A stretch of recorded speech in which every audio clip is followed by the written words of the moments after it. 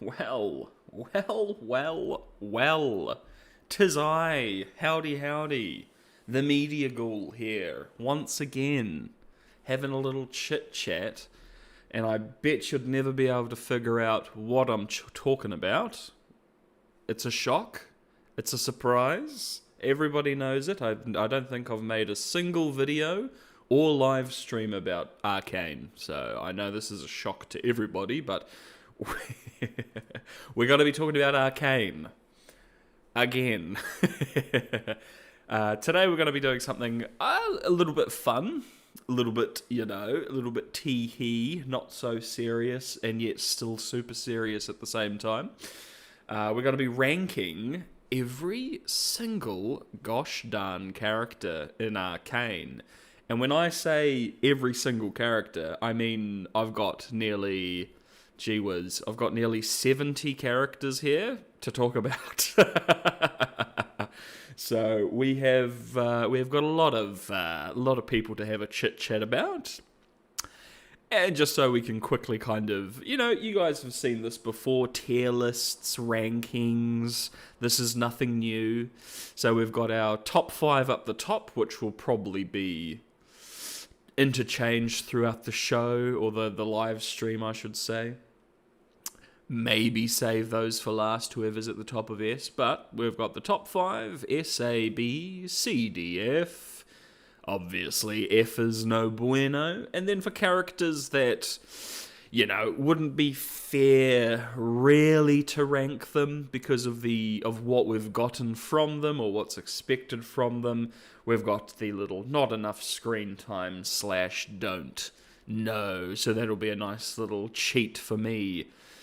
For some of the people that I'm not, 100% certain on. Because, look, we've got the obviouses here. We've got, Jinx, Vi, we've got some of the big characters, got a couple of the side characters like Salo and Bulbook. But then we've also got characters like the Goat Man, Piano Guy, Gert, right? So, we've got a lot of people that we can chit-chat about. Some characters will probably take a little bit longer to go through and rank than others, but let's just jump right into it, shall we? Because, we've got quite a few characters to go through. So, goodness me.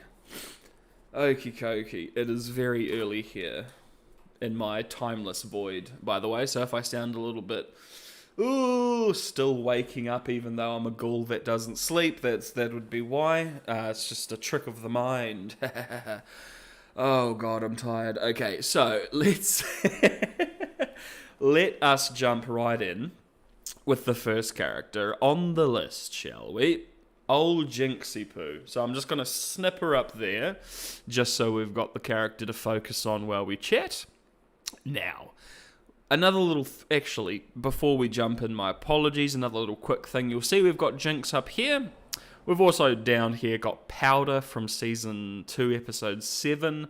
We've got, Victor from Season 1, and then Change Victor. We've got multiple Victors here. Got Wizard Victor. So if I start ignoring major parts of characters' story or their changes, then that'd be why. It's because they've got their own little dedicated picture. But Jinx, we're going to be talking about her basically Season 1, Season 2, everything except for Episode 7, because as we all know, and everyone in the fandom completely agrees, there's zero arguments about this, Jinx and Powder from Episode 7, are two completely different people, so they will be judged as so. Now, Jinxie Poo. So, Season 1, Season 2. Okay, so the show starts, and you're introduced to these kids. You got Clagger, Milo, Vi, and Powder. Powder, of course, being the young little frail thing that she is. Obviously been through quite a lot of stuff off the bat, right? The first thing we see of her is her and her sister walking into like a bloody battlefield basically and finding or being pointed out their parents who did not make it, which is incredibly traumatic, right? And then we move on a little bit and we get some tiny, tiny little pieces of Powder as a child, the mental issues that she already has. This is before episode, like the thing that happens in episode 3, right? We see that she has some like attachment issues when Vi leaves. She's like yelling and screaming and smacking herself in the head. So even before the big bang, if you know what I'm talking about, she was having some issues, right? Which made her incredibly sympathetic. You know, she's a kid. She's a child.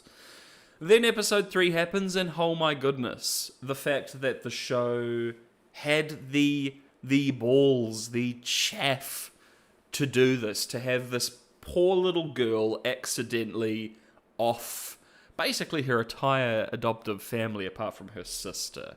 Crazy. Holy moly. Like, if you couldn't feel worse for a character, not only giving them a little bit of sympathy, a little bit of trauma while they're a kid, but actually maxing that out as much as you can, doing things that would be incredibly traumatic to an adult, let alone a little kiddie, right? So all of that is incredible setup for what we see Jinx moving forward. One of the things that I like to mention to, as I've said before, I watch the show with people that have no idea what League of Legends is. They understand it's a video game and that's about it. They barely play video games at all, right? So one of the things I like to, while we were watching Arcane, remind them about Jinx is the character she's based on in League of Legends. Let's be fair. It's literally Harley Quinn with a Gatling gun, right? Not the deepest character. She's just like a quirky, little bit crazy, little bit zany lady, right? With a Gatling gun and a bloody missile launcher. Not a lot of depth going on. But they took that very basic character and gave her 10 layers for the show. Incredible. Absolutely incredible. All throughout season 1, because I have kind of like we'll get to him, but Silco is like the MVP. So when we had the Silco raises Jinx situation, it's like, yeah, that makes a lot of sense. She already had all of this trauma, all of this like baggage going on, these horrible things that have happened, and then you have an individual like Silco raise you. It's not going to be a good time, I don't think. I think that's completely fair, that it's not going to be a good time, and she's going to go through a lot of stuff, which obviously she does. We see her visual hallucinations, like schizophrenic hallucinations, all throughout season 1. One of my favorite visual elements from the show. Every time you see Mila, like the corpse of Milo haunting her, yelling at her, like that stuff was like harrowing, beautiful, quote unquote. Obviously, it's sad. It's not a real thing, guys. It's an animated character. So when I say her mental trauma was beautiful, I mean it in the like visual artistic sense, not in the, oh, I like seeing people have a bad time. So loved all of that, right? So throughout season 1, like she would be sitting at an easy S or an A for me. She's got so much going on, and like throughout the show, you're just hoping, you just want to see something good happen, like something that brings her back, or I mean, I've played the game, I know that's not going to happen, but the people that I watched the show with were hoping for that. I was kind of chuckling my way, but you get what I mean, right? Like, even if you know that she's not going to be okay, quote unquote, they set her up to make you hope, make you dream that you're going to have a good ending. But then the end of season 1 happens, and a choice is made. I think it's a false choice. She sets up the chairs, Powder and Jinx, and she says to Vi, you can decide which one I sit at. Absolutely false. I think she was always going to sit on the Jinx chair, right? But that just kind of plays into her mentality and where she is at. She thinks it's that easy, right? She sets up a little display, brings her sister. Her sister does as she says, and she's all fixed like it's some kind of fairy tale, right? Very sad, very tragic, very beautiful. And then we get into season 2, right? And it's like, okay, so she blats the council. In a moment of lucidity, I will say, she blats the council, right? I wouldn't say her shooting Silco was. She was clearly under a lot of duress. But I think from that point, in that scene, in that episode, she was very aware of what she was doing. I think the show did a very good job at displaying that. So in a moment of lucidity, she grabs her missile launcher, her little shark jawbone friend, blasts it into the council, and then between seasons just kind of like disappears, right? Just goes into the background, never to be seen again. Ha ha ha. Unless she goes for a walk randomly with a bed sheet, then everybody gets to see her, I guess. So she goes into the shadows, and she becomes like this figurehead for Zorn and Zornites and resistance and rebellion, which that was already a bit of a red flag for me, because it's Jinx. But as I was watching it, first few episodes, definitely gave the show the benefit of the doubt. So I was thinking, okay, well, this is going to have some pretty negative ramifications, right? Like, she's going to be propped up as this figure of resistance, of rebellion, and then she's going to do something silly and crazy in regards to maybe, like, accidentally harming her own people or taking it too far, or her actions cause, like, proper consequences to Zorn instead of like a 5-minute sequence with like a security checkpoint and like a music video where people get interrogated and beaten up,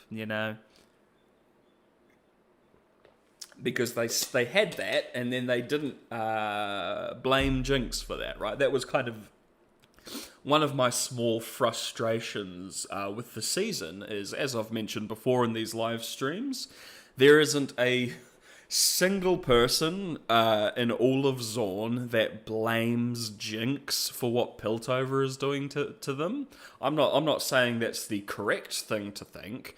I'm just saying that there should be heaps of people that believe that. Heaps of people that just want to keep their head down and live their lives, and Jinx went and blew up half the council and caused them Piltover to go crazy, right? Quote unquote. I'm not saying that's the truth. I'm just surprised that opinion doesn't exactly exist when the reality is that it most assuredly would exist, right? Anyway, so you have her set up as this like resistance, figurehead. You've got people spray painting her picture around Zorn and, dyeing their hair blue in reverence to Jinx. I think that was a bit of a misplay, especially in the way it goes, because it doesn't really go anywhere. It leads to the like off-screen unification of Zorn, which happens in about 5 seconds. Super unfortunate. You then have in season 2 the writers trying to, I don't know, maybe not redeem Jinx, but make her more redeemable, make her less of a villain. Which, yes, she's sympathetic. Yes, she's had trauma, but she is a villain. Like, let's not forget that. And again, one of my favourite characters is Silco, the villain, right? So that's not a negative. That is often a positive, I frankly prefer villains to heroes in a lot of shows and stories and IPs if I had to choose like my favorite character from a lot of things, right? So Jinx being a villain ain't a bad thing. It's literally what she is. Except they, kind of pivot off that. Another thing that frustrates me with her with Season 2 is, my goodness, my Jingo's, her mental state just disappeared. It became perfectly fine, right? You have the absolute insanity that is her breakdown at the end of Season 1, which has some incredible visuals all throughout it. You then have her become kind of, sane again, quote unquote, sane, quote unquote. But they give the excuse that Isha acts as like a lens or a blocker to the voices and that sort of thing. So that's fine, absolutely fine. They portray Jinx as like a good sisterly or motherly figure. Some people view her as like a motherly figure. I think that's a bit odd, especially with her age and mental state. I think big sister is the best route to go with that. But the trouble with her being a good big sister to Isha is that she hasn't had that experience to her, right? Whenever she thinks of her sister, she sees like a monster slapping her and abandoning her. And then joining the Enforcers and XYZ, all of these betrayals, right? When she thinks of her mother, all she can think of is her smell, right? When she thinks of Vander, she sees him as a monster as well, as we see in Season 1. So it's like bizarre that this individual who hasn't really grown up with any positive role models, that was raised by Silco, and Savika probably, gee willikers, somehow is this like good sisterly role model figure for Isha. I'm not saying it's impossible. There are plenty of people that have really bad upbringings that don't want to repeat that, so they are very self-aware and they do everything they can to not repeat that.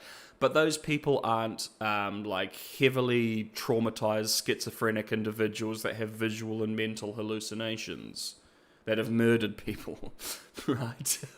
It's a little bit different, So I just thought it was very bizarre, because Jinx feels like the last person that you would put as like a resistance figurehead or a big sister role model raising Isha kind of figure.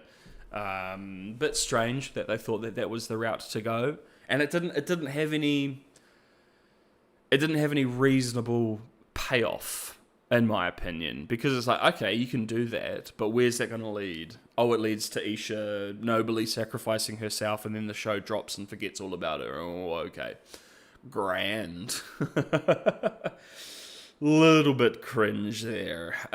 So, it's a toughie with Jinx. It really is, because, as I said before, if we're only talking Season 1, she'd be an easy S or an A. A or an S. Like trying to think of the things from Season 1 that put me off, or I guess make me not as interested. Like, there's only one tiny thing, in my opinion, where Jinx somehow breaks into the Kiramin estate, kidnaps Caitlyn, and like drags her naked body through Piltover and doesn't get caught, right? But as I've mentioned in other videos, that's more of a Piltover problem than a Jinx problem, right? So I think she's great all throughout Season 1. Season 2, we get into quite a few issues, though. We get into them changing her character. We get her entire mental state, all of her trauma dropped over one conversation with Echo. I'm not fond of that. Like, I'm sure she's not 100% fine, but when you go from, within the same episode, within, frankly, minutes, we go from she is so distressed that Isha is gone, that she is willing to, play hot potato with her own grenades, to having a chat with Echo, to showing up to save the day with Vi and Piltover and saying, I'm always with you, sis, all cheery, cheery, I'm here to fight. Crazy to me, right? That is insane to me that, yeah, you have 2 seasons of this horribly traumatized character that has all of these horrid mental issues and trauma, has one little chit chat with her boo, with her time bomb boo, and is fine, or at least fine enough to come and save the day. Like, I've said it before, man, but do these writers understand how trauma works? Because that ain't it, y'all. I'm sorry, that ain't it. You can't have a chit chat with a fellow and then just suddenly go from playing hot potato with your grenades to saving the day. That's just me.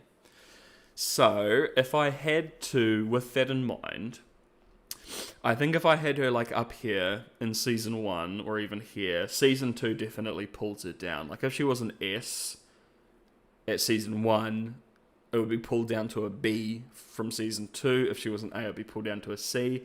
So I'm gonna set her at B, because she was easily one of my favorite characters from from season 1.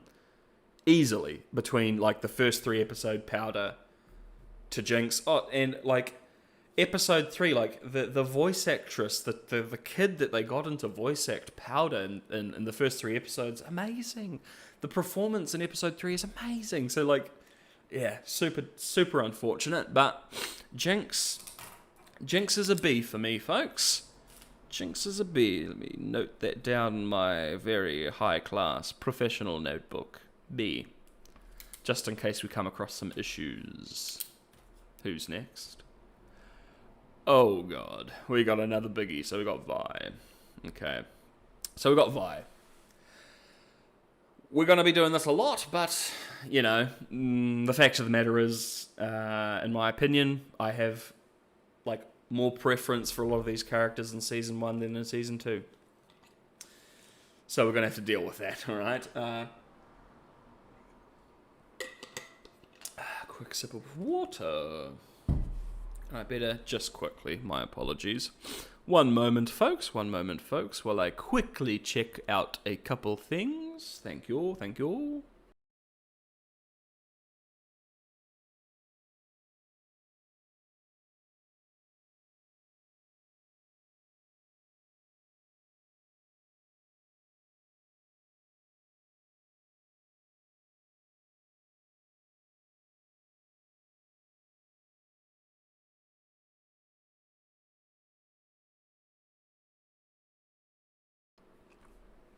Hello, Euro. Sorry, you said hello while I was eating my muesli bar.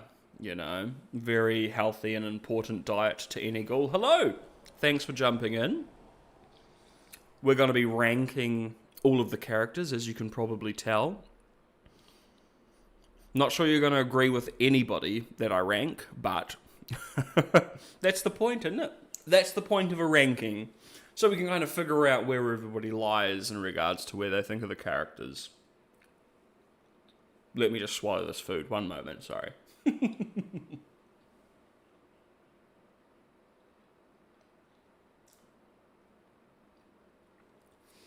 Excellent.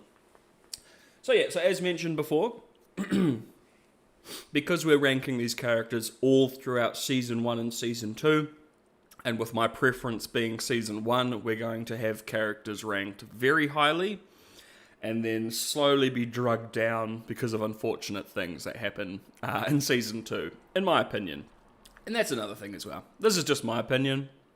It regards personal taste, what I find interesting, what I find relatable.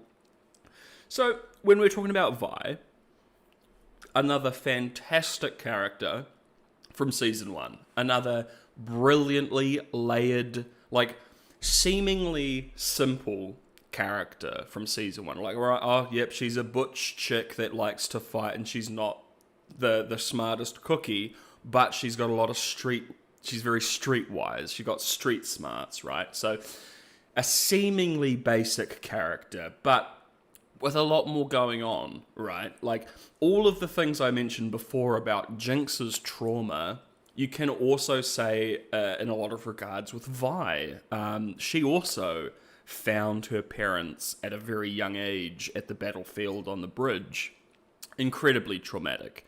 She she blames herself for what happened to her sister, because a moment of despair and anger, and she just literally needed a few moments to herself, right? And that small, tiny little decision had ramifications that last throughout both of their lives, right? One of the things I love about season one, a heavily focused story where tiny little events have such massive consequences throughout the entire show. So she blames herself for what happened to her sister, and while she blames herself for that, she's been locked in a prison, in Stillwater prison, for, 5 to 7 years, depending on the timeline, right? I'm not 100% on the number, my apologies. You'd think something like that would build quite a bit of mental resilience, right? Which we see. We see her deal, literally hunt down her who she blames for her adopted father's killing and that kind of thing, right? Hunts down Silco. So instead of just kind of crawling up into a corner and giving up, she goes on the offensive, right? Because she's a fighter. She's not a talker. We see that when she talks to the council. A great scene from season one. You want Vi to go to the council and try and convince them to help, but Vi is the last person you would ever send to talk to the council or do any kind of charisma-based thing, right? You'd have her on the front line. You wouldn't send her to have a chat, and the show deals with that perfectly, because what she says to the council is super clunky and awkward, and she just gets frustrated and angry at them. Of course she would. She ain't a chit-chatter, right? She likes to do actions, right? So love her in season one. Again, it's another Jinx situation where you've got so much going on with this character. You've got a lot of layers when it didn't necessarily have to have all those layers. She could have just been a, punch first, ask questions later type character. And then the ties with Vander, because we'll get there, but I love Vander as well, so I need to stop talking about other characters, right? But I love Vander, so in season one when she's fighting Savika and she gets knocked down and then Vander appears, you've got a good heart, babe. You got a bloody good heart, babe. Yeah, that stuff kills me every time I watch it, right? And again, another example of her not being the highly intelligent charisma character is she literally steals the gauntlets from Jayce, right? Where most characters probably wouldn't do that, but she doesn't give a shit. What's Jayce gonna do, right? Love that. So then we go from that kind of character into also adding on the layer of trauma from season one.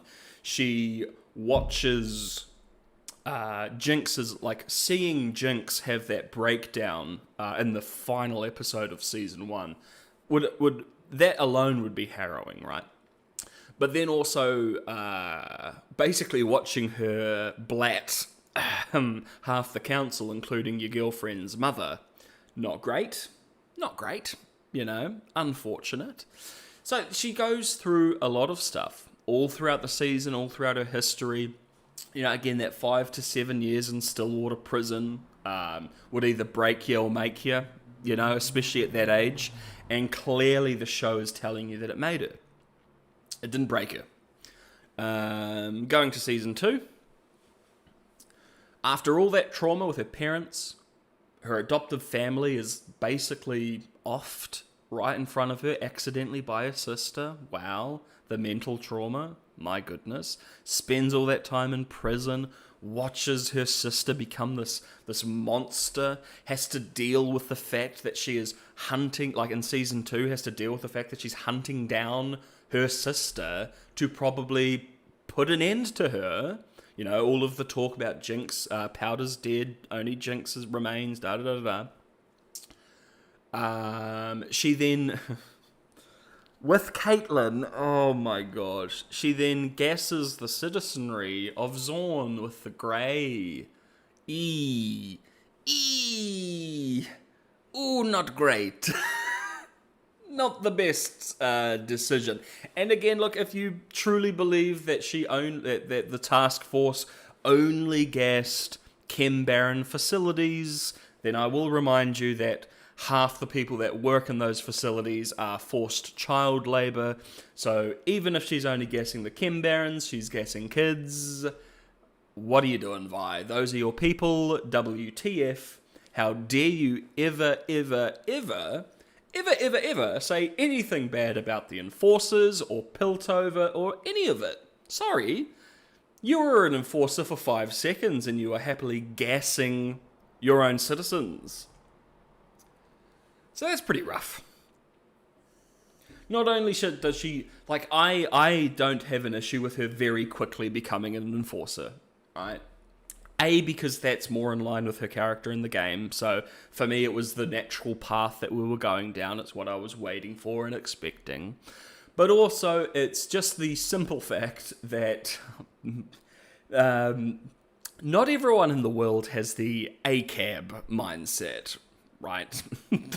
Most people believe that if you were to, say, chuck a uniform on and you were a good person, then you are still a good person and you would do good things and try and do better and da-da-da-da-da and da-da-da-da-da. So look, I completely get her becoming an Enforcer.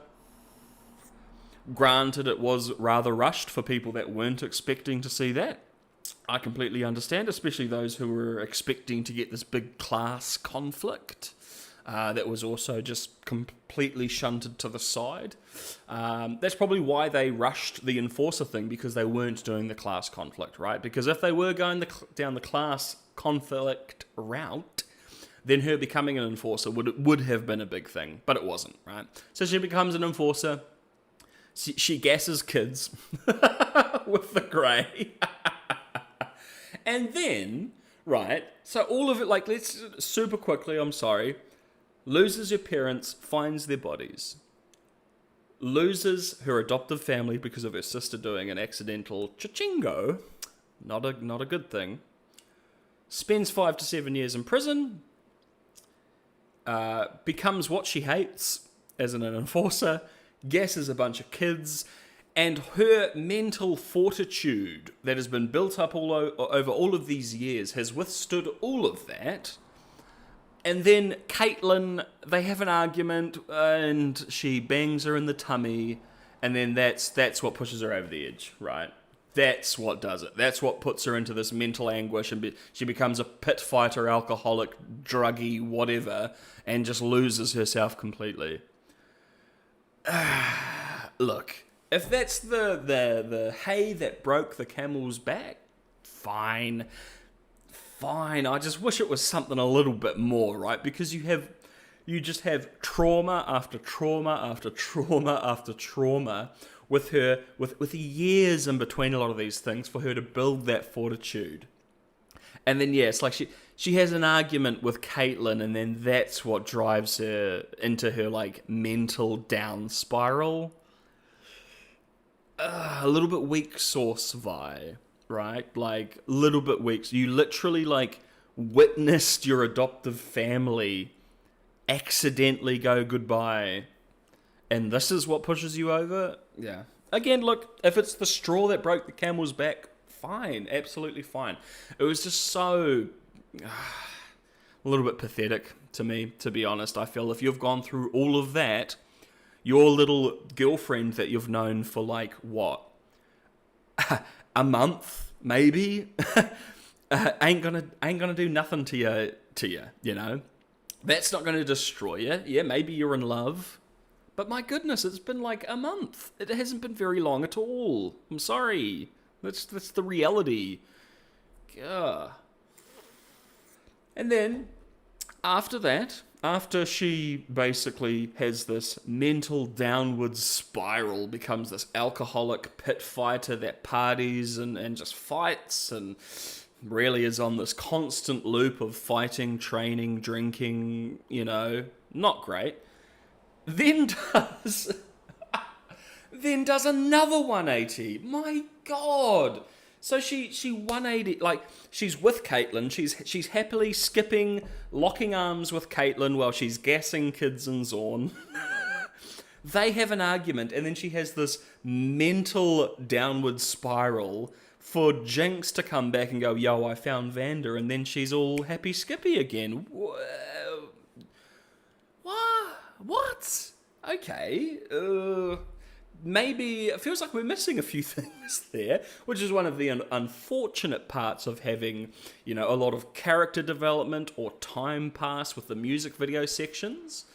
When they're done well, they're done very well. But yeah, this one, not so much. Just kind of skips over a lot of things I feel many people would have liked to see, because otherwise she's Vi literally 180s and then 180s again on her mental state when, frankly, she should be the most mentally resilient character that we have with all the stuff she's been through, and she's still out there fighting, hunting down Silco, doing all these things.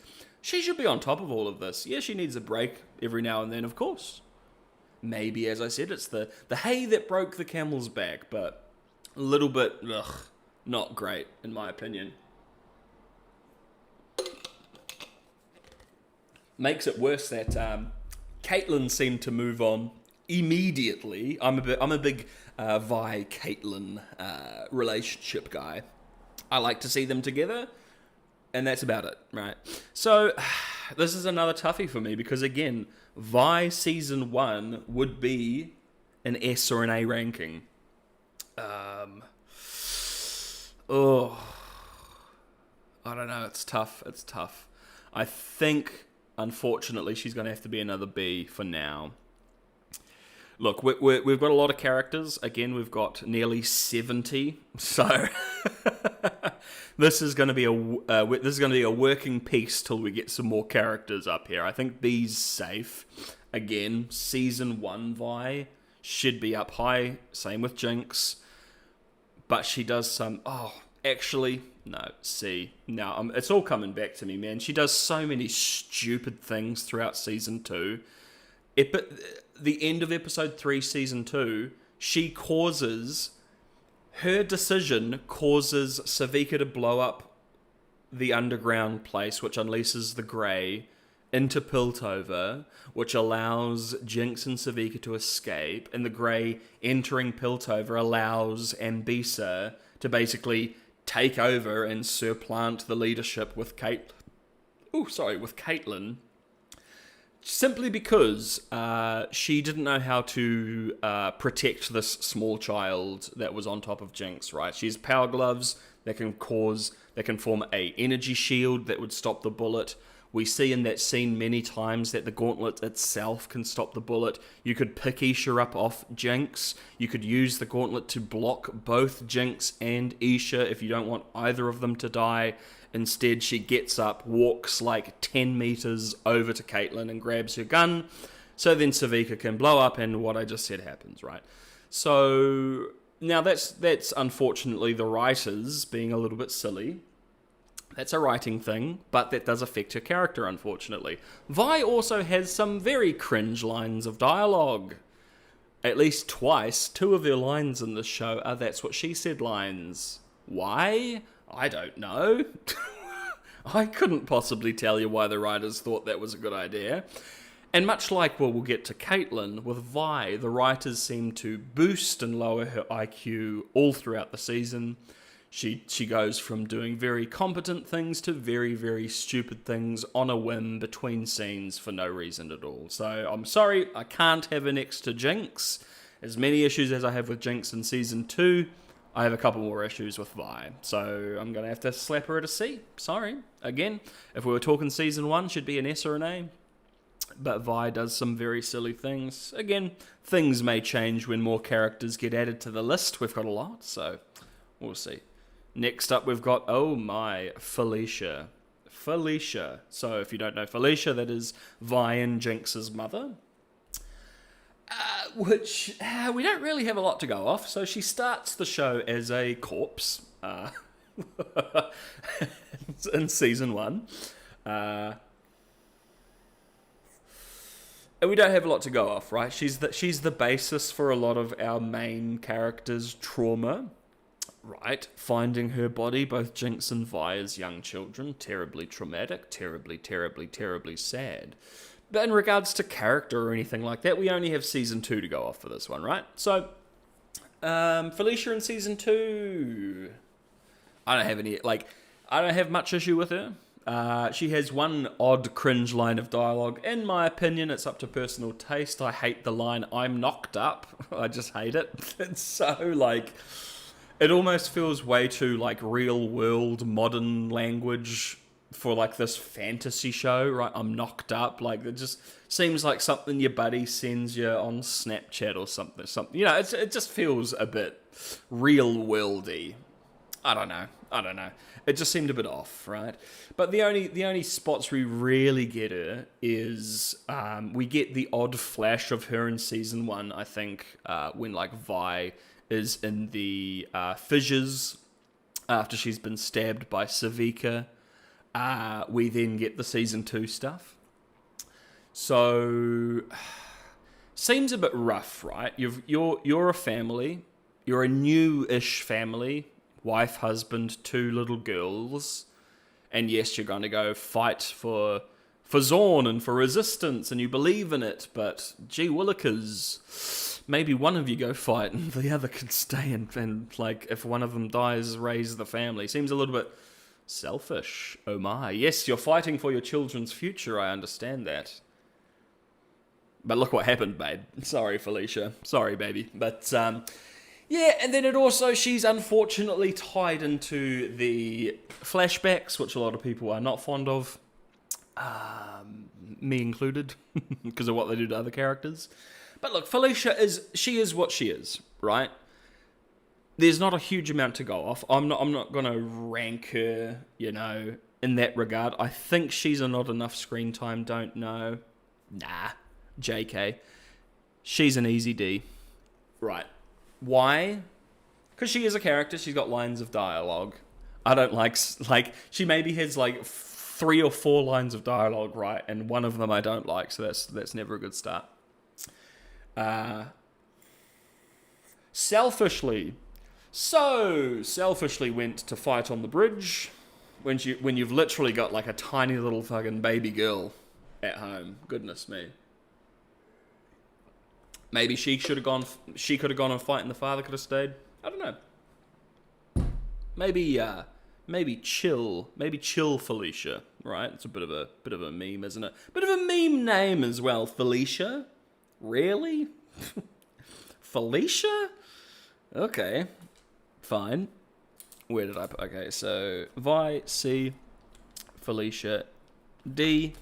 So not enough screen time, don't know. I think I might save that for legitimate side characters that have 1 or no lines of dialogue that I can't decide on. But Felicia, very nothing burger character, which is perfectly fine. Perfectly fine to have those characters. That's why she's not an F or anything like that. I would say F is very negatory characters that I actually do not like. D is hey, look, they're there. It's fine. They're not the greatest. I don't like a few things, right? So Felicia, D, not a great deal to talk about with her. And that's fine. You don't have to have characters that have a lot going on. Perfectly fine. Who have we got next? The Clagmeister. OMG. The Clegger. Okay, so Clegger. We get, obviously, a lot of him throughout the first 3 episodes. When he's alive, So, awesome dude, right? I love that they go with the obvious, but he's a big kid, big dude, and when he gets into the fight in episode 1, he's Milo's getting absolutely wrecked, and he's taking on 2 or 3 people at the same time. Excellent. He's a big guy. He can throw his weight around, and he does it. He also, like, he does a little bit of the down talking towards Powder, but he's also, like, the first one to offer to help her as well. So I think he's like a genuinely nice guy. You see his, like, little get-along relationship with Echo as well. Seems to me he gets along with pretty much everybody, right? Unless, like, they're trying to steal from him, then he's going to plant you in the dirt, right? Cool guy. Again, the little things are important. As I said, him offering to help Powder like immediately when he sees that she's having a bad time makes me very sad when I see Jinx in future see him as like quite a horrible monster in some of her breakdowns. Yeah, he's just a big guy. I think like Vi it's a good matching for Vi as well, because it's someone like that she can like spar with and fight with and kind of become a better fighter at that age, which allows her to take on the boys, which I'm 100% with, man. Like, because Vi, that's her character, right? She's probably had a pretty rough and tumble time. She's got Clagger to scrap with. She's got Vander to teach her. So that's good. She can absolutely take on those rough and tumble loser boys in the first episode. Clagger, he achieves what he wanted to achieve when trying to save Vander. He literally puts a hole in the wall. And like a concrete wall, he literally just creates a hole. Because he's like, yeah, we got to get Vander out of here, man. So he makes a massive hole. And unfortunately, we all know what happens. In episode 3, he gets zip zappity zoodad from Powder by accident. Very sad. Very, very sad. Then the next times we see Clagger is in Jinx's schizophrenic visual hallucinations. Of course, we mostly see Milo in those. I think that's intentional. I think Milo was far more verbally negative and abusive towards Powder than Clagger probably was. But Clagger still gets a pretty bad treatment in Vi's visions. I've gone through and broken those down. If you haven't seen those, you've got Clagger looking like a proper monster. There's these beautiful, and again I use the term beautiful. Obviously it's sad, it's traumatic, but we're talking about visual art here. These beautiful frames where like the creature of Clagger becomes this massive maw that is like eating Jinx in these like visual hallucinations that we have. So it really does make me think that there wasn't like the best relationship there. Because, we see in season 2 that Jinx will also hallucinate characters like Isha that aren't traumatic to her. Isha, in that 12-second hallucination she has, does nothing horrible or negative or becomes a monster or yells and screams like the other ones do, right? So she does have hallucinations of people that she doesn't see negatively. However, Clagger is portrayed in the vast majority of those hallucinations as a monster, as negative, right? So maybe there's some stuff that we didn't know about going on off screen. Sure. Maybe he was, it was like the big bro, little bro thing with Milo. Like Milo would say something terrible and Clagger would just kind of let it happen, maybe. We then basically go from that to seeing him once more in episode 7. And yeah, it just seems like he grew up to be like a chill dude. He's like working on technology to help plants grow. And it makes sense as well if you grew up with the episode 7 Powder, like the engineer, inventor type. It would probably kind of rub off on you a bit, right? So it makes sense that Clagger would become like this tinker tech guy as well. Character-wise, very basic character. Again, it's kind of like you see what you get with Clagger. There's not a whole lot of nuance there.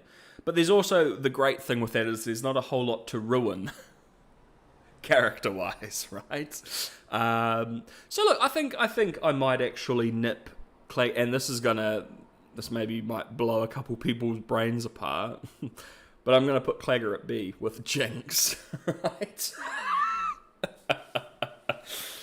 Oh, we'll see how that goes. And then we got Milo, straight after the Clagmeister. Alrighty, Milo. Nasty little prick Milo. So, obviously, super similar to Clagger. We see him in the first 3 episodes of season 1. He treats Powder very poorly. He talks a lot of nonsense. Very negative. But that's also kind of like brotherly in some regard. Not necessarily the greatest brother, but it is still quite brotherly, right? To be quite negative and all this and all that, and then putting all the blame on Powder and this and that and the other, right? So he's not the coolest guy, he's not the best brother, but I think a lot of that does stem from that. You know, he's talking to his, like, basically adoptive little sister, right? And maybe that's a way that he's trying to kind of push her. No, I think I'm reading too much into that. I think he's just a little shit, actually. Because, you know, Clagger is also not many layers going on. Reasonably basic character. Milo is very much the same. Not a great deal going on. Super negative. Obviously, he's in most of Jinx's hallucinations. Because of the way he obviously treated Jinx as a child. And then when we see him in season 7, he's like this, like, freak. No. He sees Gert, right? So he's like this pencil mustache looking, which, like, Napoleon Dynamite mustache looking guy, which that already was like a huge red flag. And he's with his family, and he sees Gert. That's her name, right? Let me make sure. Got all the names here. Gert. Yeah. Sees Gert. And he's like, I'm gonna get some of that pussy. Oh, God. The pencil mustache, bro. Honestly, I want to put him in F just for that. Gross little mustache he had. But I can't do that. That wouldn't be fair. Because he doesn't change, right? He's a good character, quote unquote. He's not a great fella. I'm going to put him in C with Vi, right? I would put him in F, as I said, just for that disgusting perv moustache that they give him in episode 7. But I'll give him a bit of a saving grace there and chuck him at C, right? Because he's pretty basic, right? He's pretty basic, he's pretty negative. He's got a couple things going on. Like, I love the moment with Vander, you know, when he's freaking out, he's trying to do the lockpicking. And Vander's just like, oi, you can do this. And he's like, yeah, I can do this. And then they die. Whoopsies. Who do we have next? Oh, Deckard. Okay, so another very minor, very, very basic character here. We've got Deckard. So he's a young fella. Seems to kind of run a bit of a crew. Couple of vagrant kids that like to intercept things and steal and deal in information. I don't know if he works for Silco necessarily, or he's just was given that task by someone who works for Silco. But he meets our core crew, gets his ass beaten, right? Like, imagine you're this dude, you think you're hot shit, you've got your little blade, you get your crew, all of your mates, and then 2 lads, one of them with paper-thin arms, a girl, and a little baby beat you, right? Deckard is going to feel like shit. Like the biggest loser in the world, because he is a loser, right? And I say girl in quotation marks, obviously, when I was talking about Vi, I talk about how amazing fighter she is, da-da-da-da. But to him, he's just this girl. She's just this girl, right? So to him, he gets beaten by this girl. He loses the stuff because this little baby runs away with it. And then he goes and tells Silco. And Silco's like, bro, you couldn't deal with children. I know you're a children, but you can't deal with children too, hashtag also. And then we get a little bit of the shimmer stuff. We see Twitch being invented, and then he disappears into the sewers, never to be seen again. And then really the next time we see Deckard, he is like convinced to take the shimmer and become one with the shim. And he becomes the monster that we see in the later episodes. So it's an interesting little thing that they do, because obviously it's kind of showing Silco's ability to manipulate and just kind of convince people, especially his own people, to do horrible things to themselves, which I think is one of his strengths, right? He's very, very good at convincing his people to do horrible things to each other and to themselves. Not the best at convincing Piltovans, unfortunately. Probably because he knows Zorn and Zornites a lot better than he'd ever know Piltover and Piltovans. Anyway, Deckard, the poor guy, so he's just been beaten by these kids, by this girl and this little baby, oh my god. And then Silco tells him, buddy, if you want power, you gotta take it, pal. You know, you're not born powerful. You got to rise up and you got to be strong. And, you know, if you drink this purple drank, if you have a little puff of the galaxy gas in liquid form, well, oh well, you'll be as strong. You'll let the monster out and you'll be strong. Da, da, da. So in the show, as you're watching, it's a bit of a leap, right? He goes from, I ain't doing that. And then Singed is just like, yes, do it, like nods his head as if he doesn't like work with Silco. Deckard's an idiot. He like looks at Singed like, should I be doing this? And Singed's like, yeah, I work with Silco. Of course I'm going to tell you yes, you dumb child. So he does the shimmer. And again, it makes sense. So while you're watching it, it's like, jeepers, he 180s very quickly. But to me, it makes sense because he basically, he's just off the fact that he got beaten by these little shitheads, right? So he wants to kind of prove himself or be stronger than he actually is, because he cowards out at the end with the knife. So he takes the shimmer and he becomes Deckard the Shimmer Boy. Our first shimmer monster, right? And then he goes and he kills Grayson. Yeah, Sheriff Grayson. And my boy, Benzo, kills my boy Benzo, which is bloody terrible because Benzo is such a great name. And then he scraps Vi. And then he scraps Vander. And then he dies, I guess. I'm pretty sure he gets his head caved in by Shimmer Vander, right? So, not the longest of stories old Deckard has, but it is a story nonetheless. There's a little bit, he's literally like a side character, nothing. He just becomes like a monster, yet they still gave him a few little levels and elements and that kind of thing, right? But still very basic fellow. Just kind of turns into a monster. He's got a layer or two.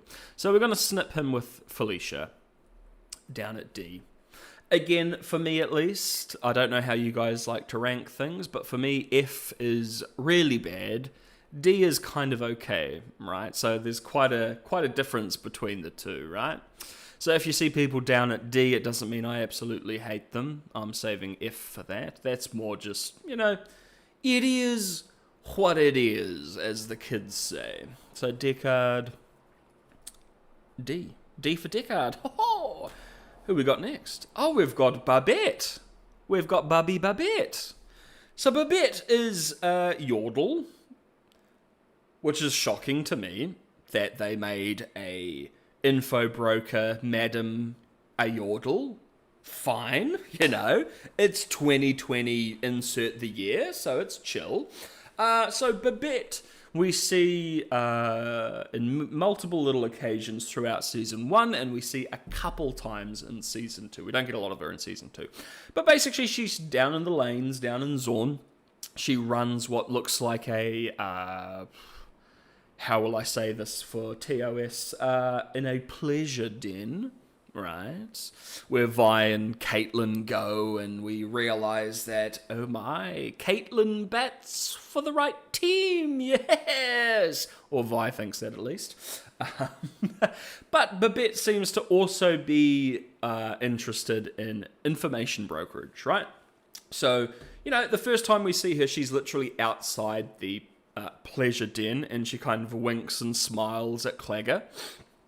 So she also, of course, does that side of the job, but the most we get from her is actually the information brokering. We see Vi going there, getting some information about Savika. Babette tells Vi that Savika is a regular here, whether or not that's for the ladies and the guys, or whether or not that's for information. Probably both. We see her play a lot of poker as well. So, it probably seems like it's just a place where she goes and chills, maybe plays a bit of poker, gets a bit of information, and gets her bloody rocks off, mate. Babette, I feel, is a decent representation for one of the groups or elements of Zorn. Because obviously we're not going to say that the pleasure den is a Zorn thing. Salo literally runs the exact same type of operations in Piltover, right? So you've got Babette and Salo doing their own versions of pretty much the same business in 2 different locations with 2 different rules. It's interesting. Again, Babette is a Yordle. Not entirely sure why they decided to make Yordles not just cute, cheery, fluffy, immortal spirit realm dwellers, and made them a little bit more rough and tumble, a little bit more grey. Look at the grey Yordle. Oh yeah, she runs a pleasure den and she's a info broker. Bet you didn't see that coming. The unfortunate thing with Babette though is that she just kind of dissolves in season 2. Right, we get a shot of her during Savika's speech. And then, her, basically, any semblance of personality or individualism that her and her people would have provided just disappears when Zorn just unifies off-screen, right? Super unfortunate. I don't think she has any lines of dialogue in Season 2. Again, that's not a downplay to her. We have plenty of characters here that have no lines of dialogue in the whole show, so that's fine. Babette, though, she is helpful. She's helpful to Vi, gives her the right pieces of information to kind of continue the plot, so reasonably important. It's just unfortunate that, as mentioned, just kind of dissolves into nothing for season 2. And not a hugely important character, so we're gonna chuck her down in D with Deckard and Felicia. Bye, Felicia. So Babette, D. Oh, I bet she bet she sold a lot of D in her line of work, right? Sorry about that. Who do we have? Oh, Hucky boy, Hucky. All right, so we've got Huck next. So, Huck, another great, just these side characters that have very minimal lines of dialogue, but they basically exist to show you how the normal individual lives in Zorn, right? And he's a great example of it, right? So, at first, he's trying to kind of wheel and deal and make deals with Vern and Jules in the first episode of Season 1.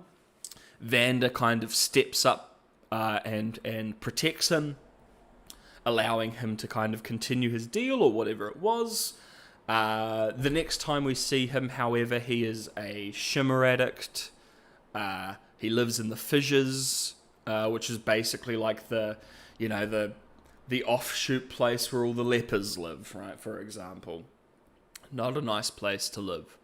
But like that alone is a nice little way to show, you know, what life is like in Zorn. You have this guy who is an intelligent, seemingly intelligent guy, wheeling and dealing, trying to make it.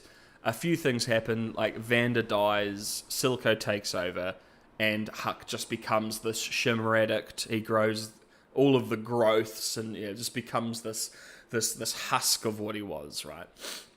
We then see him go out of his way to help Caitlyn save Vi, and then immediately, within 5 minutes, sell them out to Silco for a bit of shimmer. Brilliant, mate. He's a shimmer addict. Absolutely, that's going to happen. Like, and I love it too as well, because like you get all of the, he's doing the right thing and the nice thing, and he's going out of his way to help for nothing in return. And Caitlyn gives him a big hug, and he gets a little smile, and then literally all it takes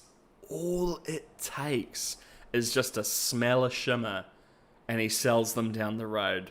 Screw Vander, screw Vi. I need my fix, right? Great. And as I said, that's like a brilliant little way that the show, without dedicating too much time to the average citizen of Zorn, tells you exactly what you need to know about where things were before the time jump in Season 1, where things are after the time jump in Season 1, and just kind of the a story of a citizen of Zorn, a unfortunate one at that. We then see him go and try and mug Techno Jesus, aka Victor, aka Chaos God, aka Gandalf the White, Victor the White, whatever. So he goes and tries to mug Techno Jesus. Techno Jesus says, "I am he, yes," and then heals them, like heals the lepers. And then basically Huck becomes a husk of what he was when he's evolved, right? In my opinion, look, it is what it is. My just basic opinion is, like, when they evolve, they basically die. So the Huck that we know goes and then is replaced by this bland servant to Victor. Still has some remnants of memory and that kind of thing, but is just like the addiction. Everything is gone. His stutter, the way he stands, his posture, everything is different, right? He even regrew his hairline. Wow. Amazing. Simply amazing. So Huck, I do really like the story that Huck goes on. Because it's just like, what happens to Huck has happened to all those people in the fissures, all of those, rabid, beggar, shimmer addicted, blanket wearing ghouls that you see, my ghoulish brothers, that you see all the time. Huck's little story basically explains how that goes every time, right? You've got a guy with hopes and dreams who seems to be easily taken advantage of, until you have a guy who actually looks out for these people, step up and protect them. When the protector goes, these easily played individuals get played. They get addicted. They lose everything. It's great. I really like it. So I'm actually going to put Huck at B with Jinx and Clagger. All right, Hucky boy B. And yeah, it also shows the, in my opinion, change that Victor's evolution does, right? Because is that curing him? Because he doesn't become what he was before the shimmer addiction, when he was like a intelligent but jittery and nervous individual. It just completely changed him and his entire personality, everything, right? So that for me is a great indicator to be like, this is what's actually happening to these people, right? doesn't just cure them of their sickness. It literally changes everything about them. Oh dear. Vern. Who's Vern? Okie dokie. Vern is the guy who talks to Huck in season 1, episode 1, when we introduce Vander. So he's the guy that's like, hey, you take what you get, eh? Well, the price has changed. Did you like that accent? I did 3 different accents at the same time. So he has like, what?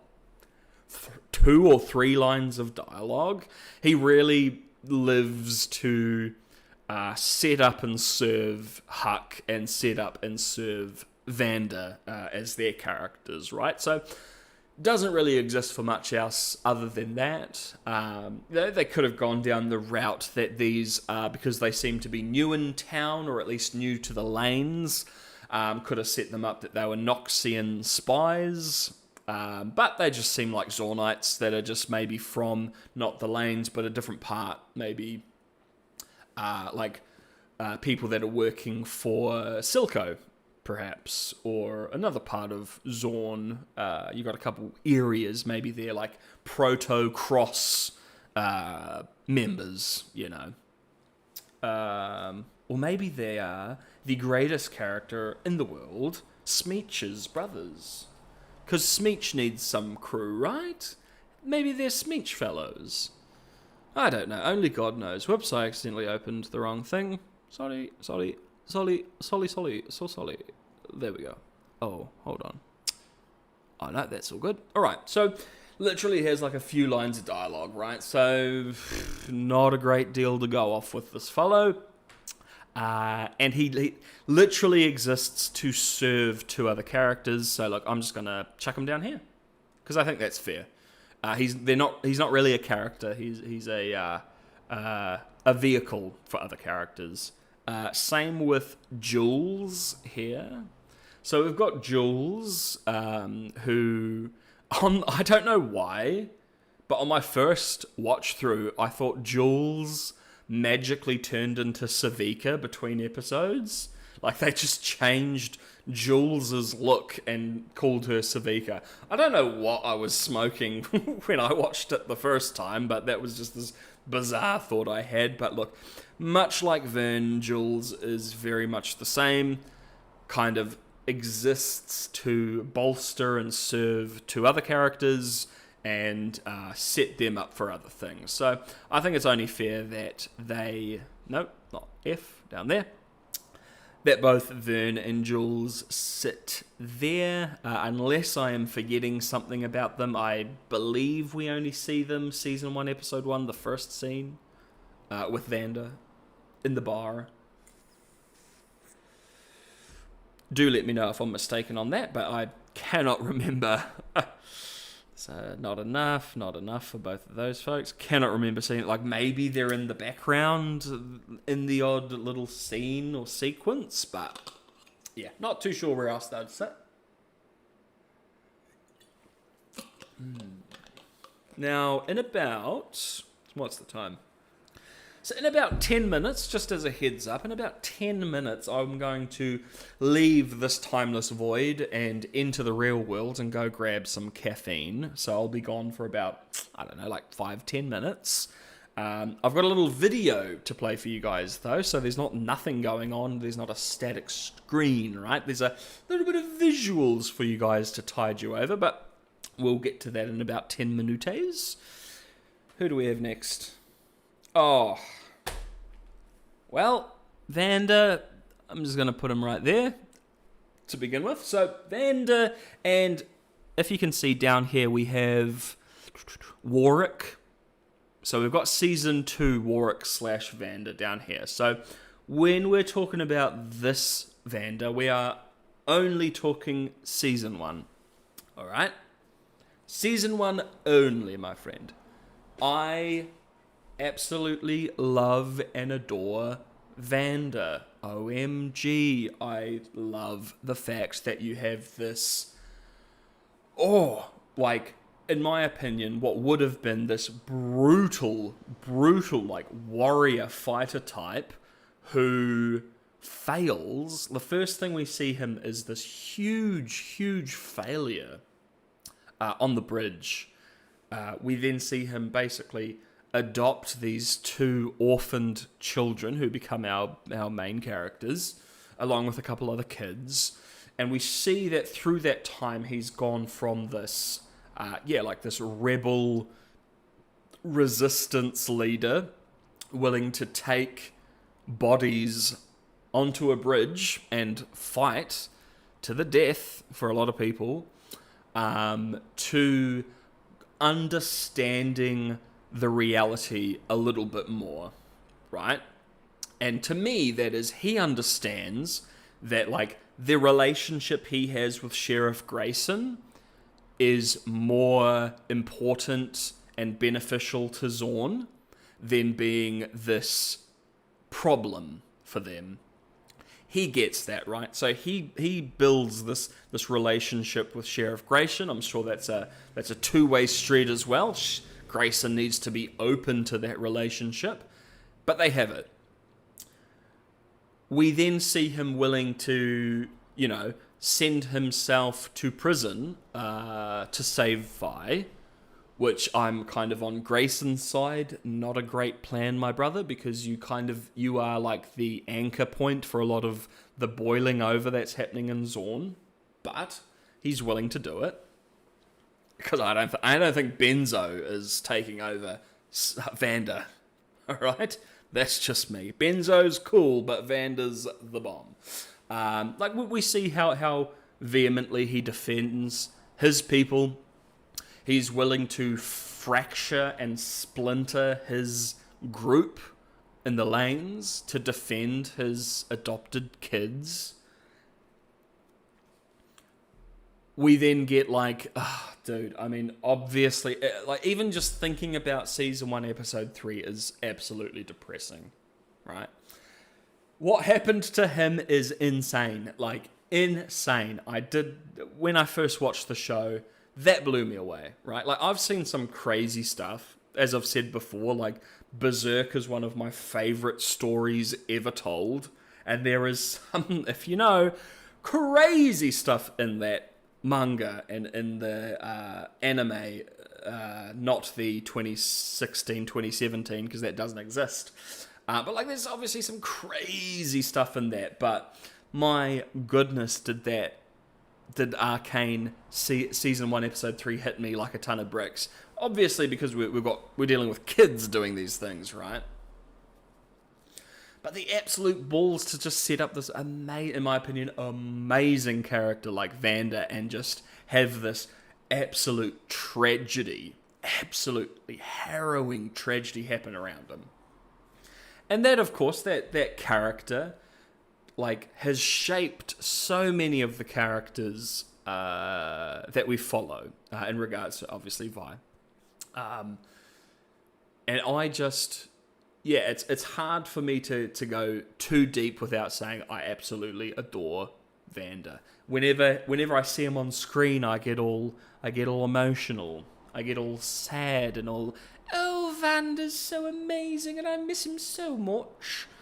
Again, we've got Warwick down here. We'll talk about season 2 Vander when we get there.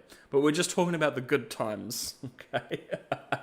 The absolute heartache when Vi is fighting Savika and then Vander appears and is like, you've got a good heart. You got a good heart, Vi. Not the best impression. Easy S ranking. Vander season 1, S ranking for me. Don't even have to think about it. It is what it is. I will fight you all day and all night about that. Just thinking about the bro. Just thinking about the bro gets me a bit sad. So I absolutely adore him. And of course, I know the game, so I knew he was going to become Warwick because of the line, you're the hound of the Undercity, right? Like the hound of the underground. So that was expected, him to come back. But yeah, I love the memory of Vander. Such a great figure. And again, it's this big buff dude who like is almost, it's like where Vi needs to get to, right? Like Silco has gone down that Vi path of fighting and brutality and violence, and he realized that actually diplomacy is going to be a lot better for me and mine than getting into scraps all the time. You know, he took the gauntlets off, never put them back on. And like, never put them back on, right? He uses the rings in episode 3, never puts the gauntlets back on. And his relationship, the Vander Silco relationship, is amazing, absolutely amazing. These two like rebellion figures, resistance figures that both want the same thing but have completely different ideas on how to get there. Awesome. Fantastic. Easy S. Easy S. I mean, I don't even need to think about that. Easy S. What's the time? Okay. We'll do Benzo. We'll slap Benzo up there. We'll do Benzo, and then, as mentioned, I'll go grab some caffeine. But, okay. So, Benzo, nice little character. This is going to include, we'll include Season 2 with this, because he isn't really affected at all in Season 2. He's just around, and he's just there for Echo to be like, OMG, am I in heaven? But Benzo, another chill dude. Like, he seems to, like, have, like, much like Vander, has, like, adopted Echo. After, you know, we don't know what happened to Echo's parents. We can just assume that it was something to do with the bridge. And Benzo comes in, who also seemed to be like a, like maybe a right hand to Vander, or even just a goon, right? Like he's just like a retired goon for Vander. And he's running the shop, cool little tinker shop, which serves a great purpose for Echo and his development and that sort of thing. Benzo, however, much like some other characters here, not a huge amount going on, right? He's not a character that, say, like, gets assassinated or anything like that. Very much like Babette, in the fact that serves a purpose, doesn't have a huge amount of, like, layers going on. Has a lot of personality though, like the facial expressions especially is fantastic. But look, Benzo, it kind of is what it is, so I think it's fair to have him with Babette as well. Simply because like he exists for very minor purposes, which is chill. Again, as I've said, we don't need, D isn't necessarily overly negative. It's just, it is what it is. They're just kind of minor characters with not a huge amount of layers or a lot going on. So it is what it is. Alrighty, folks. Now I'm going to go for about, as I said, 5 to 10 minutes. Gonna go grab some caffeine so we can just jump straight back into this and smash this out. So before I skedaddle, I will make sure this video works for y'all, because this is all new. We're testing these things out. But let's see. Alrighty. Jayce? Victor. The doctors. They sent you.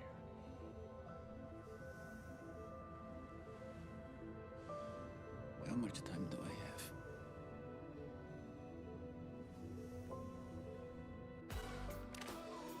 Rotten luck, boys.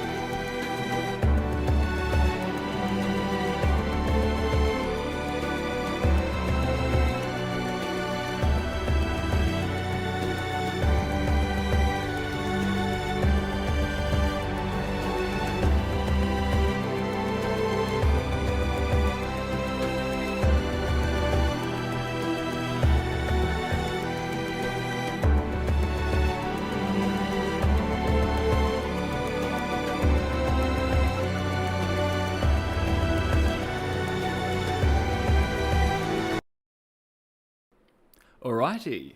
I hath returned to my feral, timeless void where I talk about Arcane and cry. Okay, so I have returned with caffeine to finally awaken. Started this live stream at like 6 a.m, so the coffee shop finally opened. Here we are. Alrighty, so we left off chucking old Benzo, the boy Benzo, down in D. Again, it is not the worst place to be. You just don't want to be in F. That's very bad. Very, very bad. Okie dokie, next up we've got a big one. We've got Echo.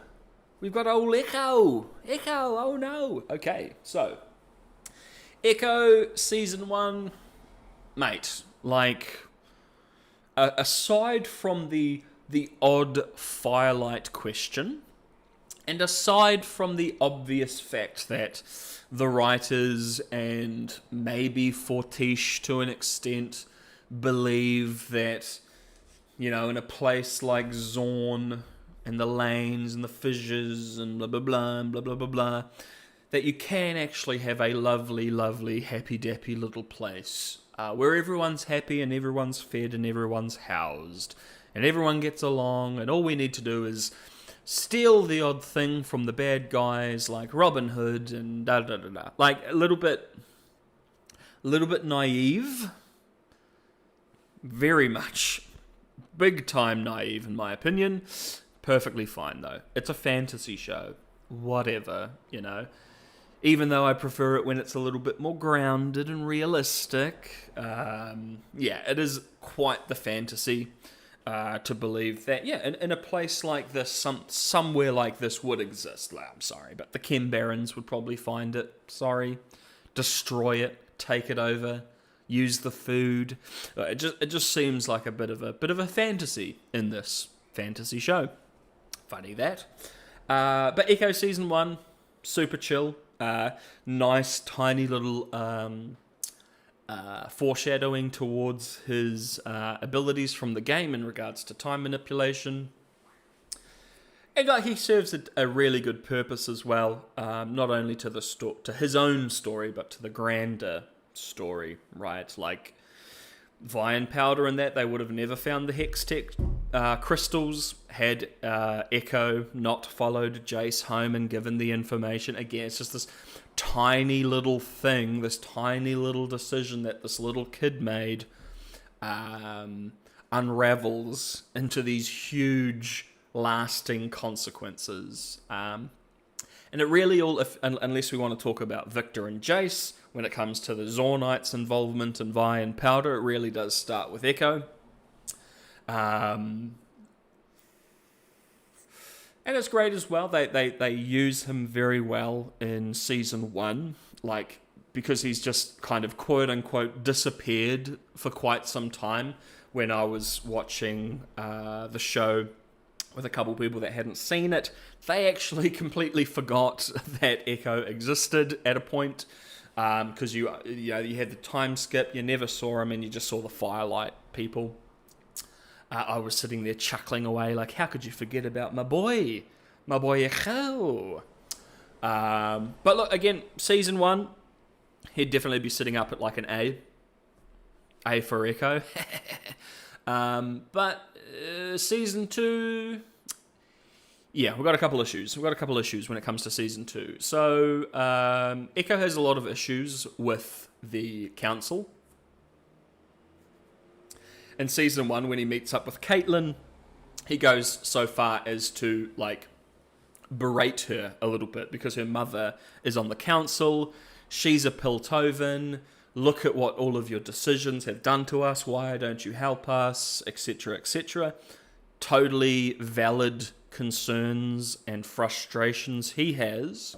However, and this is Season 1 stuff as well, he meets with Heimerdinger, who has been on the council for like 300 or 400 years, who is literally like the one person you can actually blame for the majority of your issues because he has been in charge and in power for so long, But instead of doing the same berating that he did with Caitlyn, which actually led somewhere, let's not forget, it didn't go anywhere. He berated Caitlyn, and it progressed what he wanted to happen. So it's not like he learned and was like, oh, I better not talk down to this guy. Like, this is the guy.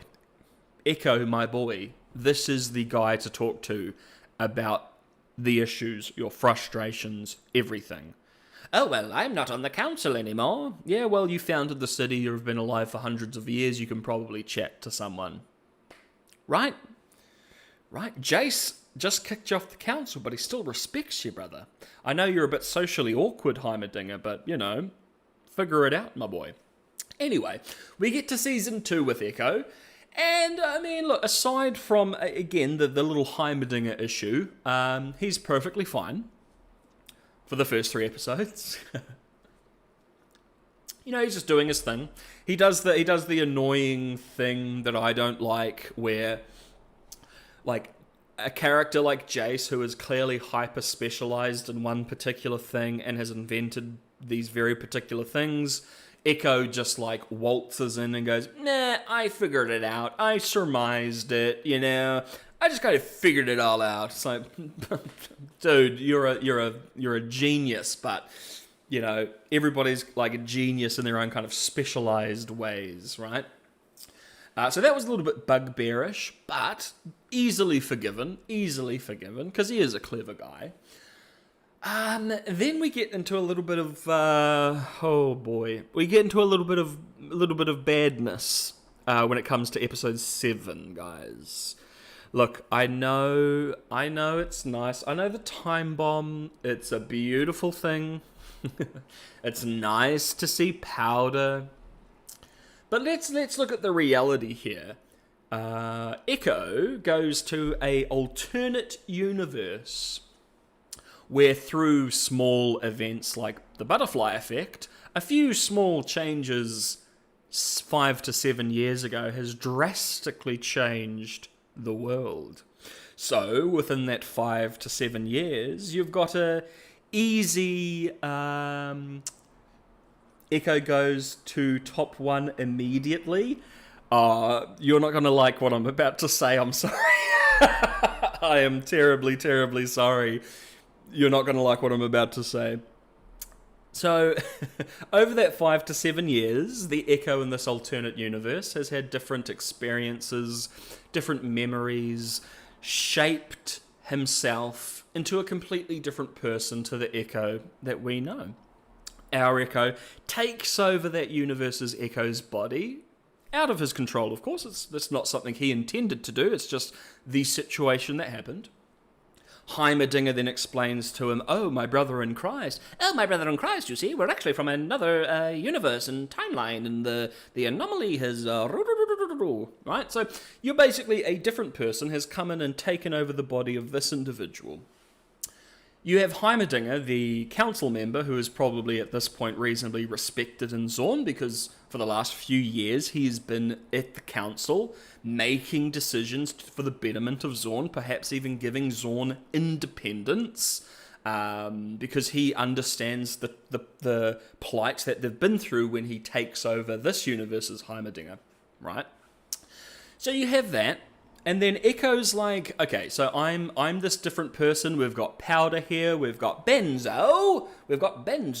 Here. Vander. Everybody's here.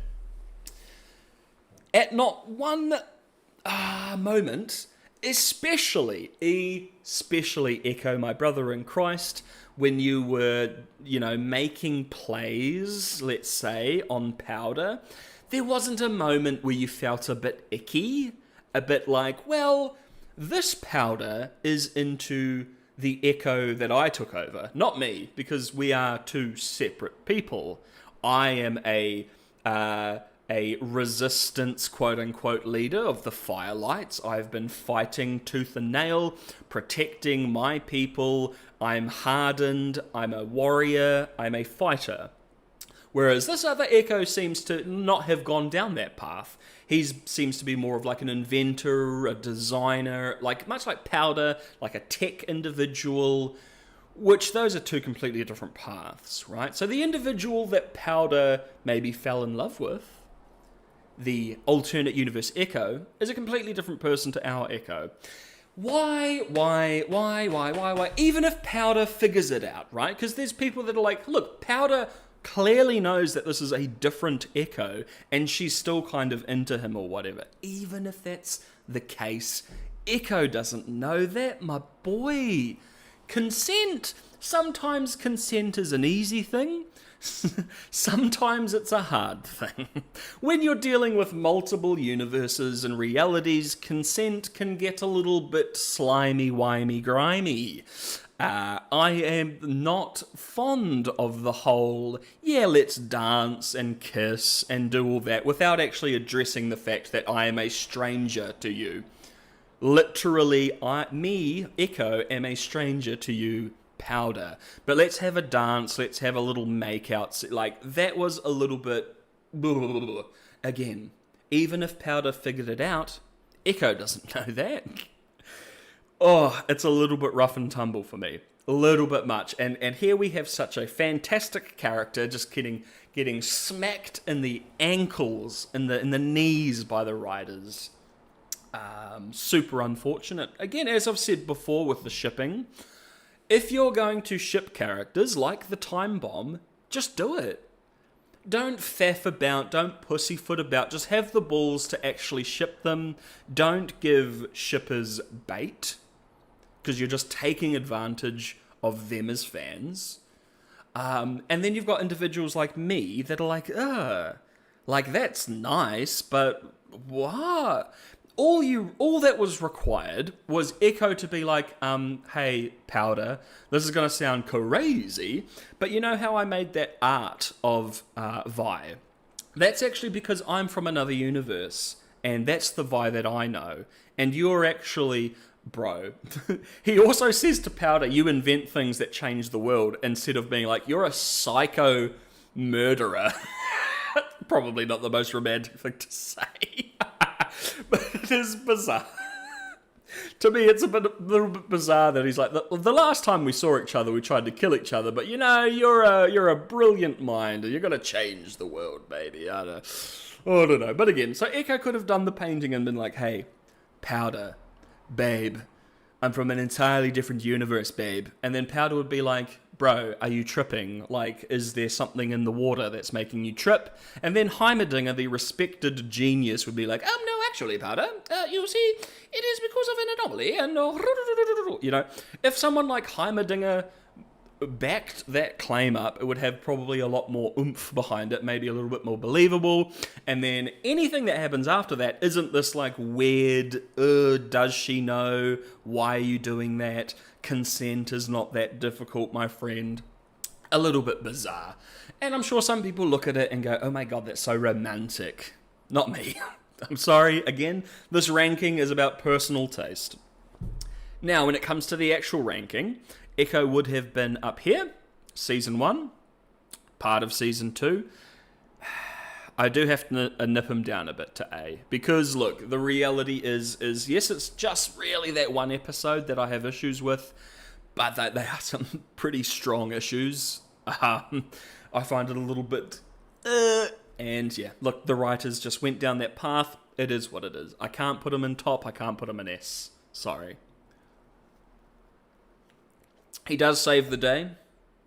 He gets his time machine, which I would like to say, praise be, because my major concern with Season 2 in regards to Echo's time manipulation is that, oh my god, I was terrified that they weren't going to follow the very strict and intentional rules with his time manipulation of only being a few seconds, right? My concern is that they were going to like have this all these crazy things happen, like maybe have all these, like a bunch of characters die, all this insanity, and then Echo just goes, and then goes back in time a day and then changes everything. Like I was terrified that that was going to happen. Thankfully, thank God, they followed the rules, not to a T, But they followed the rules of him, which is great. They restricted him to a few seconds. Yes, they had Heimerdinger build like a massive time multi-dimensional teleporter machine. I don't know. Don't get me to explain how that works. But yeah, major concern there. But not so bad. Could have been worse, in my opinion. So we'll have non-consent knowing Echo at A, our first A. Because, yeah, look, he's a great character. Love him. But that is a bit of a... That's a bit of a minus on him, what I said just there.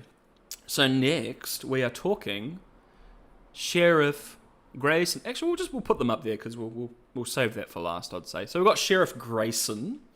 Of course, we only get her for a few episodes early on in season 1. She seems to be quite a figure for multiple characters. You have the relationship she has with Vander, which I talked about before, which is like the diplomatic deal-making that these two cities and groups of individuals do to kind of keep the balance, keep the peace. Makes total sense to me as well. It's a bit of a give and take thing. The sheriff gives a lot of leeway to Vander because she understands that Vander actually cares about Zornites and is working towards a positive for them. She understands that, so she's willing to make deals, unlike the person that takes over after her. She's also seems to be quite a figure in Piltover. We see that in Caitlyn's flashback. She's doing that shooting competition with Grayson. Grayson, quote unquote, lets her win, quote unquote. Caitlyn's an amazing shot, even as a child, so whatever, she would have won anyway. Thanks, Sheriff, don't need your help. Caitlyn's the best. Hello, Dominda. Sorry if I mispronounced that. How are we doing? Awesome little character. Again, it's not it's just something. She's got a few more layers than expected, right? She's not just I'm the sheriff, I'm the cop, and obviously the voice actress is amazing. Love to see her. Last I saw her was in Penguin. Voice actress for Sheriff Grayson. What an amazing voice. All you need to do is smoke half your life and then you'll have amazing raspy voice when you're older, and that's it. No other negative consequences from that, I promise.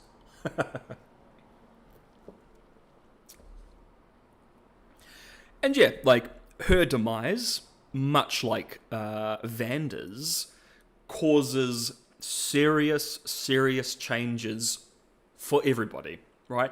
Literally, most of Piltover and Zorn and all of Zorn changes because of her demise, right? The balance that there was between Piltover and Zorn was teetering, but Sheriff Grayson and Vander kind of kept that balance steady. With both of them gone, especially Grayson being taken over by Marcus, things just go a bit crazy. So cool character, great voice. A little bit more than just your generic I'm the sheriff. But we only have her for 3 episodes and a little bit of a flashback, so I can't exactly rate her super high. This is going to make people spew, but Sheriff Grayson goes with C with Vi. Oh dear. Oh, this is going to get me bloody hung, drawn and quartered, this ranking. No troubles. Sheriff Grayson is a C. Oh, now, talking about pissing people off, let's talk about Marcus, shall we? Marcus seems to be the punching bag for a lot of the fandom. The vast majority of individuals absolutely hate Marcus. And for good reason. He's not a good guy, He's corrupt. But what's most important with Marcus is he's human. He's probably one of the most human characters in Arcane. Why? Well, because he's wrong all the time. He has his staunch, highly held morals and opinions, and he is wrong every time, or nearly every time. because he is a person, because he's human. Megan, I can't be the only one who shipped her and Vander. Absolutely not. I had some suspicions as well, especially not only because of the, I guess, dynamic, the relationship that Vander and Sheriff Grayson had, but also because it works to them getting along so well as well. Like they had like a little bit of history, right? And it ended amicable. You know, I like to headcanon that because they're the right age, they're the right kind of in the right level socially. Makes sense to me. And as buff and rough and tumble as Sheriff Grayson is, I'm sure she would love a Vander cuddle because Vander is a big boy, and a Vander cuddle would like melt all of her bloody walls away. Oh, I'm with you, Megan. I'm with you. I'm totally there. And then, oh my God, imagine if they first met on the bridge. Oh, but still, my beating ghoulish heart. No, I'm unironically 100% with you on that one. I think they would make a nice little couple, and my goodness, they could have raised those kids very well. My goodness. You see how well Sheriff Grayson treats Caitlyn, so she's obviously great with kids, especially kids with very rich parents that pay her bills. Oh, I want a Vander cuddle. Everybody wants a Vander cuddle. I want a Vander cuddle. Like, how could you not? Like, he's such a big boy. Like, pre-Warwick. I don't want a Warwick cuddle. That would be painful. But Vander, yeah. I'm with you. I'm with you on that. 100%. So Marcus, anyway, talking about the most human character in all of Arcane. So Marcus is a interesting beast. So he starts out as just, a second to Sheriff Grayson, to him. And again, this is his opinion on things, not mine. To Marcus, a bunch of kids from Zorn, your dirty underling neighbor, break into someone's house and blows it up, whether by accident or not. Blows it up. That could have killed and injured many innocent civilians. And you're thinking, as Marcus, OMG, we cannot allow something like this to happen again. There needs to be justice here. So you go to the sheriff and say, hey, sheriff, these little shitbag kids came and blew up this place. Can we do something about that? And the sheriff's like, yep. We'll go have a chat with Vander. He's like, well, okay, whatever. They go have a chat with Vander, and then nothing really seems to come of it. Sheriff Grayson, of course, understands the situation. She's making a deal with Vander because of the relationship they have. Marcus doesn't understand that, however. So Marcus, to him, all he sees is his boss goes and chats with the mayor of the Undercity and does nothing. And he says, yeah, we'll look for them. Yeah, whatever. Right? So to him, he's not too happy. He's about security. He's about keeping his people safe. So he then goes or takes some information along with Sheriff Grayson to the council. And the council are like, look, we need you to come down on these people with an iron fist. The Sheriff Grayson's like, no, trust me, that's not going to go down well. You need to trust in the process. Justice will come. It may take time. But this is a delicate, bubbling over situation, so we need to treat it delicately. Marcus, however, is like, no, these people are beneath me. So I'm going to go in with a bunch of dudes and just toss my weight around, make some threats, make them scared. Again, he's human. He's wrong. Zorn Knights aren't under him. Just because he's a Piltover doesn't make him any specialer than anybody else. But Marcus is human. So he's wrong. He has these wrong opinions, these high morals that actually make him worse of a person than he thinks he is. He then goes down that route. he knows that these kids are involved, right? So, when you go to arrest one of those kids and Vander is there instead and gives himself up, it's like, okay. Sorry, he gets the information that the kid's from Silco, makes the deal with Silco, gets paid, right? So he's making a deal with, like, the villain. He doesn't know who Silco is. Half the lanes don't know who Silco is. He's just some loser in the background in the shadows that once tried to rise up with Vander, and then they broke up. You know, they broke up as any good relationship does in the show. Talking about Jayce and Mel. So they break up. Marcus gets the information that, you know, because he is so keen to get this job done and to get justice, that he goes to or at least he's fished out, right? Like, I don't think he goes out of the way. He just goes and meets with this person, and this person says, I know who these people are. Let's make a deal. I was like, all right, we'll make a deal. He ends up making, like, literally a deal with the devil. Poor guy, Marcus, you fool, you foolish human man. Then the deal goes sideways, and the sheriff is killed. And he's not too chuffed about that. He throws the money on the ground, and we get the most on-the-nose symbolism in the show, which is the blood money, the blood covering the gold. OMG, blood money, not great. And then we get the time jump where we see that he has become sheriff. So he's corrupt. He's getting paid by Silco. He's allowing Silco to basically take over Zorn. And he is getting basically paid and promoted to keep the information under wraps.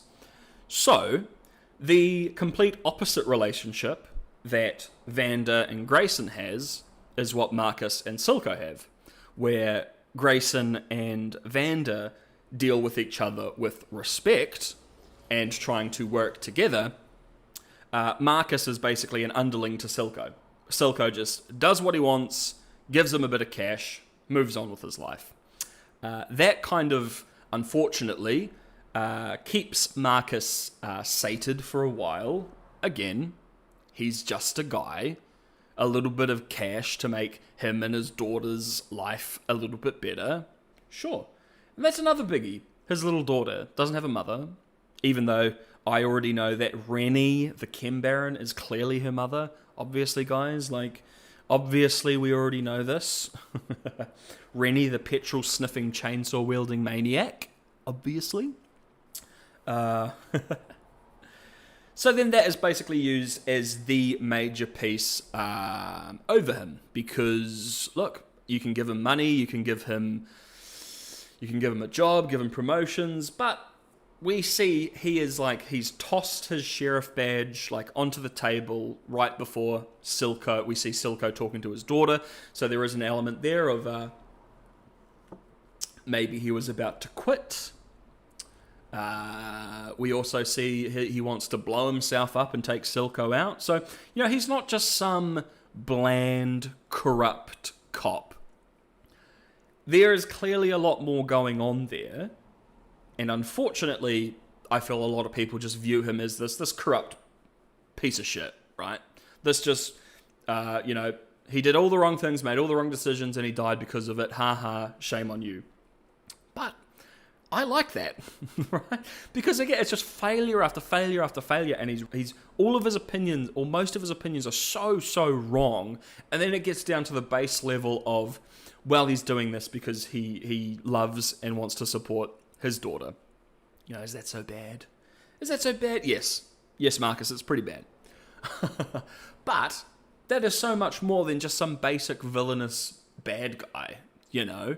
He's got so many layers there that are just very, very interesting, very intriguing to me. And I'm sorry, this might frustrate you, but Marcus goes an A for me. Right next to my boy Echo.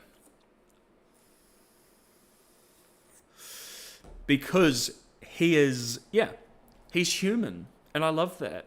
I always love when characters can be so so staunch in their opinion, but also so wrong because that's so realistic, you know? And is it wrong? Yeah, he does. He's not a good guy. I wouldn't call him a good guy. But to him and his morals and his opinion, is a lot of the things that he does wrong? He views the Undercity as beneath him, right? Yes, that's wrong. But then does that kind of clues into a lot of his actions? Does that make him wrong in his mind? No, not at all. Complete opposite, actually. Very cool. Oh my god. Silco? Boom. Easy. Let's move on. No, so Silco, easy S. Easy S. And we're talking Season 1 Silco. Alright? Because Season 2, we never see Silco. There's never any flashbacks or letters or anything that ruins his character, right? That was all just like a crazy fever dream that I had. No.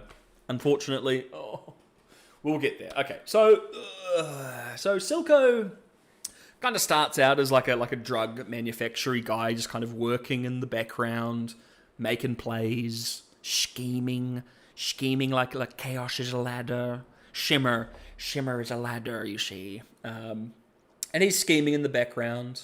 We get a little bit of pieces that him and Vander had some history. Then throughout Season 1, we see him there's obviously the big time skip, so not slowly, but we see him just rot and corrupt Zorn, as if Zorn could not be more corrupted, right? But he makes it worse over time. But my goodness, he has real relationships.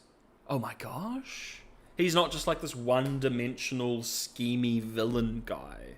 Like, to me at least, he legitimately views Jinx as his daughter. Right? A lot of people think it's all manipulation, it's all tricks, it's all manipulation. Some of it is. Absolutely, he's a manipulator. He's not a good guy. He's the villain, by the way. He's the villain. I said before in the stream, I love a good villain, so hence the high rating. So, he's not a good guy. He's a manipulator. Yes, some of it's to do with manipulation, but in his own little messed up, manipulative brain, Jinx is his daughter. Whether or not that there's also an element there of him, this was Vander's adopted daughter, and yes, I killed Vander, but he was my brother, XYZ, blah, blah, blah, so therefore I even though I ordered their deaths, bro, kind of has a little bit of a change of heart, especially at the end there. Because there's a little bit of, even though he's talking to Powder, who is like a 6-year-old child, he can relate a little bit there with the relationship breakdown that happened between the sisters. Love that. Love him all throughout Season 1. My God, is he he is the voice actor amazing. All of his lines of dialogue amazing. Everything he does amazing. Yes, he's the villain. But I love a good villain. Yes, yes, yes. You have him do things like, Rennie's son dies in the chem facility, and then after Finn tries to take him out, I love the line. Would have had your son killed for this, but I guess we're ahead on that front. Oh, bro. What a piece. What a monster. What a awesome line. And, when Jinx offs him, and he's like, don't cry, you're perfect. That gets me every time. Every time. Look again, that's not, to me, that is not a last piece of manipulation to try and trick Jinx. Nah, man. That's him, nor do I think that that's what he thought if he was told when he was younger things might change. No. That's him basically saying goodbye to his daughter. And that gets me every time. Him and Vander, the relationship they have with these kids, it is obviously polar opposites, but I love both of them equally. Oh, so good. so good. My favorite character from season 1, bar none. Love Vanda. Love the main cast. But Silco, just for whatever reason, just leapt out to me as this breath of fresh air when it comes to, like, the villain in a show. Like, yes, it's another I'm bad, but I have a few reasons to be bad, and I've got goals and schemes. You know, we've gotten that a few times lately in regards to villains. But what a way to do it, man. What a way to give him so many awesome layers, and also, like, have the fandom argue over his relationships. Like, because he is such a manipulator, he can manipulate and trick the audience, right? Brilliant! Absolutely friggin' brilliant! And then, well, and then season 2 came along, and, ooh, well, oh, my favourite character, got done so dirty. Oh my goodness. So let's start first and foremost with the Silco slander that happens in season 2. So you have characters like Jinx, and you have characters like Savika, who during a Chem Baron gangland war, when everyone is fighting, there's children are being kidnapped off the streets by the Cross crew, like all of these 3 factions are fighting on the streets vying for power. Savika and Jinx go on like, oh, he actually did nothing, I did everything, and then he dips out, and OMG, how dare he did nothing, I did everything. That's all well and good, but you're missing the line of dialogue where you go, oh, wait a minute, the second he died, there's literally gangland warfare on our streets. Maybe he did do a little something. You know, maybe him as a figurehead was a little bit more important than I give him credit for. No. They just have the lines of, we did everything, he did nothing, and then they move right along. Little bit cringe. And then we move onto something that I thought I dreamt up in some fever dream, but a letter. Oh my goodness. A lovely little letter. And in that letter, it's just Vanda going, oi, Gov. I'm bloody sorry, yeah? I don't know why I didn't tell you this in person, but when Felicia went by, Felicia, I got really sad. And I'm sorry. Hope you can find forgiveness. Signed, Vanda. And sure, you can insert something like that, and you can have the characters go, man, I wish maybe if he found this, maybe he'd be different. That's all well and good, if you make sure that the audience understands that, no, if he found that, nothing would change because the character has been cemented through his history, through the actions and the events that have happened to him. Like with every other character in the show. You have small decisions making very large consequences that shape these characters throughout the entire story. Those events have already happened. Bro, those impressions are killing me. Thank you, Megan. I definitely 1 for 1 as well. I don't know why. Like, I actually auditioned to play every character in season 2, and they never got back to me. I don't know why. They're very good impressions. Thank you, though. A little bit sip of coffee. So there's the letter, and then look, we have the situation where we have the episode 7 and Silco's chill, right? Yes, it's an alternate universe, and there's different things going on, but then you have the line of, oh, I found forgiveness. Really? My brother in Christ, really? It was that easy? You go from ordering your goons to kill Felicia's children, who you had a relationship with. You know, we don't know for sure that Silco had a relationship with Powder and Vi, but we know he had a relationship with Felicia and probably their father. So it's quite interesting that you so happily, eagerly, without much interest, order their deaths. You kill Vander, and then you literally potentially cause the downfall of Zorn through like the Shimmer drug crisis. But all that was required was you to find a letter and find forgiveness?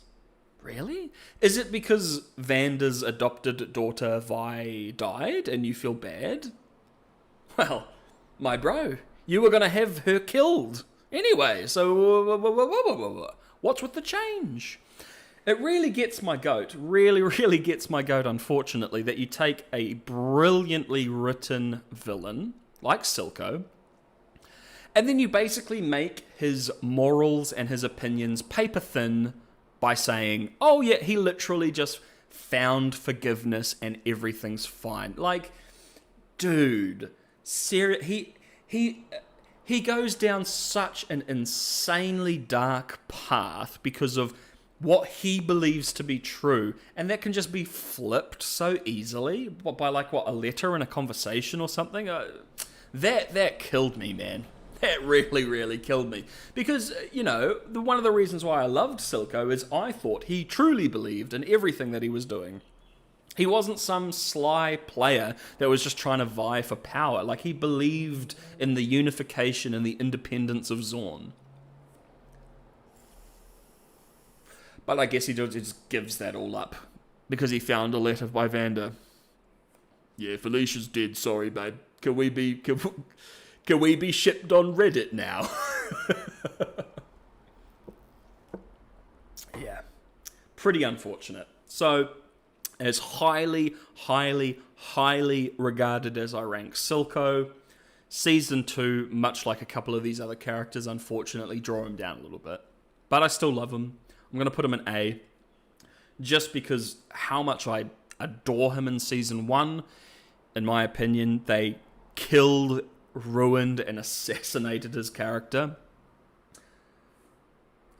I agree. It felt like the directors forgot the character's motives all. Yeah, Megan, absolutely. You can have characters that flip-flop very easily, but that's telling of their character. That means that their morals, their opinions, everything that makes them, as I said, is just paper thin. It's just like so easy to just flip like that when you have such a brilliant villain. It's like, no, man, nothing should flip that. Like, his view of an independent Zorn should take over everything, and frankly, as we can assume from episode 7, the bridge fight still happens, the drowning still happens, like he still has his messed up eye even though it's been healed. So all of this horrific split that happens that kind of turns and shapes him into Silco is just removed and changed because of a letter. Ugh. Like, and I get the what could have been thing. Totally fine to go down that route, but maybe do it with a character that can flip-flop like that. Not your villain. Not your villain. Yeah, and Megan, with what you said, forgetting the character's motives all in one like that, I feel there are unfortunately, a lot of characters that happened to in Season 2.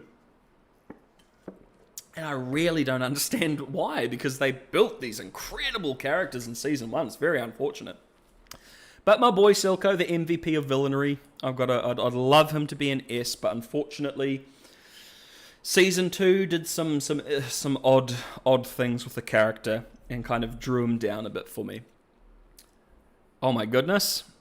We have the only character who has a happy ending in the show. It's Singed, everybody!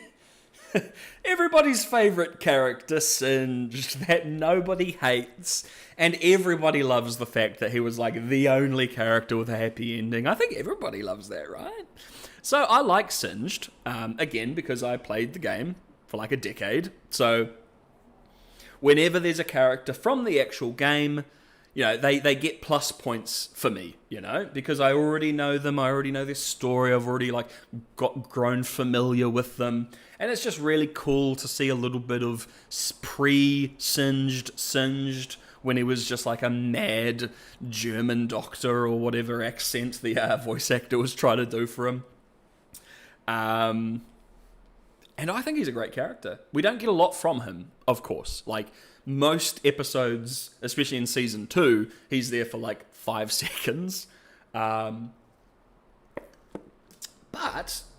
the thing that I like about Singed is his motivations are made reasonably apparent. Not early, but it is very obvious why he does the things he does. It makes complete sense. Even down to developing Shimmer. You know, it's like, okay, so is he just manufacturing drugs for money or power or da-da-da-da? He's like, well, actually, no. He's developing a way to save his daughter, Oriana, who we see for 5 seconds, again, much like her daddy, we get to see her for about 5 seconds. But yeah, I also love like the confidence he has as well. He knows the path and the route he goes on is horrid, and he has to do absolutely horrible things that are going to make people judge him, like people like Heimerdinger, people like Caitlyn are going to judge his actions, but he knows exactly what he's doing. He knows his motivations and why he's doing that, and that trumps everything to him. Like, he is willing to experiment on humans. He's willing to basically manufacture a hyper-addictive drug that would destroy, like, the livelihoods and the people of Zorn in an attempt to save his daughter. Great motivations, easy to understand. He doesn't flip-flop. He will work with whomever is going to give him the resources to continue his work. Whether that be Silco, whether that be Ambisa, whether that be Victor, I don't know. I mean, it's a bizarro one. That's the one thing that I'm a bit, like, right at the end. Like, he's like, yes, I do everything to save my daughter. I will also destroy all of Runeterra. And I myself might become like evolved robot slave, but my daughter will be okay. I don't know why I made him Russian. I'm sorry. I don't know why he suddenly turned Russian. But that was a bit oddball, right? Like, hey, Victor, my daughter is very ill. One might say she is dying. Could you maybe help her out? And Victor's like, yes, of course. Yes, of course. I give her a beautiful new body. And then Singed is like, well, no, I just need you to say, like, heal my daughter. And he's like, yes, beautiful evolved body. And so, well, okay, all right then. And he gets his daughter, and then he stops.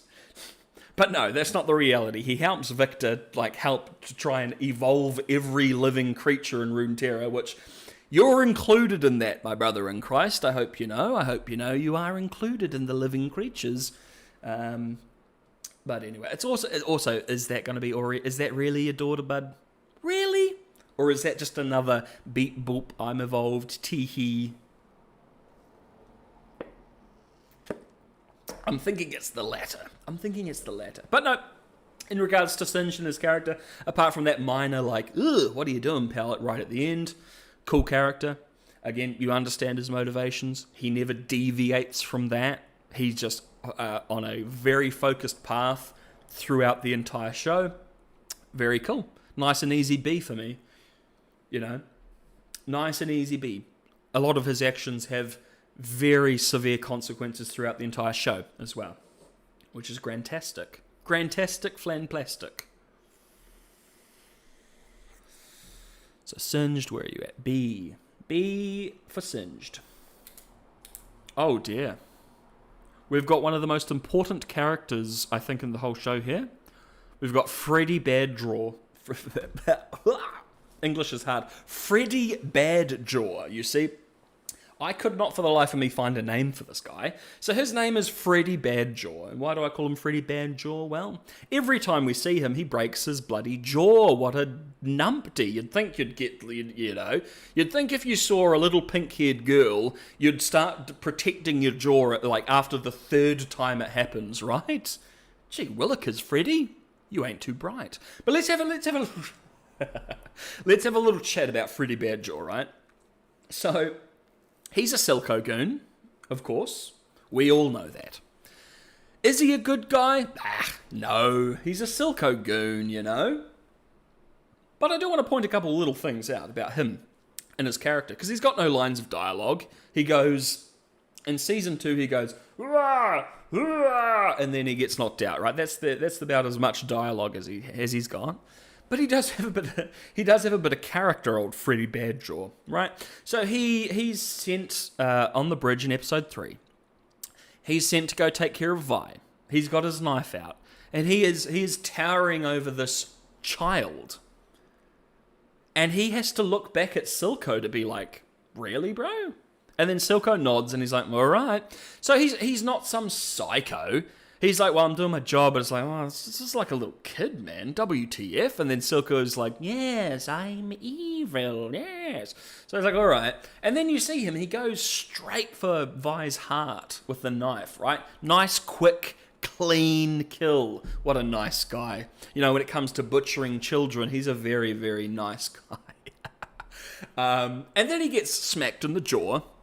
Unfortunate, these things happen. He gets a bit of a smack in the jaw by Vi and gets knocked out, right?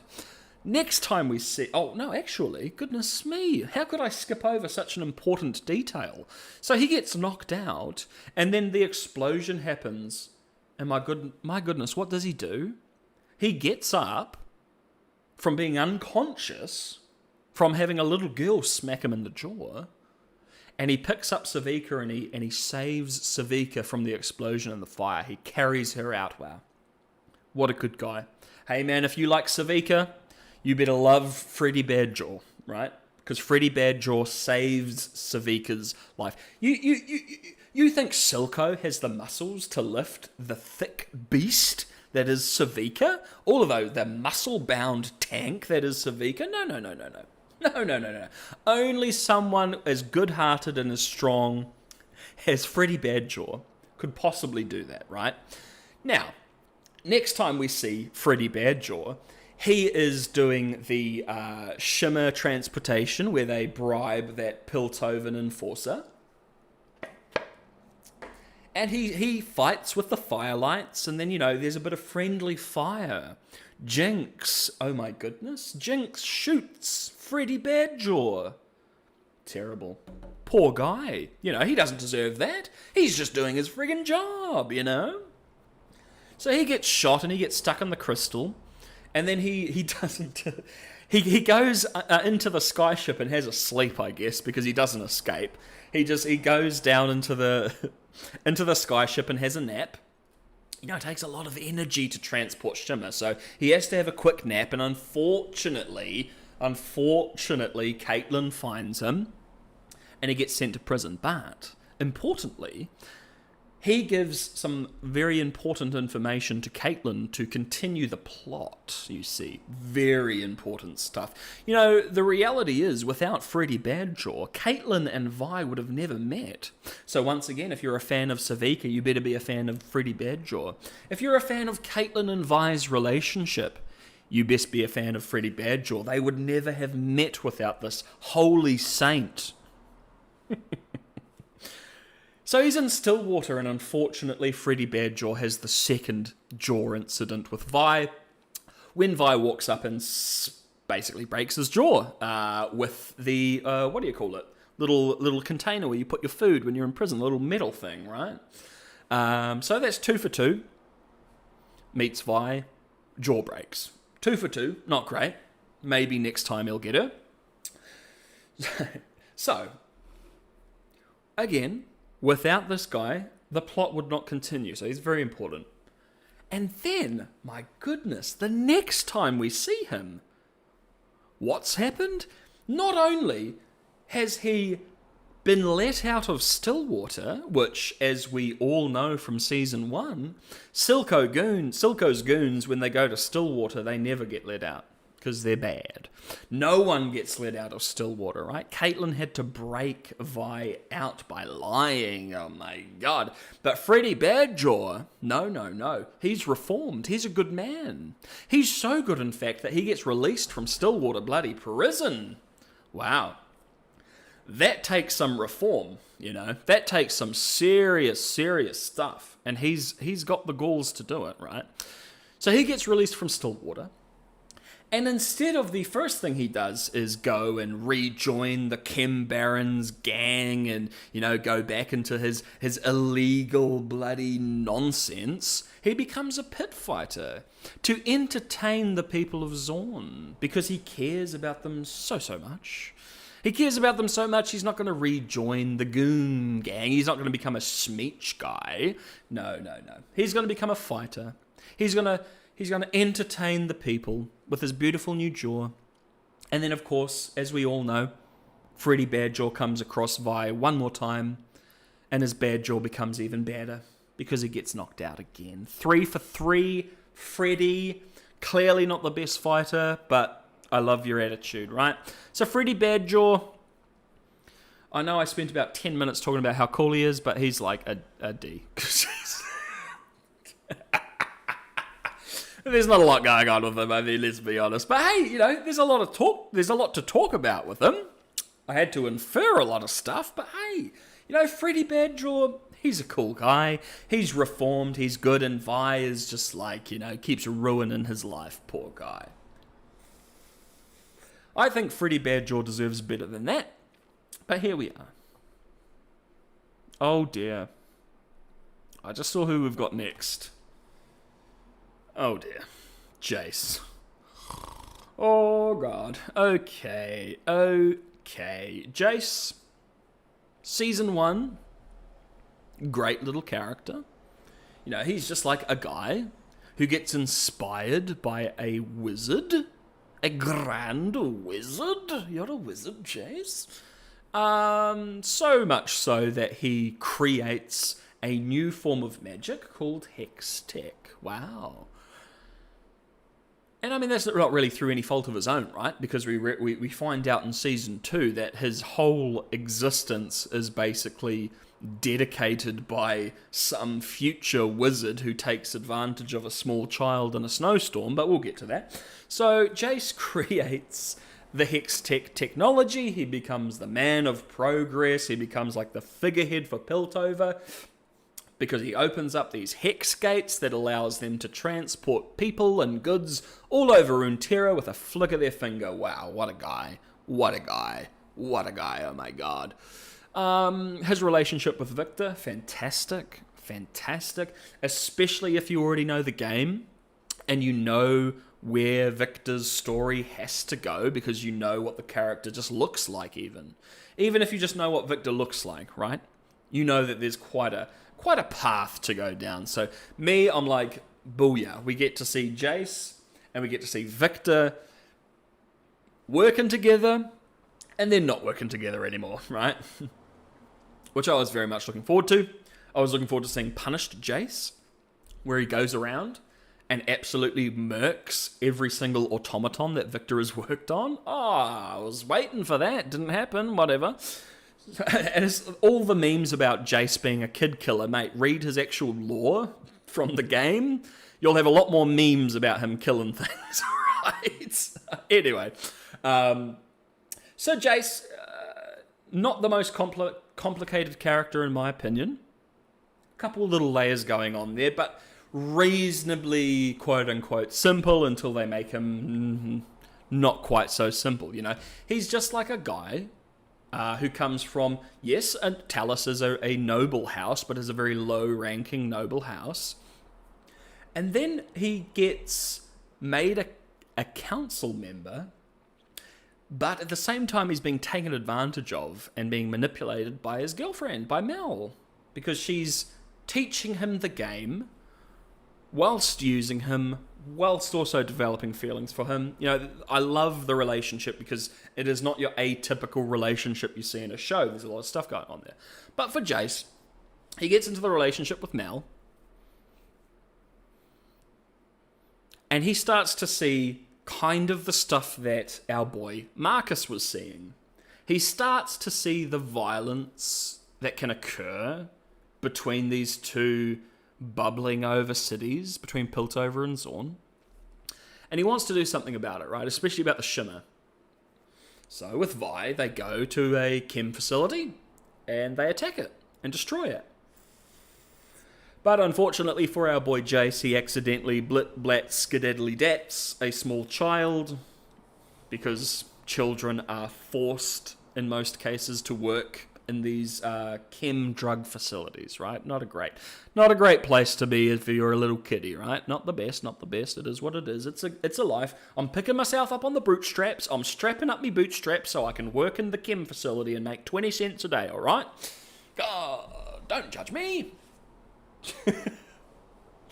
Jayce accidentally zip-zap blip-blats that kid, and then just kind of has this stepping back moment of, oh, this isn't fun. This isn't cool.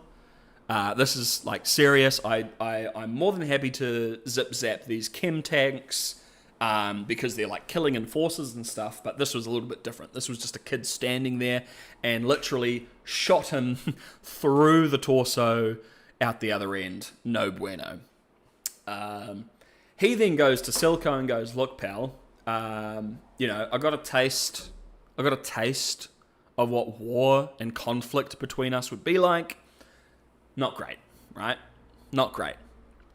So you can have everything you want, Silk. You can have everything you want, but you just have to give me Jinx, right?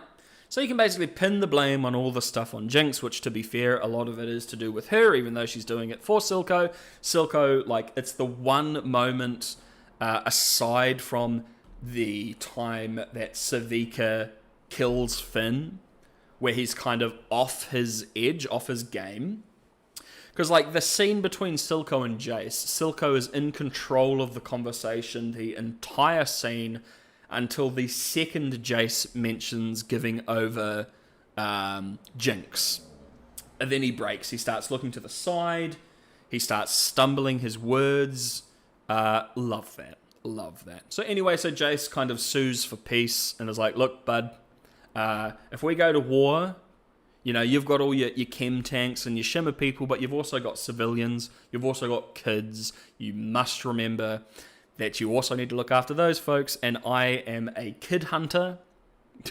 If they unleash me in Zorn, I'm going to kill every kid in town, right? I'm pretty sure that's the quote Jayce says, the direct quote Jayce says to Silco. Anyway, we go from that to Season 2, where Jayce, in my opinion, goes from a reasonably intelligent character, young politician, rising in the ranks, trying to... peace is tough, because obviously even if Zorn has independence, that doesn't guarantee peace, right? But he's trying to work towards that, which is more than, frankly, many of these council members has done, bar probably Caitlyn's mother, who we see in Season 2, worked on all of the ventilation systems to, give Zorn some fresh air, right? So he's probably done more recently for Zorn in, like, one action than a lot of the council members have done in many, many years. He has the conversation with Victor. Victor tells him, hey, bud, I know you just caught me trying to jump off the edge here. So I'm going to need you to go and destroy the Hex Tech core for me, please. Thanks, pal. XOXO, hugs and kisses. Which he ignores, because at the start of Season 2, after Jinx blows up half the council, Jayce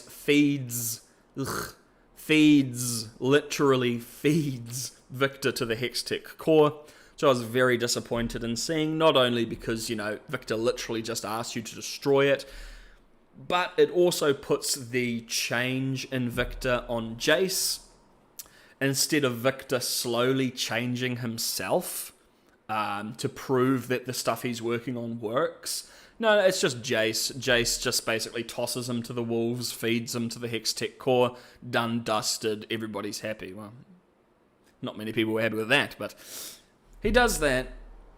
And then we have Heimerdinger and Echo coming to him saying, hey, we've got this infected tree down underground. Do you know anything that's going on with that? And the bro takes 2 episodes to figure out that, maybe the underground, basically nuclear reactor that I built has something to do with the underground being infected. Like he sits there sipping tea and trying to figure out what's going on for ages. As if that's not the most obvious thing in the world. Like, oh, there's some pollution happening underground. Probably doesn't have anything to do with the thing I built underground. Oh, dude, come on. And then they go there, and then for whatever reason, they get the anomaly stuff. And then this guy that basically built and invented this, like, quote-unquote, let's say, nuclear reactor, takes his hammer and hits it with his hammer. Yeah. It'd be like if Oppenheimer built the nuke and then was looking at it and then just took a hammer and bashed it, like, bro, what are you doing? Surely that's no bueno, right? Like, surely you understand that you probably shouldn't be doing that. Anyway, so he gets zip-zapped away, and he goes into what I think is the future of our current timeline to see exactly what happens and make a deal with Wizard Victor by playing a game of hardcore only up. I'm not too certain why we went down that path, dedicating half of an entire episode in an already rushed season and show that has to end, and in the third to last episode you're playing a game of bloody only up in the future. Okay, pal. But we see him zip-zap back a little bit earlier.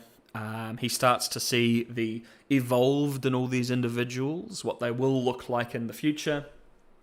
And he kills or mortally wounds Victor.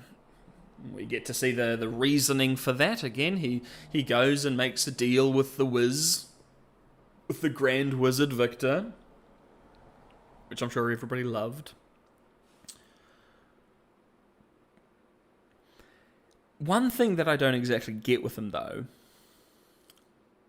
is if you had this wizard guy who, like, sent you basically back in time to, like, quote unquote off Victor to stop him from doing the things that he does, buddy, why don't you just check? You shot him, yes, you put a bloody hole in his chest, but the guy's made of the Arcane. You, like, did a drive-by, you walked in, you said, hello, Victor, and then you shot him and then you left. Maybe listen to Thanos, and next time aim for the head, my boy. Maybe. But yeah, like when he came back and when he comes back and he offs Sarlo, when I was watching it, I was like, oh man, here we go. Punished Jayce, bro. Like, he's gonna go crazy in a good way. But no, he offs Sarlo, and then he just has a change of mind, and he's like, oh no, I'm going to go to the peace plantation and hold hands with a little boy. Take me to Jesus, would you, little boy, so I can shoot him in the chest, thank you. Oh dear. So my major issue with Jayce is it feels like they took a reasonably intelligent, interesting character and turned him into a buffoon and kind of made him into partially to blame for all of the problems that are going down, where it's like, no, because we'll get to Wizard Victor, but frankly, the only person to blame for any of this is Wizard Victor.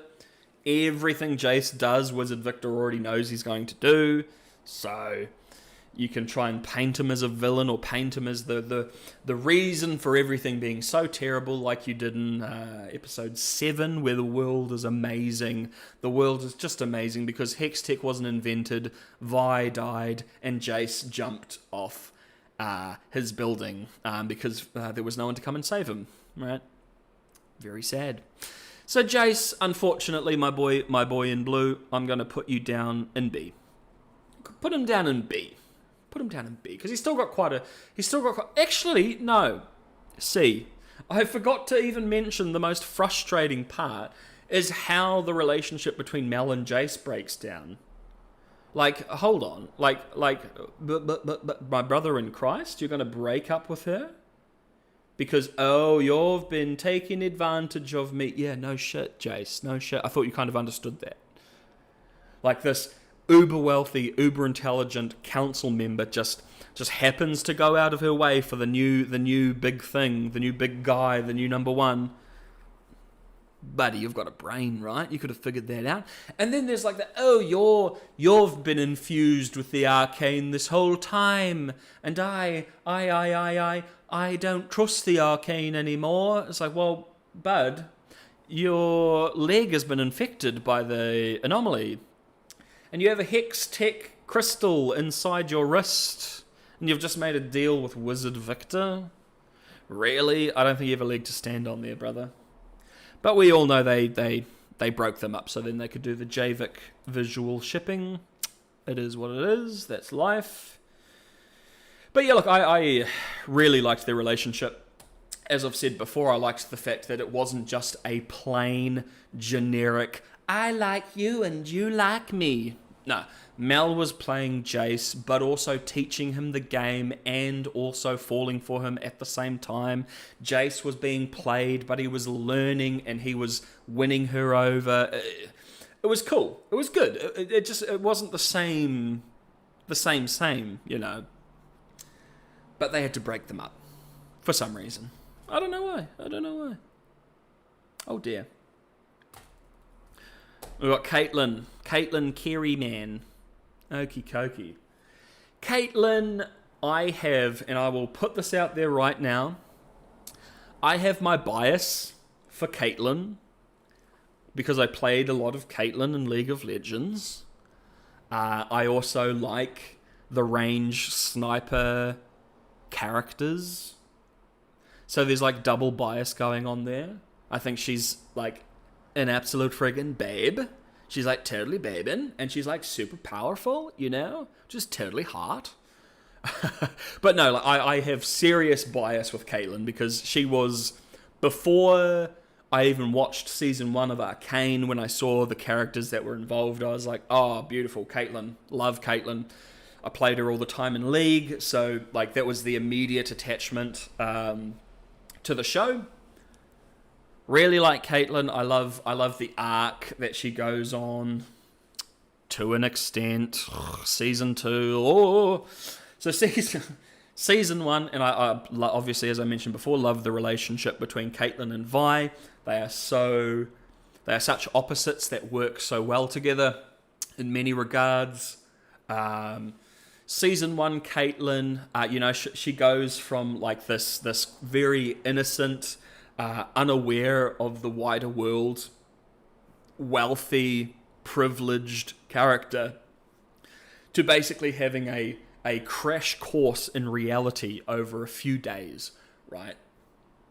She's a hyper-intelligent detective. She figures out that Silco is basically behind everything whilst like locked in her room, and having Marcus suppressing all of that information. So she's able to figure all of that out very, very easily, which will lead into something in a little bit. One might say that's subtle foreshadowing for what's to come. She's a very, very intelligent investigator, as mentioned. She's dedicated to her job and to her family. She's got like the relationship with Jayce, like this big brother relationship with Jayce. So I think he's actually quite a bit older than her in the show. And yeah, the entire season 1 relationship that Caitlyn and Vi have, I absolutely adore. Love the what is it, like, not roadblock, but like the barrier she is in regards to Vi and Jinx's relationship as well. Love the fact that literally her existence causes such a fracture simply because she's a Piltover, and simply because she's an enforcer. Like it causes Vi and Jinx's relationship to fall over even more, and that pushes Jinx into more and more extremes until we get the finale of season 1. Season 2, we pick up where, her mother unfortunately got blattered by Jinx. And she has to basically take over this matriarchy that is the Kiraman estate. Seems to me, at least in recent times, that it has been a female figurehead for the Kiramans, so it's kind of like matriarchal. That's why the father didn't take over the family. It went straight to Caitlyn, even though she was still quite young. So she starts to take over all of that when at the memorial for her dearest mummy is attacked. So then she, rightfully so, gets very upset, right? Zorn attacks the council, kills half the council, and she is the person who stands up to Silco in regards to, this is clearly an attack by Zorn. Caitlyn's like, no. This was just Jinx. This was one person doing one thing. We cannot blame all of Zorn on that. Then the memorial attack happens, and it's an understandable shift because it goes from, well, no, this is only Jinx, to, hold up, this was a planned event with multiple people. Clearly, this is more than just Jinx. Jinx is insane. So she probably didn't quickly come up with this amazing plan within a few days, because that's really how long we have in between, the memorial and the deaths in the council. And that kind of pushes her over the edge a little bit. However, unfortunately, I feel season 2, they wanted to go with this grand fall from grace arc with her, which they start, they forget about, and then they resolve, even though they didn't actually do the arc. So whatever. So she basically goes, nah, I'm going to put together a team. We're going to take Hextech weaponry into Zorn. It's going to be a small task force, and I'm literally going to gas the citizenry with Grey to get what I want. Which is a little bit bizarre when you go from literally the scene before, your mother, Cassandra, the individual who you are doing this to avenge, says in a video that the Zornites deserve to breathe air. Or the Zornites deserve to breathe, right? You go from that to like the Hellfire music video where they're going around gassing everyone and beating everyone up and stuff, and it's like, oh, you're doing this in the name of your mother, even though your mother spent all this time and resources building these ventilation systems so then the people of Zorn can breathe, and then you just unleash the Grey, undoing all of her work? Caitlyn?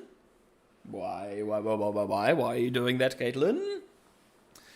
So again, that's like they're trying to do this fall from grace. They have her like break it off with Vi, and then she goes on her, what people say is a dictator. Look, we don't get nearly enough of anything in regards to her to call her a fascist dictator or a dictator in general. I see that a lot. The reality is, half the council's dead. You are teetering on the edge of potential war with your neighbour.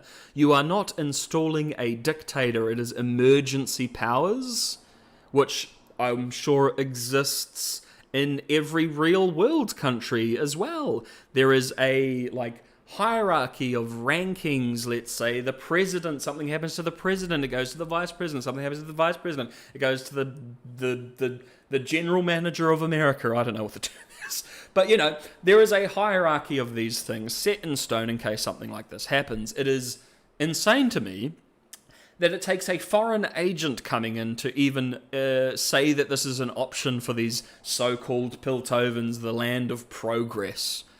You don't have emergency power plans, right? You just assumed, even though your neighbor is Zorn, who you've had conflicts for before in the past, that everything will be fine, and it takes a foreign agent, Ambisa, to come in to give you that idea, so then she can install someone that she can easily manipulate. Cringe! So, dictator, nah. No. She's just been given this emergency power because, they are standing in the half-destroyed council building while they're having this conversation, by the way. This isn't Ambisa comes in and goes, you guys don't know what you're doing, we need to install this person, y'all don't get a choice, it's happening. No, there's literally, half of your council are dead, the line. So obviously they're going to install someone if they're not going to replace the council. And again, it's just emergency measures. Now, the path that she goes down, is that potentially what one might say a dictator? No. Not at all. Do you want to know why? Because it's really all of like Noxus's doing. And it's really all of Mbisa's schemies. Right? So if you want to call her a dictator, well, she's more of a puppet. Right? She's just this puppet figurehead that Mbisa can play. And if you're a dictator, I don't think you'd be going head first, taking a small team of police into the enemy territory, endangering your life all the time. Like, that's crazy. Like, if you intentionally want to rule with an iron fist, you're going to be sitting back sending people to do the stuff that might get them killed. Echo A. Yes, Echo's A. Were you expecting them to be somewhere else? Fails? Sorry if I mispronounced that. Echo is A. Yes. Because I think he's a great character, but there's just a few issues in Season 2. WTF? Were you expecting Echo to be an S? No. Where were you expecting Echo to be?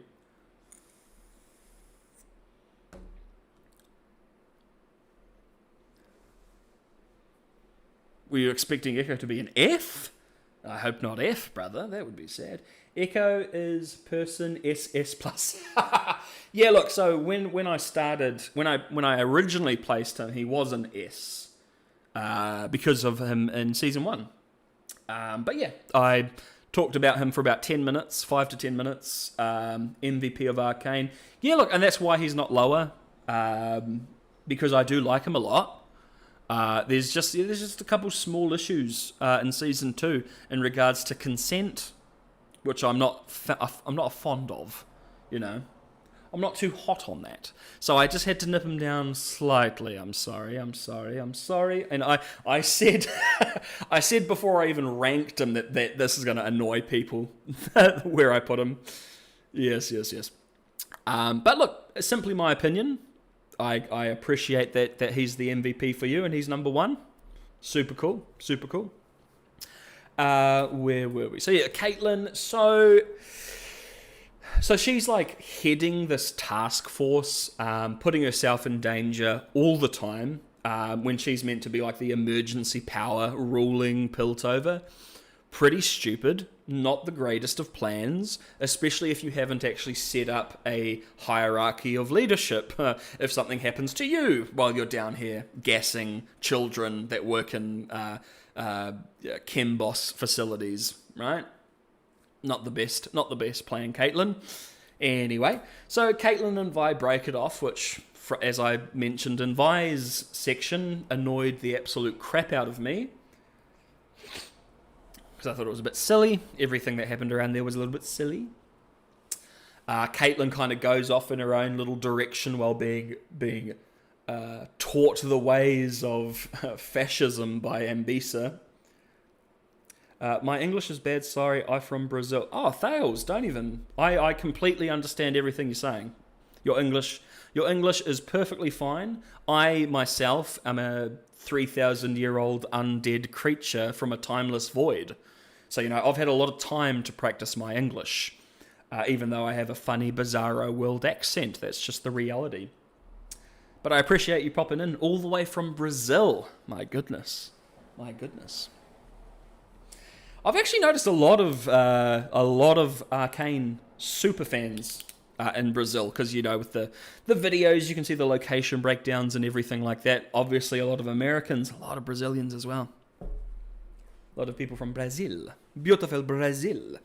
So Caitlyn, she kind of goes down that fall from grace, even though she's been manipulated. Like it's difficult for me to get behind a fall from grace arc when someone is being manipulated by someone that holds much more power over you. Which she ends up actually, funnily enough, doing to Maddie. She is like the quote-unquote, as many people say, dictator of Piltover. the leader of the team that Maddie's on, and then she just uses her power just to date her. That's kind of cringe. Now, what is Victor's position? We haven't gotten to Victor yet. We'll be getting to Victor soon. But just so you're aware, we have multiple Victors here. We've got Season 1 Victor. We've also got Wizard Victor. We've got Victor from the game. And then we've got God Victor. So we actually have 4 different Victors to talk about here. So they'll be all over the show. Because I believe they are completely different characters. So I can't fairly judge them all in one. Like Vander up here in S, that's Season 1 Vander. And see down here we've got Warwick down over here. So Warwick Vander in Season 2 will be judged separately to Vander in Season 1, as an example. So Caitlyn, she's having this fall from grace nonsense arc, and then she just basically meets up with Vi again, and then is perfectly fine and on her side, and goes with her plan, even though the last month or two she's been under the wing of Ambisa. Never once do we have a proper conversation about the fact that everything that is going on is because of your sister, Vi. Vi, your sister killed my mother. She's caused all of these issues, but I'm happy as Larry going to help you guys out. Like that switch goes crazy, and Caitlyn just 180 forgives Jinx for killing her mother. Dude, no. You can have hatred and animosity towards someone, but then also not punish them. It just seems like she literally goes from I am going to hunt down Jinx to the ends of the earth. I'm not going to be able to find where she is, even though I've been shown to be a brilliant detective. I have all the resources in Piltover and Noxus. Still can't find Jinx, even though sometimes she goes walkabouts and the only disguise she has is a bedsheet, right? Little bit what? But she can't figure out where Jinx is, whatever. And then seemingly, because she does a couple good things, Caitlyn forgives Jinx and lets her go free, basically. Now, I don't know about Joel, this might be up to personal preference, but a couple good actions doesn't resolve you of some horrific actions that involve things like murder. Sorry, but you murdered Caitlyn's mother. Doing a couple good things for people ain't gonna solve that. I thought Arcane was a little bit deeper than that. I thought it was a little bit deeper than, a good action erases a bad action, and then 2 good actions actually create a bad action. Yeah, magnetism joke. Yeah, I thought Arcane was a little bit deeper, a little bit smarter than that. But no, in regards to Caitlyn at least, Jinx, if you help us save the day, everything's fine, and I'll even post guards elsewhere, so then when Vi breaks you out of prison, you can escape. Ugh, dude. Super unfortunate. Super duper unfortunate. And again, as I said at the start, Caitlyn, I have so much bias for liking Caitlyn. Loved every second of her in Season 1, especially when she was with Vi. But Season 2, man, made her a dunce, absolute dunce, and changed her character, made her flip-flop multiple times, so she's got to be in C. She's got to be with with Milo and Sheriff Grayson, right? At least she's with Vi. Here we go. We'll put them next to each other so they can have a cute little relationship together just down there. Isn't that nice? Isn't that lovely? Man, it might get to the point that the meme characters are at the top, but okay. Next we have Victor. Alrighty. As mentioned, this is only Season 1 Victor. We'll talk about the other Victors when we get there. So this is going to be Victor all the way up until the point where Jayce feeds Victor to the Hextech core. Because in my opinion, that is his first quote-unquote death. He's changed and manipulated by the Arcane until he becomes fully formed into the new Victor, the evolved individual that we know from the game. But this particular Victor slot is just going to be Season 1. Obviously. What a great character. OMG. OMG, what a fantastic character. Now, they changed him up quite a bit from his in-game canon lore.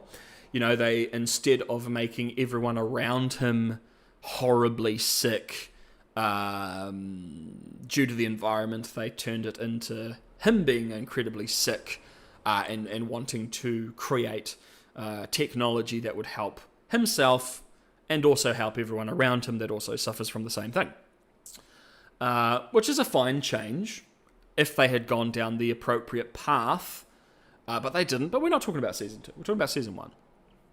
So Victor, the first time we see him, he's just kind of Heimerdinger's number 2, working alongside old Jaime Dingaroony, just kind of part of the academy, sorry, they called it the embassy, goodness me. Part of the academy, until he stumbles across Jayce's work, and he finds it quite intriguing. And, Heimerdinger is so kind of blasé, wish-washy about it, doesn't seem very interested in it at all, that just kind of naturally piques his curiosity. We also know from future episodes that he's a Zornite. So he is someone from Zorn who had such an incredible and brilliant mind that he was accepted at the academy and rose the ranks to be Heimerdinger's, basically like his number 2 or his assistant, right?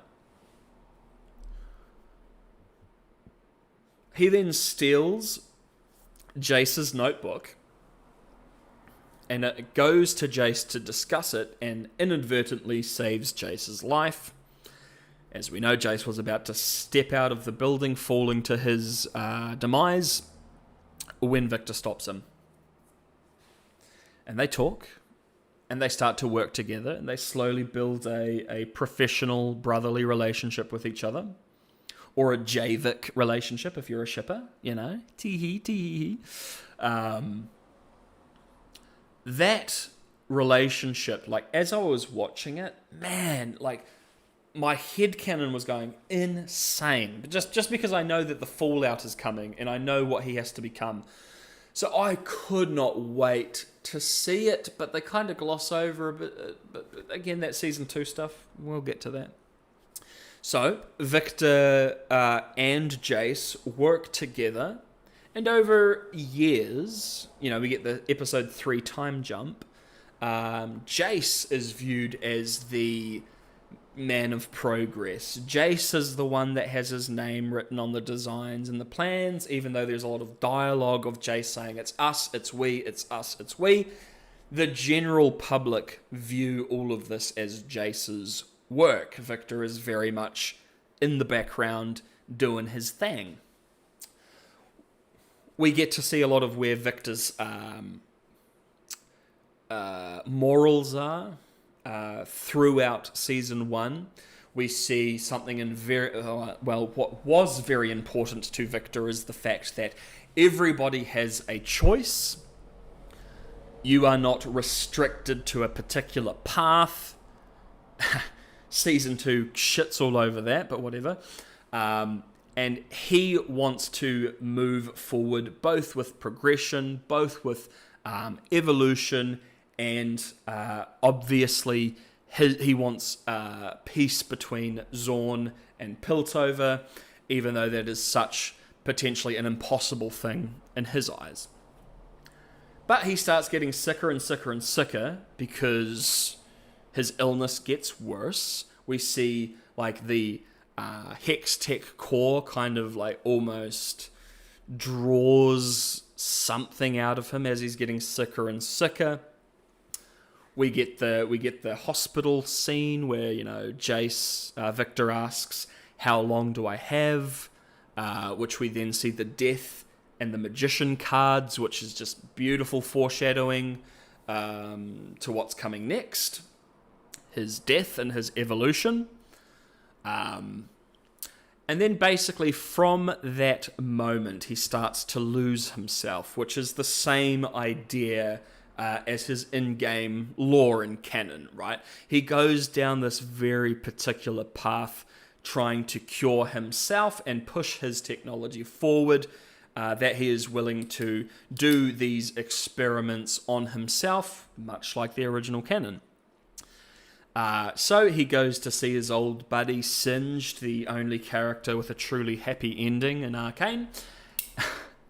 And he gets Shimmer and he gets instructions on how that would help him. The Shimmer, obviously, with very quick healing factor as well, probably would aid in what the Hex Core does to, like, plant life and that sort of thing. So he gets thrown down that path, and after a few attempts ends up accidentally sacrificing Sky to the Hex Core and only gets, like, a hand changed out of it. It's because he was out of Shimmer, of course, so it needed something. It needed life. It needed juices. And then we go from that to him being incredibly depressed and wanting to jump off a building, much like Jayce wanted to do, and then Jayce stops him. There's a nice little mirror there between the two. And then we cut to Victor, like, going to the council, saying, yo, Jayce is sued for peace, for unification, for the independence of Zorn, and then he gets blown up. And that's where we're going to end it for the ranking of him. Season 2 stuff is going to change a lot of stuff, so that's why we've got multiple versions of him down there. Season 1 Victor, though, easy A. Easy A. Easy peasy A. So, not S? Well, S is reserved for the best of the best, maybe. Victor is fantastic. Victor has a few layers going on, and he goes on a very interesting journey.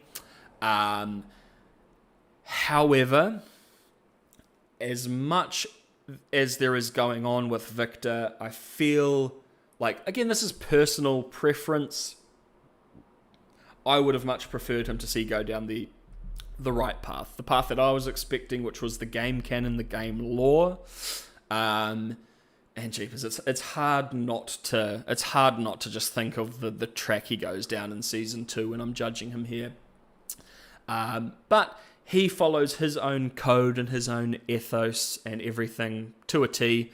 There is times, the only time he changes that is through desperation, right? And that's totally human, much like Marcus. You know, it's such a human and relatable thing.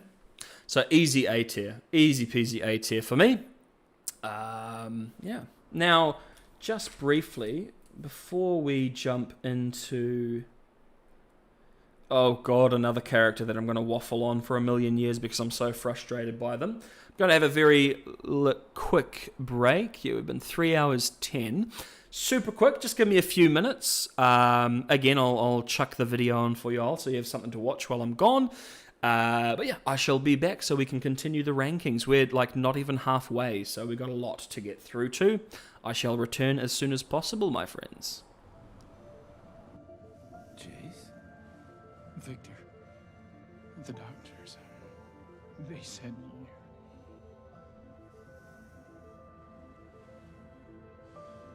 How much time do I have?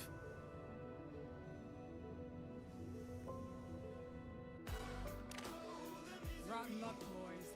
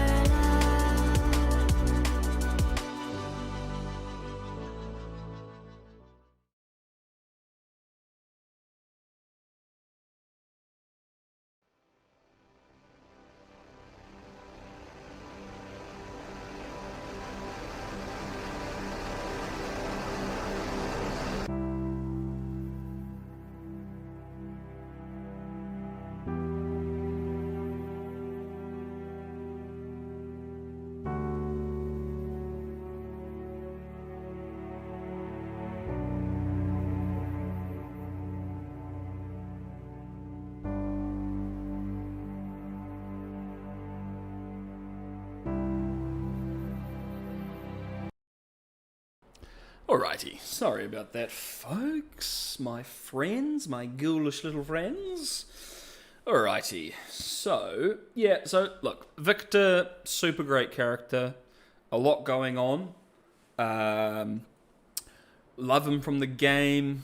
There was a few places I was expecting him to go that he didn't go, but Season 1 Victor at least, easy A rank, up there with obviously Echo, Marcus, which is not a meme.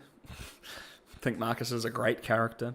Silco, amazing character, should be S ranking, but Season 2 dropped him, unfortunately.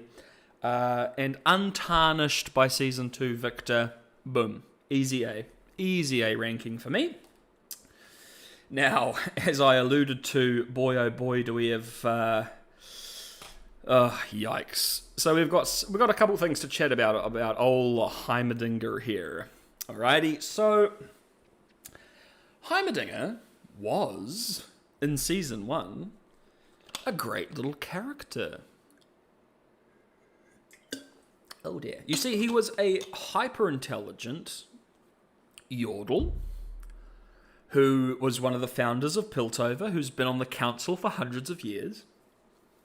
Basically, being the decision maker for Piltover, and due to the location of Zorn, had a lot of power over dictating what happens simply because of being neighbours to Zorn.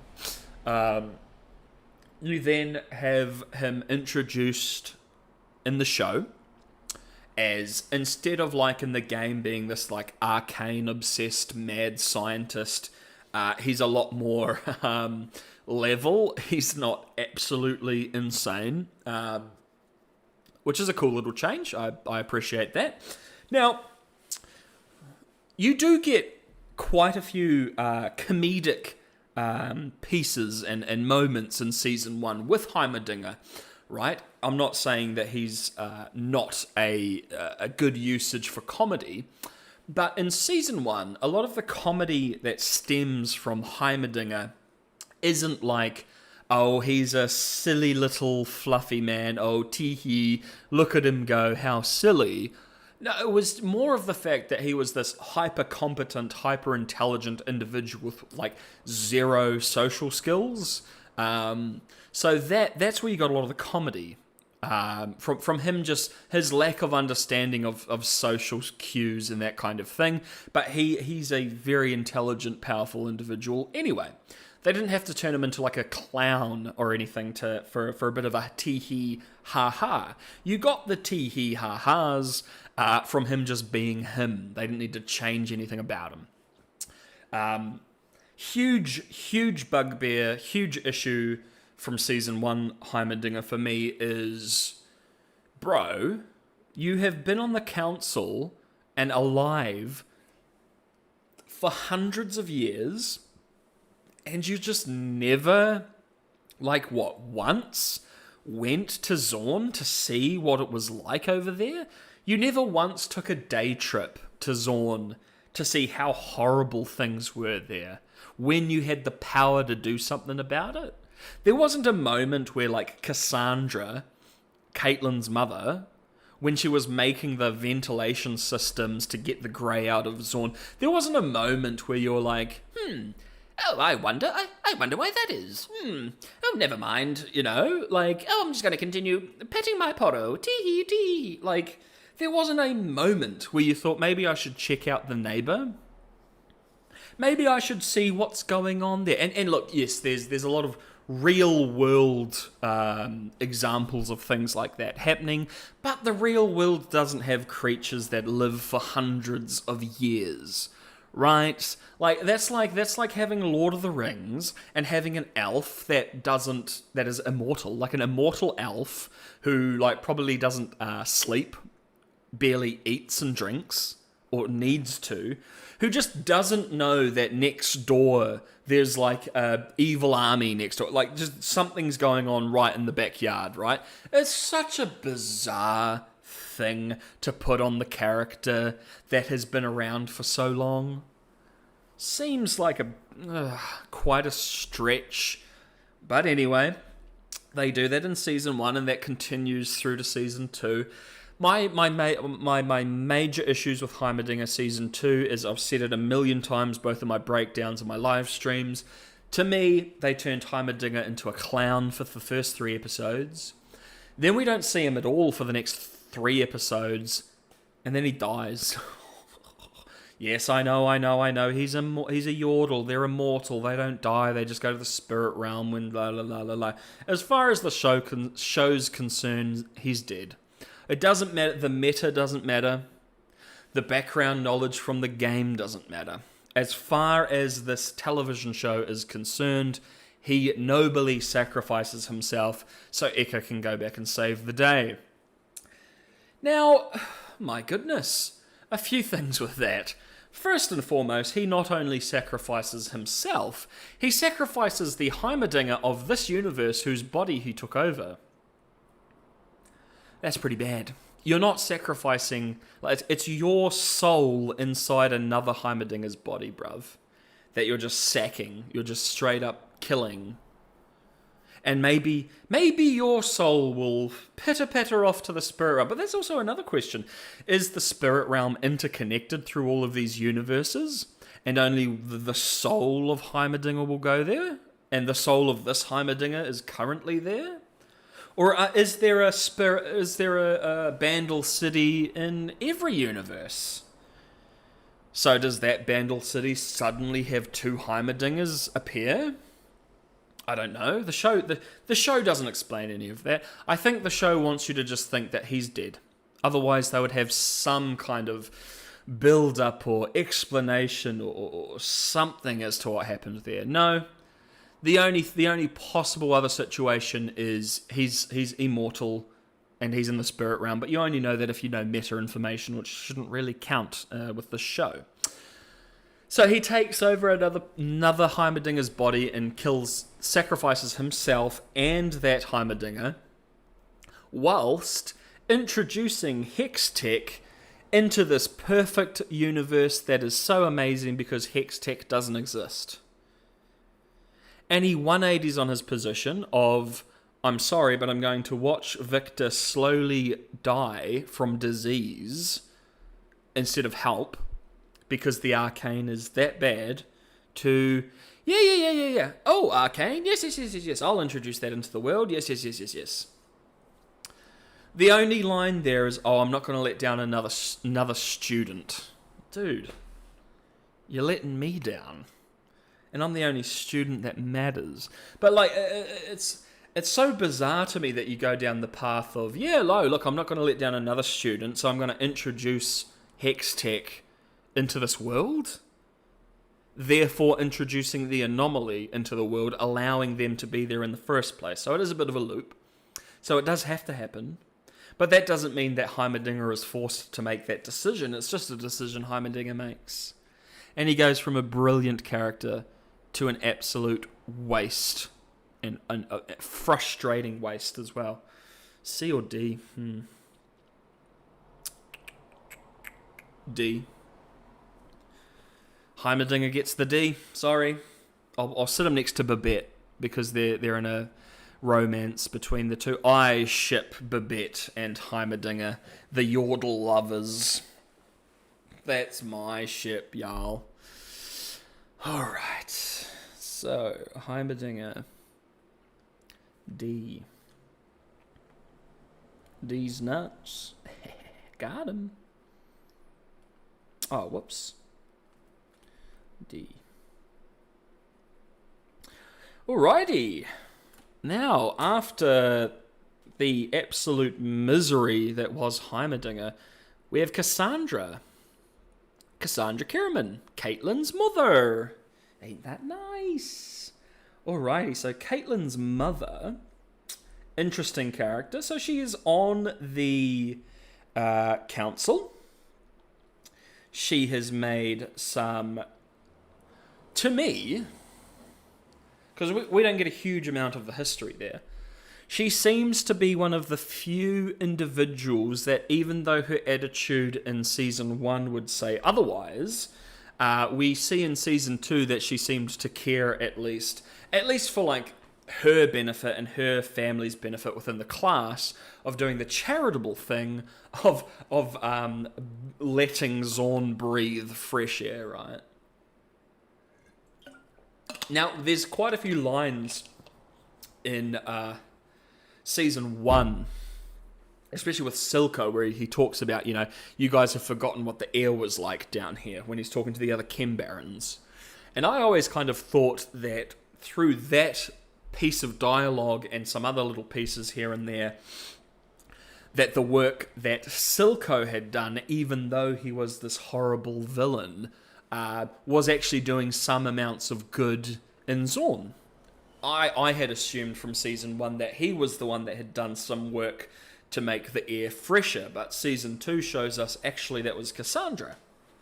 So interestingly, Cassandra has done seemingly more for the people of Zorn, even if it is for her own benefit. Of course, philanthropy and charitable foundations run by incredibly wealthy people often are.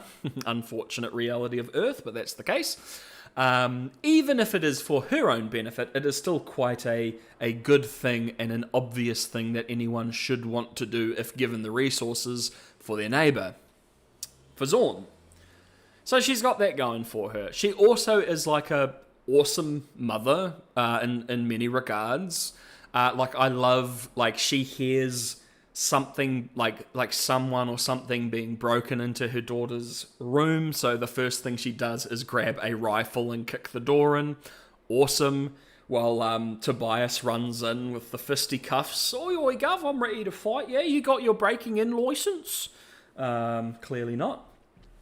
Love little things like that. She also is, at first she's like, ugh, what is this filthy Zornite doing in my home?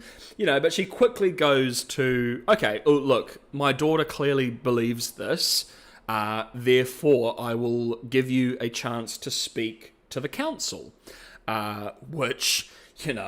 Sarlo would never do something like that. I don't even think Heimerdinger would do something like that. Again, Heimerdinger was willing to watch Victor slowly fade away to nothing due to his illness because he was so scared of the Hex tech, right?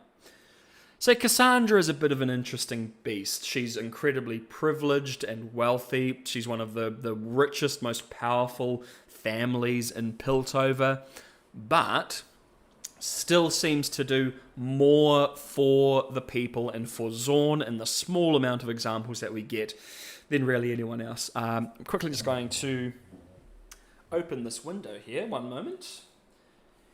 If there's a lot of background noise because of it, do let me know and I will close it. But hopefully it's not too bad for y'all. Because, yeah, speaking of Zornites deserve fresh air, so does this ghoul. I need a little bit of fresh air in here. But yeah, look, if there is a lot of background noise because of that, because there's going to be cars going past all the time, do let me know and I'll fix that up for y'all. Alrighty. So Cassandra, I like Cassandra. I do. She's just, there's not huge amounts going on with her, right? There's only a few little interesting elements that you can kind of surmise from what you get. So I'm no lie going to chuck her at B. Cassandra gets the B. The B. And yeah, look, for the simple fact of she comes off as this, prissy, hoity-toity, I'm rich, I'm powerful, I'm high class, I'm a council member, and yet we still have these just tiny pieces of humanity coming from her, which is always nice. Again, you don't get that from people like Sarlo and Tormund and stuff like that, so. Oh. Well, speaking of council members, next up we've got Shola. Shola, another council member there. Probably between Mel and her, some of my favourite character design. Love the season 1. She's got that rotating clockwork necklace, or not necklace. I mean, just I don't even know what you'd call that. Bloody massive choker, basically. But like that clockwork piece that she has around her neck, super awesome. And then she goes from having that, she loses it, but then gets like the gold faceplate across half of her eye and part of her face. Like, excellent design. And here's just another council member with a little bit of humanity. We don't get nearly as much as we do with Cassandra. But with Shola, she clearly is pushing for, like in season 2, we see, she wants to send the enforcers down there to Zorn to, do some nasty things. But then she also kind of takes the step back and draws the line at Hextech with Mel. So she's not, at least she's kind of got her own interests there. She's not just like a follow the leader, I'll do this, I'll do that, I'll vote for this, I'll do that, like say Tormund was. I think that's the right name. Let me make sure. Is it Tormund or Torben? Tormund Hoskell, yeah, Tormund. Tormund's very much just this skittery, I'll do whatever Mel tells me type.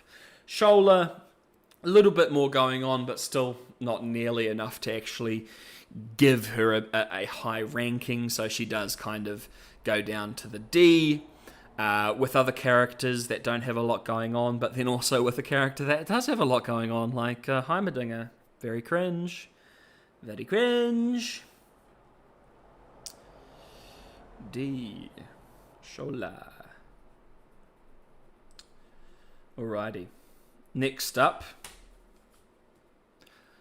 we have Mel. Speaking of fantastic character design, goodness me, the visual of Mel, like obviously she's very attractive for a drawing. But no, just the black on gold is just absolutely gorgeous design. Loved Mel as a character in season 1, this hyper intelligent, competent, wealthy council member who not only has her own schemes and plans, but is hyper aware of the fact that other people have their own schemes and plans. She's hyper aware of the game, so much so that she can teach Jayce many important lessons of ruling and of being of this class. Her relationship with Jayce is super interesting. As mentioned before, it's not the basic, oh, I love you, Jayce, and I love you, Mel. Mel is taking advantage and like playing Jayce whilst, like, to his benefit though.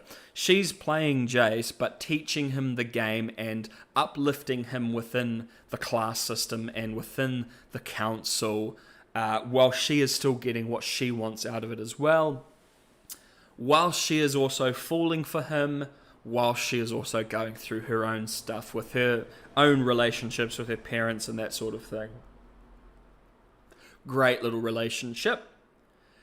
A lot better than just a basic mushy kind of thing, which, again, I've said it many times in this and many other streams, but as much as I love Caitlyn and Vi's relationship, it is very much the I love you too. Whereas Jayce and Mel's relationship has a lot more things going on than just a bit of puppy love and a bit of lust.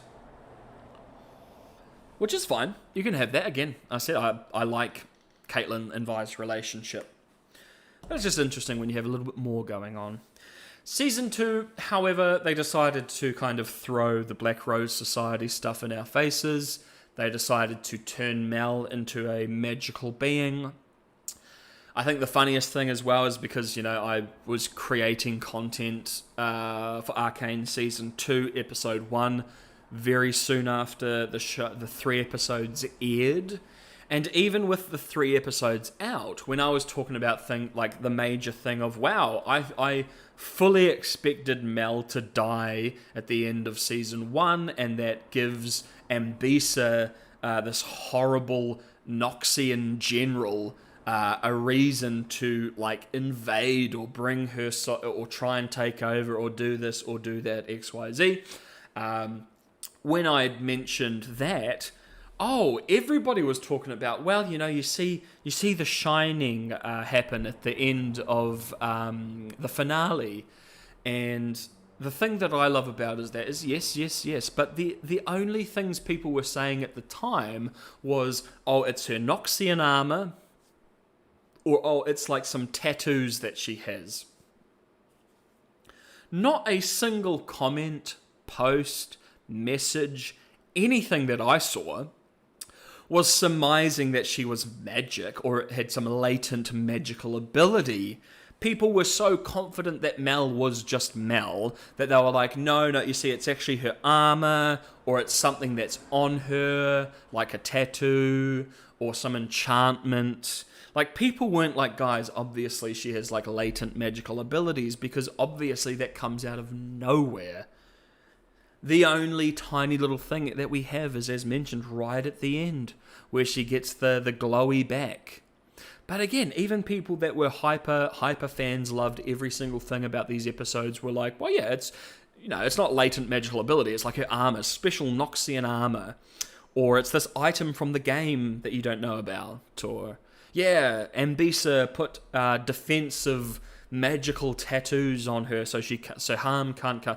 There was all these thoughts, without many people just going that, yeah, she's got latent magical abilities, because it just came out of nowhere. And then, of course, you chuck the Black Rose Society stuff in there, draw her away from the main story, and that literally the only purpose of that is to empower her, get her away from Jayce, and give her the ability to kind of get atop of Ambisa and take over there. Which is super unfortunate, because you have a really interesting character that you just basically gave magical powers so you could put her in the game, put her in like TFT and release her as a character. When you've got characters, if you really wanted to do that, you could do that with Savika. You didn't have to give Mel magic, you could just put Savika in the game. That Jinx arm would be a great like mechanic for the game. You pop an ability and you get like a random attack based off what you get. You've got options. You didn't have to make Mel magical angel mummy, right? So Mel in season 1 was an easy A for me, but the absolute mess they put her in season 2 nips her down to a B for me.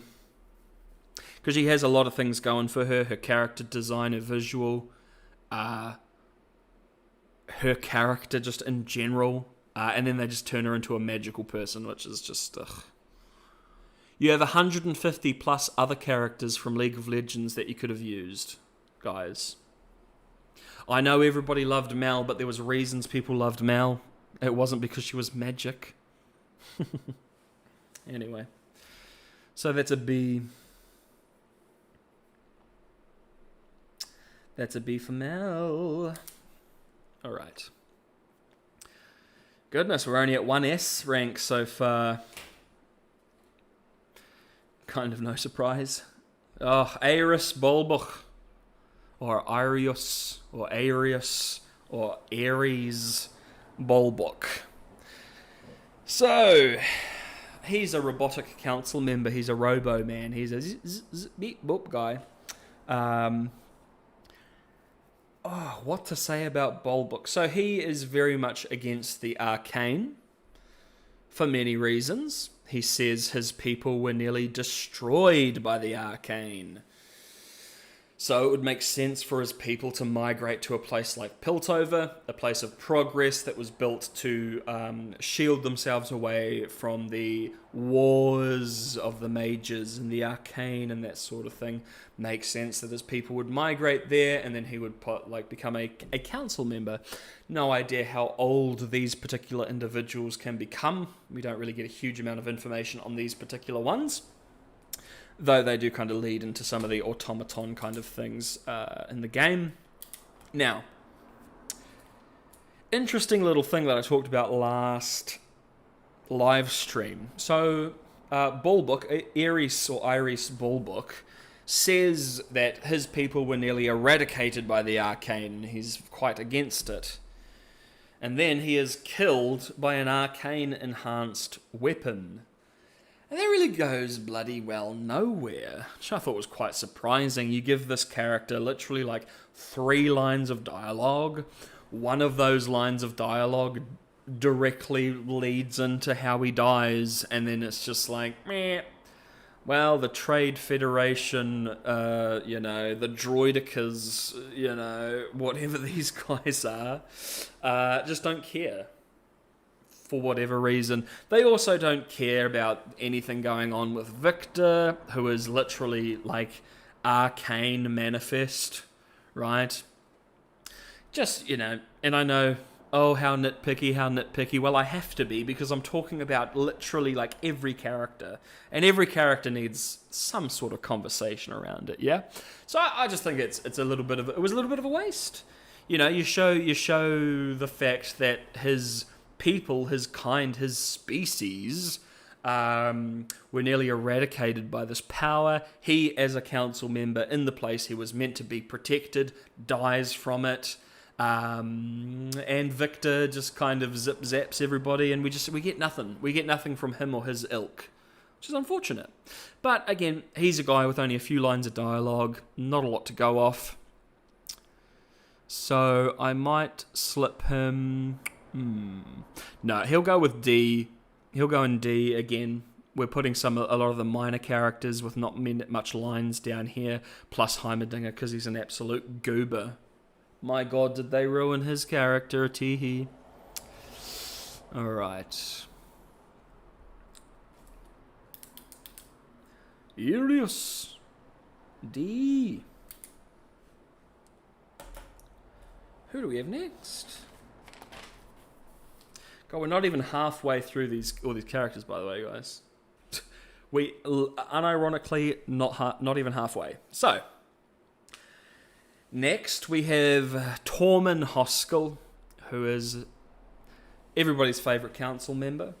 Corrupt tradesperson. Openly drinks illegal Noxian wine when it's banned. Oh, what a nasty person. My only hope and dream for Tormund is that he finally managed to figure out the kids puzzle Mel got him before he died. That would have been so sad if, like, a few moments after he finally figures out the kids puzzle, he gets blattered. Poor guy. So season 1, he just kind of serves as like your atypical, like fat aristocrat, not too bright council member who's corrupt, who's just in it for himself, trying to make money for himself, scheming, dealing, and he's clearly not the best at it, right? He just follows Mel's lead. There is an interest, like, he does a lot of trade with Noxus, so I wonder if, like, Mel helped him set that up in some way, and that's why he's so, like, puppy dog follows Mel, like, everything Mel does and says and votes for, he'll go along with. Maybe he feels he owes her, or maybe he's concerned that all of his business with Noxus would, like, go under if he pisses Mel off, so there is some, at least, interesting element there in regards to his, like, nonsensical brain-dead following of her, when they clearly, like, have very different interests, obviously. And it is, like, as I mentioned before, an interesting thing, just the balls of the fat aristocrat, the corrupt council member, that he'll just, like, sit there and drink a drink that would get someone thrown in prison, thrown in Stillwater, just openly at a play. Very nice little things like that going on with him. And another little thing, look, as I mentioned before, I just love the fact that Mel gets him that kid's toy, and even after like a 5 to 7 year time skip, he's still just playing with it. Like, there is the element, of course, that, yeah, he's an idiot and he can't figure out this kid's puzzle, but there is also the extra element, the potential of, well, this was a gift given to him by Mel, it would be kind of rude if he just solves it and throws it away, right? Maybe like that's the another element of him just puppy dog following everything that she does and she votes for. It's just like, well, she got me this puzzle, so I'm going to show that I'm actually trying to figure it out. Maybe he figured it out 3 or 4 years ago, and he's still just like, well, Mel has a bit of a chuckle every time she sees me struggle with this, so I'll sip at my illegal Noxian wine and have a good time. But yeah, look, it's just another character that is just kind of there to service and uplift another character, which is Mel. And in some regards, like even someone like Cassandra, because you can just compare the two. And he's a nasty little, corrupt little, fat, brain-dead fool.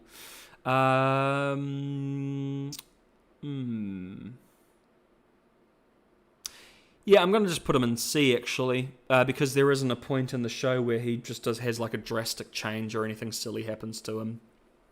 And there's a couple of things I like. Again, it's not like Benzo, where it's like, nothing wrong happens, but he doesn't really have a lot. He's just kind of basic 1, 2, 3. Tormund is the same, except he has that extra element going on, which is interesting. So yes, Tormund Hoskell gets to sit with Jayce and Vi and Caitlyn in the ranking. Oh my god. People are going to spew at my rankings. That's okay. Such things happen, Ah. Up next we have Sarlo. Rip the Salmeister. So Sarlo is reasonably interesting. Sarlo is much like Tormund, absolutely like corrupt and corruptible, easily manipulated, especially once he is paraplegic and becomes addicted to Shimmer. Seems just Ambisa can just walk all over him and he doesn't complain at all.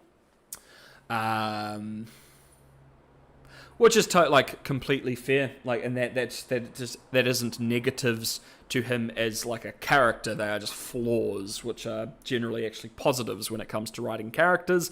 A lot of people forget when they're writing interesting characters that they have to be flawed. That's why Marcus is also so high up on my list. So Sarlo is another flawed individual. We see him just not really care much. So we see him, try and give Tormund some berries or nuts or whatever because of his birthday, and he doesn't even know that Tormund's allergic to them. Obviously he doesn't care. He seems to kind of be in it for his own benefit, especially when it comes to council decisions. He goes absolutely whack bonkers when Zorn Independence is mentioned, or much like the entire council does, to be fair. And then, the explosion happens. He loses the functionality of his legs and becomes addicted to Shimmer, which basically goes nowhere. Let's be frank, it's wasted screen time, unfortunately, in a rushed season, whatever. Is there anything I like? I like that he dies. That's cool. No. As mentioned, it's a nice little character to have in the back pocket. This easily corruptible, influenced fella, which Sarlo 100% is. It's just unfortunate that we do waste some time with him. Especially with the Ambisa stuff, the Shimmer stuff. It's look, you were going to choose Caitlyn anyway. We have a rushed season. You have to finish the entire story in 9 episodes. Every minute spent on things like this is just wasted, unfortunately. Sarlo, my boy, we will go D. D with these other folks, I think. Young Sarlo, no Fs so far, thankfully. Gee willikers. So, yeah, Sarlo's just a little bit whatever. He serves, he exists more to serve multiple other characters, so Ambisa and Victor by the end there. So just he is what he is, Nothing overly terrible, but nothing overly exciting or grabbing. If the whole him becoming paraplegic, him being manipulated by Ambisa, him becoming addicted to Shimmer, and then Mal getting that hold of that Shimmer, if that actually went somewhere, he'd be ranked higher, but he just exists to kind of waste a bit of time in an already rushed season, as mentioned. Oh, this is going to be a tough one. So we have, and oh my god, how do I pronounce this name? Shemina Talus? Is it Shemina, like Mandarin, like Shemina, or is it Xamina? Jayce's mother, it's Ximena. Shemina. So Jayce's mum, Mrs. Talus, or Ms. Talus, not a lot, obviously not a lot going on there. She cares about her son. She loses her 2 fingies in the snowstorm. OMG, what a tragedy. Oh, terrible. She lies about her son to keep her protected, which Jayce is not happy about, but she's a mother. She loves her son. She just wants to keep him safe. So she just says, yes, he's crazy. He's friggin' crazy. But please let my crazy son live with me. Okay. Last place he lived, he blew up, but whatever.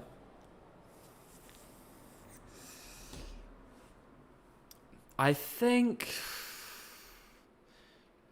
don't think I can place her down in here, not enough screen time, because she's got enough. So I think I'm going to slip her in, again, in D. Just a nice, easy place for a lot of these characters that aren't, it's not F, it's not horrible, it's not terrible, but it's just, they are what they are, They're not C's or B's. They're just kind of average. They're just kind of sitting lower, middle, because we don't have a lot to grasp from these particular characters here. Let me just nip this here one moment whilst I faff about on my telephonic device. One moment. Bring the chat back up. Oh my, wonderful. Here we go.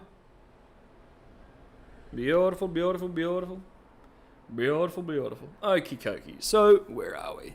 So, we've just done Shemina, Ximena. What do we have next? Pause. No, we don't want that play. What's that? Filter. Okay, cool. Sorry, just piddling around with Streamlabs for a moment. Okie dokie. So we've got Jayce's mother. It's another easy D, Tis what it is. She loses her fangies because she loves her son. That's cool. Whatever. Alora. We have Alora here. So, Alora, her character exists purely in service of Mel. She's Mel's assistant. Helps her out. We see her a bit in season 1 and a little bit in season 2. I think it's absolutely hilarious that the 1,000-year-old should be hyper-intelligent LeBlanc thinks it's a good idea to kill Alora to get Mel onto her side. Not sure what you're thinking on with that. But as mentioned, Alora literally just exists to kind of prop up Mel, to give Mel's backstory as she's talking to her about being from Noxus, being one of the most wealthy people in Piltover, blah, blah, blah, blah, blah. She doesn't necessarily have much of her own character, which again is perfectly fine. Over half of the characters in this list don't have their own character. So, people like that won't be chucked in F ranking or anything, because it is what it is. They exist to service 1 or 2 characters, and once their need is done, they just get rid of her. Unfortunate, but it is what it is. So, with that, I'm thinking... because, I was really hoping that there was something extra with Alora, right? Because she's so close to Mel. I was wondering, is Alora like an Ambisa plant, like a Noxian spy? Does Alora work with the Black Rose? Nope. It's absolutely not.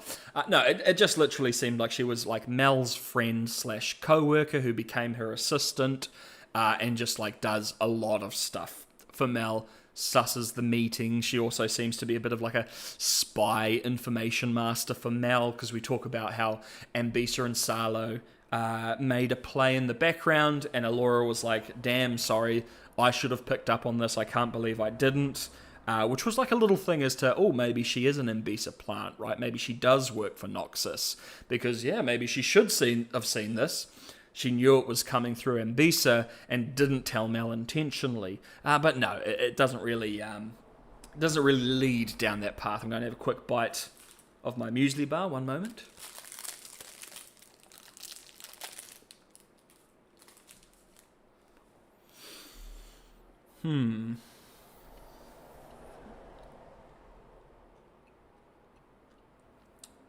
So I think Alora, again, it's just going to be another D.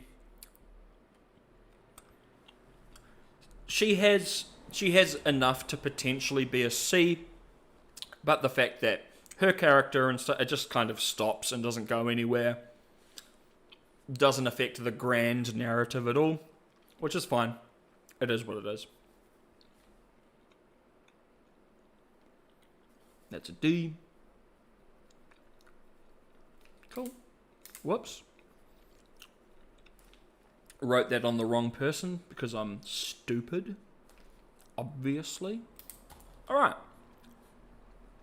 We have the ultimate beta, Tobias. Nothing wrong with that. So, Tobias, Caitlyn's father, who is the male figurehead or the father within a matriarchy. So, ASMR with the chewing. Oh, I'm so sorry. My apologies if that was the most horrid, disgusting thing you've ever heard.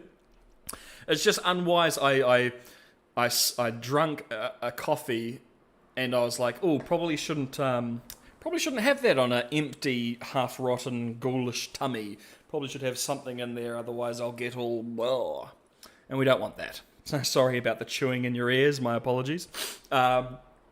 Tobias, so yeah, he's the father within a matriarchy, right? So perfect character for something like that. He's not he doesn't take charge even when Cassandra dies. Like, Caitlyn is the one that comes in and takes charge. Again, it's this matriarchal family, and yeah, he doesn't take over the business or anything. He hands everything over to Caitlyn.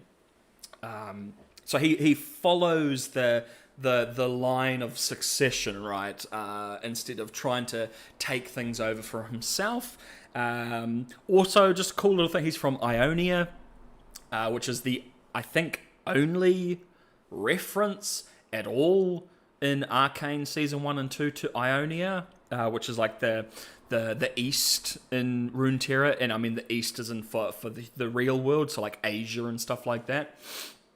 Don't know how Cassandra and Tobias met, but they did. They had a lovely family, a lovely little child, and I think he's just such a nice, chill dude, right? Like, Caitlyn's got like shrapnel in her leg, and Cassandra's like yelling and screaming and freaking out, like, why were you down there? Da, da, da, da. And Tobias is just happily just taking the shrapnel out of his daughter's leg, like, oh, you got yourself in trouble again, didn't you, Caitlyn? Silly little girl. But look, love Tobias. I think he's a great little side character. Again, really only exists to service Caitlyn and Cassandra and that sort of thing, but perfect little fella. So perfect, in fact. I'm actually going to chuck him in B, and it's going to blow your minds apart, but I think Tobias is a B. And I'm totally on Tobias's side at the start of Season 2, right? Where you have Cassandra's funeral, and Vi's hanging around the Kiraman estate, and he's like, excuse me, your sister just killed my wife. Can you maybe piss off, please. You know, I'm so with him, bro. Like, Vi, get a little bit of social skills, mate. Your sister just killed the matriarch of this family. Go and chill with Loris for a few days. You know, go have a little chit chat with Loris, and then come back and deal with it. Right? Poor Tobias. Not only has to deal with the fact that he's lost his wife and his daughter has lost her mother, but he also has to deal with the reality that his daughter's girlfriend killed. His daughter's girlfriend's sister, killed that individual. That's rough. That's rough. I would have loved to see that moment as well with poor young Tobias of Caitlyn having to be like, yeah, I'm dating Vi. Vi's sister killed our mum. Sorry. And it's like, oh. And I let her in my home? Well, I guess it's your home now, daughter. Hee. Please don't fire me. Tee. No, I think Tobias is great. Zero issues with him. Great little character. Again, just lives in service of other people, but it kind of fits his character perfectly. The Beta King. Nothing wrong with that. Okay, we've got Savika to chat about. So, Savika, right. Savika is in my opinion, two completely separate characters between Season 1 and Season 2. So, Season 1 Savika, quite liked. She was like a great, muscle, you know? She went around, she did see Silco's dirty work. She was intimidating. She was rough, gruff. Love her. Like a tank, like a proper tank. She'd just rock around, do her own thing. She was kind of the queen of the bloody streets, right? And Silco was just like the schemer in the background making all the plans, yeah? Now, Savika also, I'd like to point out, did not have a very good relationship with Jinx. Savika used Jinx's fragile mental state against her when she was like saying, hey, your sister's back. She's here with an enforcer. Clearly she doesn't care about you. And like while she's saying this, she's got this massive smile on her face because she knows how that's going to affect Jinx. It literally like stops her in her tracks. Jinx also absolutely clowns Savika by like tying her up and knocking her out, tying her up, painted on her, basically tying her onto the roof, right? We also see through Jinx's 12-second mental break in Season 2 that she views Savika as one of the many monsters that she sees all the time. So it's not like Savika is this nice figure in her breakdown like Isha is. No, she is literally one of many monsters that Jinx has, going so far as Jinx actually, as I've mentioned before, designs the arm that she gives to Savika based off the monster that she sees Savika as in her hallucinations, right? So that doesn't bode well for the two. I think there's even a moment where Savika would be more than happy to give Jinx over, right, to sell her down the path.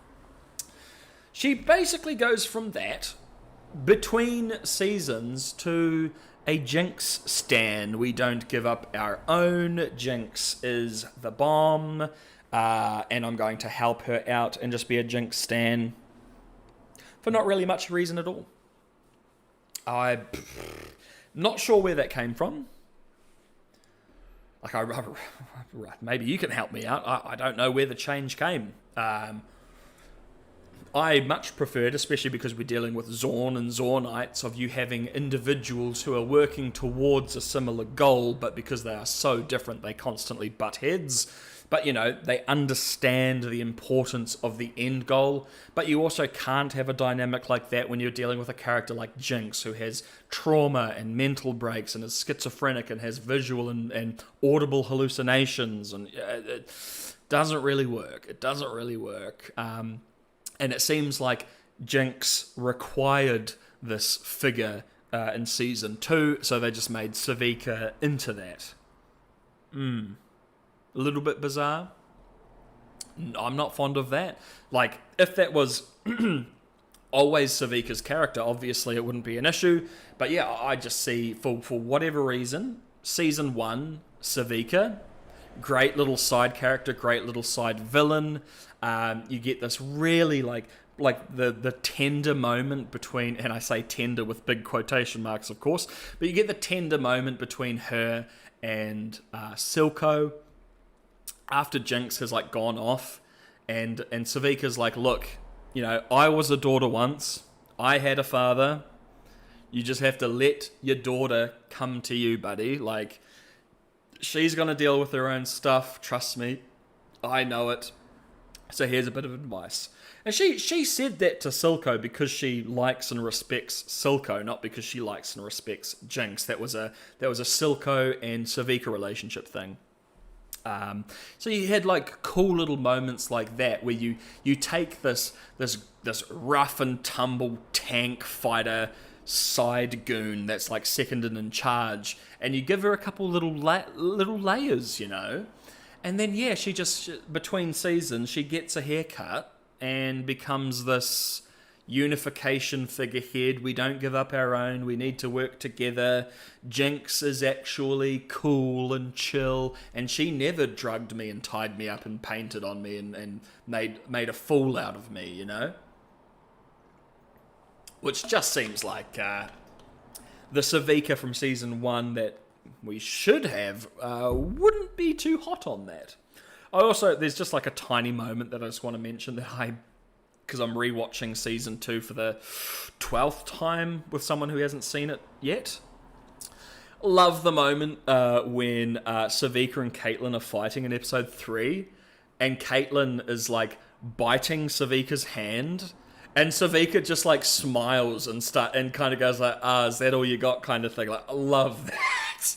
Because you've got like prissy little poor Caitlyn just like fighting for her life, biting tooth and nail, and Savika's just like, yeah, that feels kind of nice. Like that's probably some of the stuff she got down on at Babette's pleasure house, right?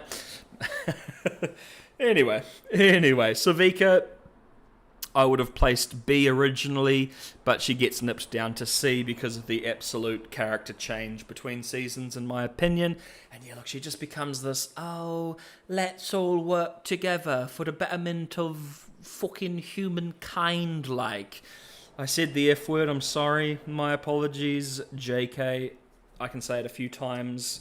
Please, just once or twice. Come on, YouTube, I can say it once or twice, surely. Alright, so Savika, we got a C. Got a C grade on Savik. Oh gosh. Here we go. We might have our first F ranking, folks. Oh, I can't believe it. We're finally here. Harold. The walking, talking epitome of just how terrible the security in Piltover is. I'm just going to, without even getting to it, immediate F. Harold, you suck. Literally, you are the worst. So let's talk about the 2 times we deal with Harold and why it is, well, very cringe. So we have, aside from episode 7, season 2 stuff, whatever, we have Harold season 1. So Victor and Jayce are trying to break into a place where they're not supposed to be, where they're not allowed to be. Oh my, that's very naughty. Mel catches them, and she has a chat and makes a deal, alright? So old Harold over here, his job is to walk around the academy, make sure no one is getting into places they're not meant to be. Especially because, you know, you just literally a few days ago, had people from Zorn break into somewhere and blow up the place. Maybe you should up security slightly, right? Especially when you are storing all that stuff in this particular location. But it's fine. Harold is whistling a tune as he's popping around the academy, having a good time. And then he gets... Mel just jump scares him, and he's like, whoa. Mel jump scares him in the darkness, in the night. And look, I get it. Mel's a council member. So she's got a lot of power over you. And you probably, because she's like, Harold, you clearly, like, you know each other. You've had conversations probably over the years. It's perfectly fine. But, as the security guy, as your, like, you know, one job, you didn't kind of ask, oh, good heavens, Mel, what are you doing here at 3 in the morning, Mel? You're not even meant to be in the academy, darling.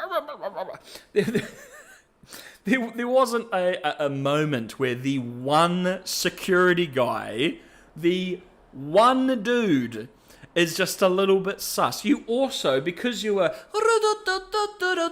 walking down the road whistling your tune, didn't hear like a full-on conversation that was happening just around the corner. So, yeah, you're just going to poddle on along and allow all this happening. One might say, Hex Tech would not have been invented if Harold did his job. But Harold's terrible. He is the epitome. He is the walking, talking example of Piltover having the worst possible security imaginable. Now let's look at the evidence number 2 for the damnation of Harold. Season 2, episode 1. The memorial is under attack. Now let's just take one step backwards. Half of the council has been killed due to an attack from Zorn. Right? So you'd think security would be bolstered a little bit, but it's not. Then the memorial is attacked by Zornites. OMG. Now Harold, he's around the academy, whilst this attack is going on, mind you. He's popping about, whistling his tune, and Vi, full deck, sprints into him while she's looking for Jayce's weapon so she can come and help and save the day. Harold, you don't know this person. You might not even know that the memorial is under attack, but let's just say for this sake, that he knows that there's an attack going on. He knows that Zornites have just assassinated half the council. OMG, that's the propaganda that goes around, you know? So here's this Zornite running through saying, excuse me, Cupcake, can you take me to the frickin' Hammerman's place? And Harold is like, well, yes, I can. I can take you to the equivalent of a nuclear weapon. Oh, come. And just takes her there, unlocks the door and lets her take Jayce's hammer. Oh, no, man, she's not an enforcer yet. Or are we meant to say, oh, well, Harold also overheard the conversation that Caitlyn had when she was like, oh, Vi went and did X and did Y and she's the best and if you don't help her out, I'm not paying your bills. Like, oh, it's a little bit sussy-wussy because we as the audience know that Vi is a good person and Vi's on our side, but how the hell does Harold know that? Really? And during a surprise attack from Zorn, no less. Like, even if this was a enforcer rushing through going, Harold, Jayce needs his hammer. We need to help them out. He'd be like, okay, well, I'll go grab it. I don't trust you, you know? Literally an enforcer dressed up, a Zornite dressed as an enforcer, walked on stage and did bad things, right? So obviously he doesn't know that happened, but it's just what I'm saying, right? We as the audience know that it's fine for that to happen. Harold doesn't know that. Harold is a character. He's a person, man. God. But literally, as I've said, the epitome of just how terrible and brain dead the security in Piltover is. It's shocking. Shocking to me. And the only, basically, aside from, I believe, maybe not. Do we see Harold in the episode 7 alternate universe for like a frame or two? Or is that a different guy? Anyway, maybe a different guy. Anyway, but like, let's say those are the 2 times we ever see Harold. he lets everybody down, mate. He doesn't do his job. He lets literally everybody down. What a goober, what a loser, what a troll. First F, easy F. Don't even need to think about it. F Harold, F for loser. Oh, Sky. So, Sky, once again, it's a little side character that exists to service and further other characters, namely Victor. We do get a little bit of interest, something interesting with her, though. Let me get into a comfortable position here. Okay, so I do find it quite interesting, right?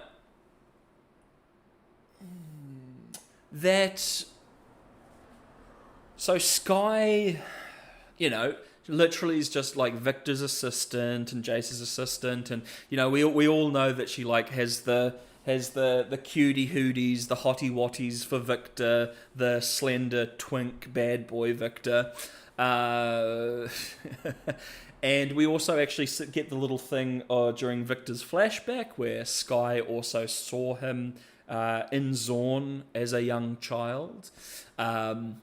But she just basically lives in service of his character. We get the little bits and bobs as mentioned. She's got the hots for him, and then it's very sad that she unfortunately tries to save Victor and then gets blatted into the Arcane or into the Hextech core, however you want to kind of think about it. Now, we also, of course, get a lot of Sky through Victor in Season 2, but is that Sky as we know her, right? Obviously, it's a visual manifestation of Sky, but is that Sky, and she's just living within the Arcane through the mind of Victor and is actually communicating and guiding Victor?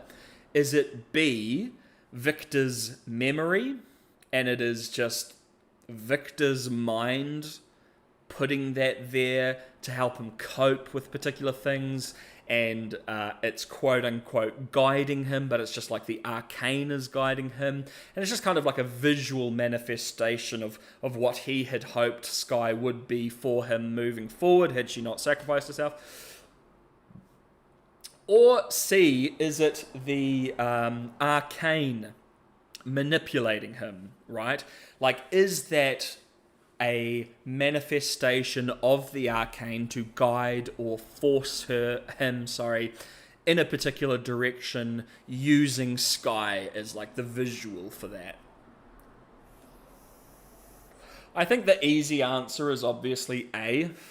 Like, I think that would be the easiest one to kind of get your head around, because, you know, there seems to be some agency behind her character, even though, again, it is just guiding Victor in a particular path. And there seems to be things like visually that Victor does that is surprising or perplexing to Sky. But then, yeah, there is also the element of, you know, what if this is just the Arcane leading, or even Wizard Victor, right? Using Sky to guide him to a path to ensure that Wizard Victor himself is created through the actions of XYZ, blah, blah, blah, blah. There's a few options there, which I quite like. You know, it's not just, well, this character exists for this, and this is the only reason. Like Allura, right? As I said, it would have been interesting if there was a little bit more going on there, but there wasn't. With Sky, I think there is enough potential pieces that would allow you to kind of come up with something, you know, something a little bit more than the basic. So I'm going to actually slip Sky in C. She's going to get a bit of a C ranking, because look, not a lot going on. She literally lives to service and further one character, basically. But, you know, just because of what we see, what she says, what happens, you can kind of surmise a few things. You can do a bit of theory with her. It's not really open and shut like some of these other characters, right?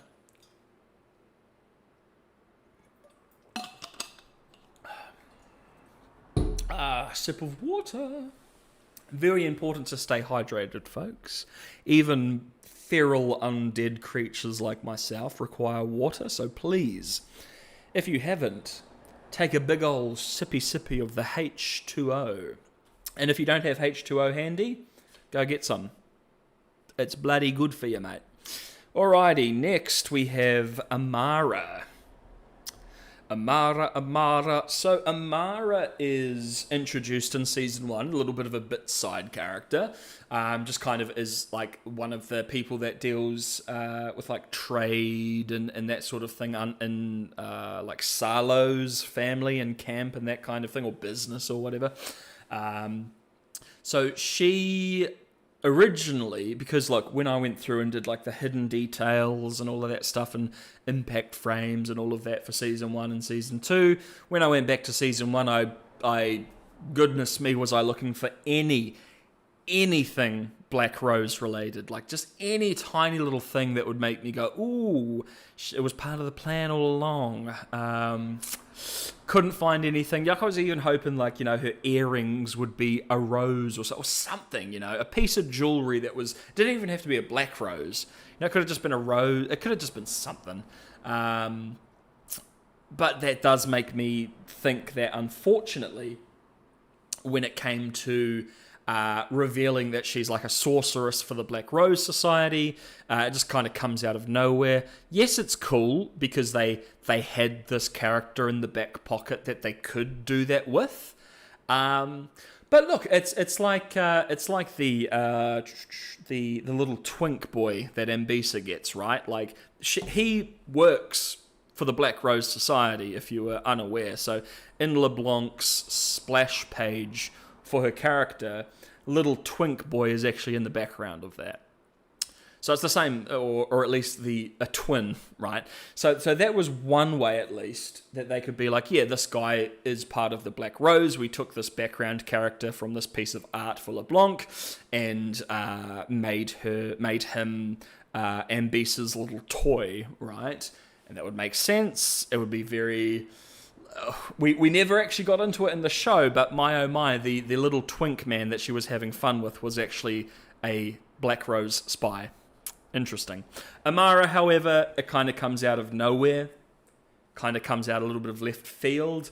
It is a great scene, though. I did love the Black Rose attempted assassination of Mbisa, because it's the nice little double whammy of the Black Rose coming in and being like, yo, you ain't nothing, babe. Like, you literally ain't nothing, and I'm gonna get you. And then Mbisa just 180s and go, the Black Rose ain't nothing, actually, babe. Sorry, soz, not soz, GG, get good, no 1v1 me on ARAM kind of thing.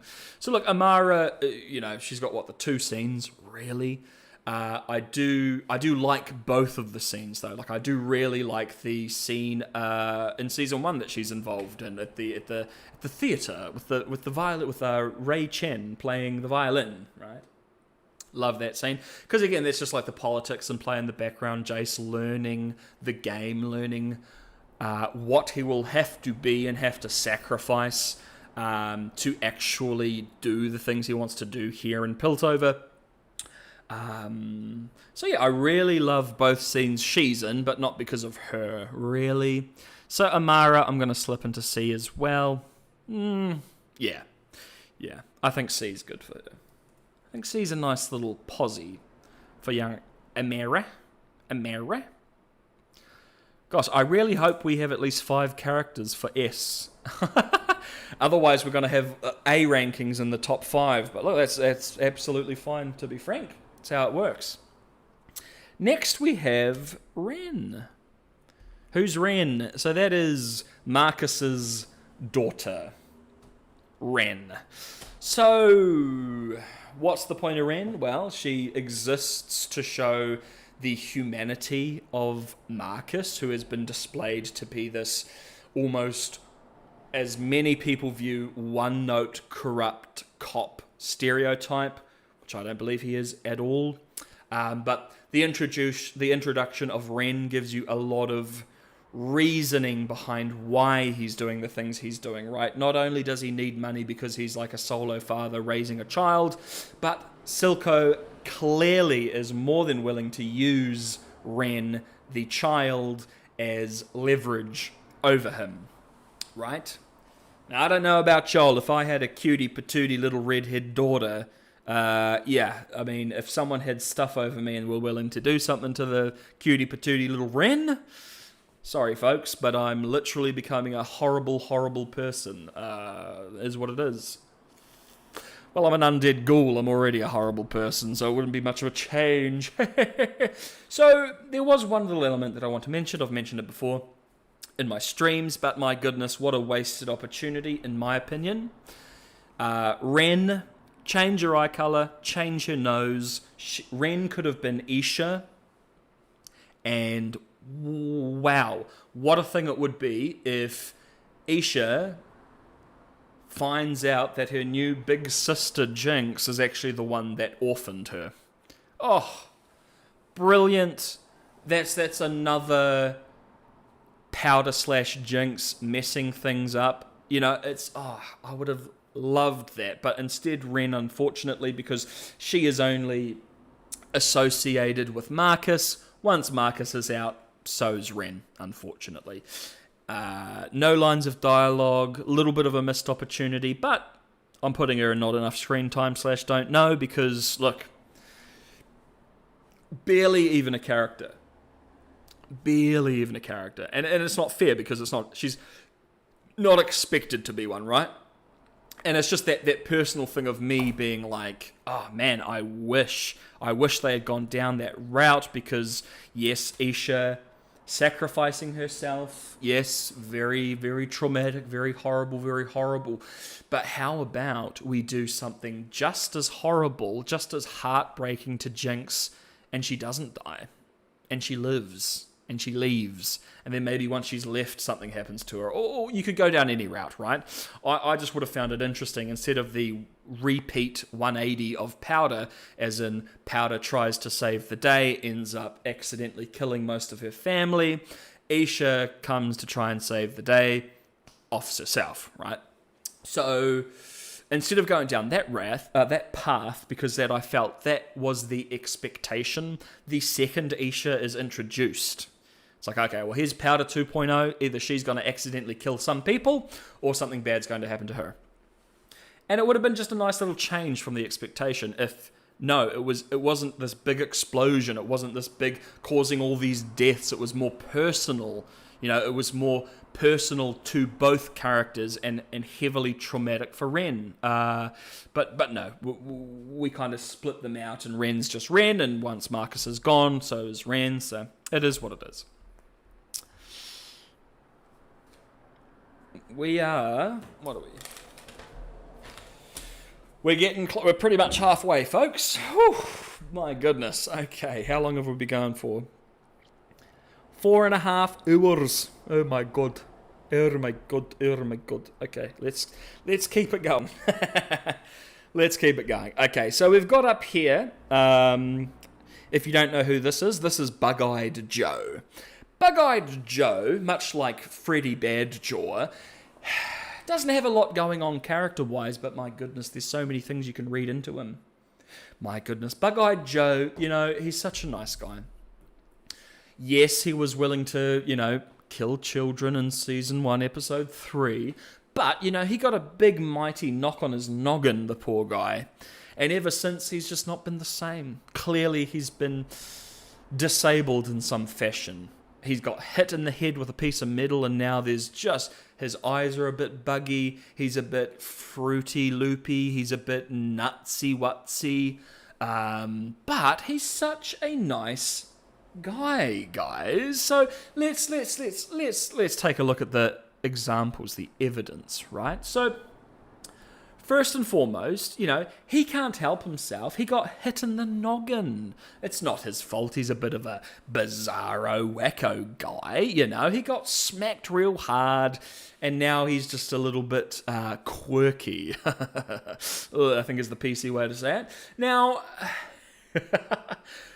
he loves a lot of things, right? Like, we see that he loves Teemo, and he loves kids' books, especially picture books, right? Nothing like he's in Ren's room and the only thing he's thinking about is Timo and this kid's book, right? Got a big smile on his face. He's having a good time. We also see he loves music and he loves to dance. We see him dancing in season 1. We see him dancing in season 2. And then unfortunately, Vi decides to smack the poor guy in the face. Oh, look, I'm sorry, Vi, but you were also dancing with him. That's not his problem. That's not his fault. That's just the reality of the situation. You were seeing Caitlyn. He was seeing you. You were both dancing because you were seeing Caitlyn. You thought he thought you were into him. And then he goes for a bit of a kissy-wissy. It's not his fault. He visually is horrible and disgusting. Look, he can't help it. And then he gets smacked in the face for it. Poor guy. I just feel so sorry for him. Such a poor soul. He's D though. Bug-eyed Joe, there's plenty going on with him, and I do feel sorry for the man. But the reality is, sometimes life ain't fair, y'all. Sometimes life ain't fair. Sorry, I just need to quickly do something for two mementos. I will be right back. Yes. 1 second. Sorry, 1 second.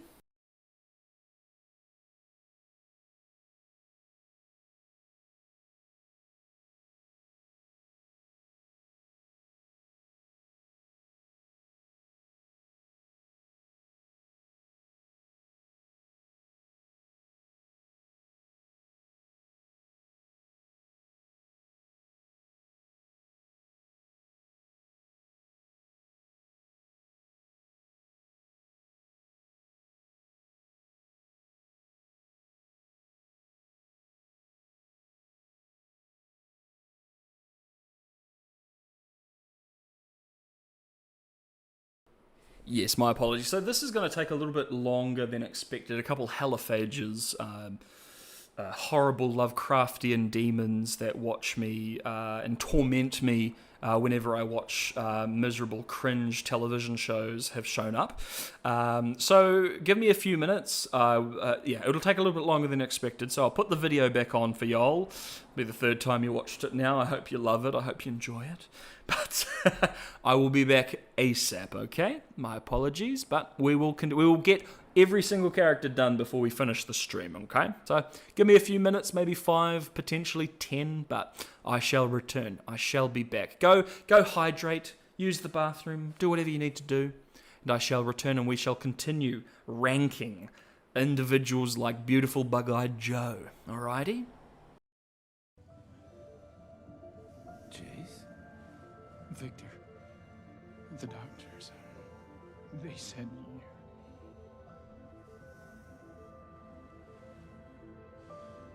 How much time do I have?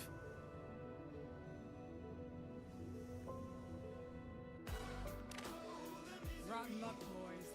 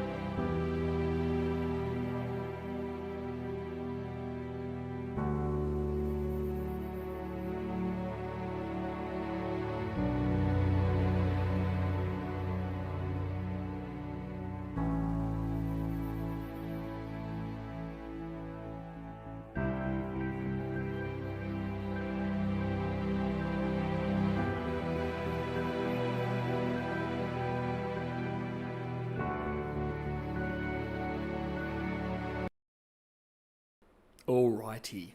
Thank y'all. We are back, ready to wrap, to continue the Arcane characters. So we just finished up with Bug-Eyed Joe, which unfortunately he had to nip into the D rank. He got a bit of the deified. That's fine. That's fine. He is on the same level to me as Heimerdinger. Oh dear. Alright, so next we have Barman Broski, right? So this is the barman that Jinx absolutely clowns on in Season 1. Once Silco has taken over the last drop, it seems this guy has replaced Vander as the bar guy. And jeepers. What a loser, trying to replace Vander.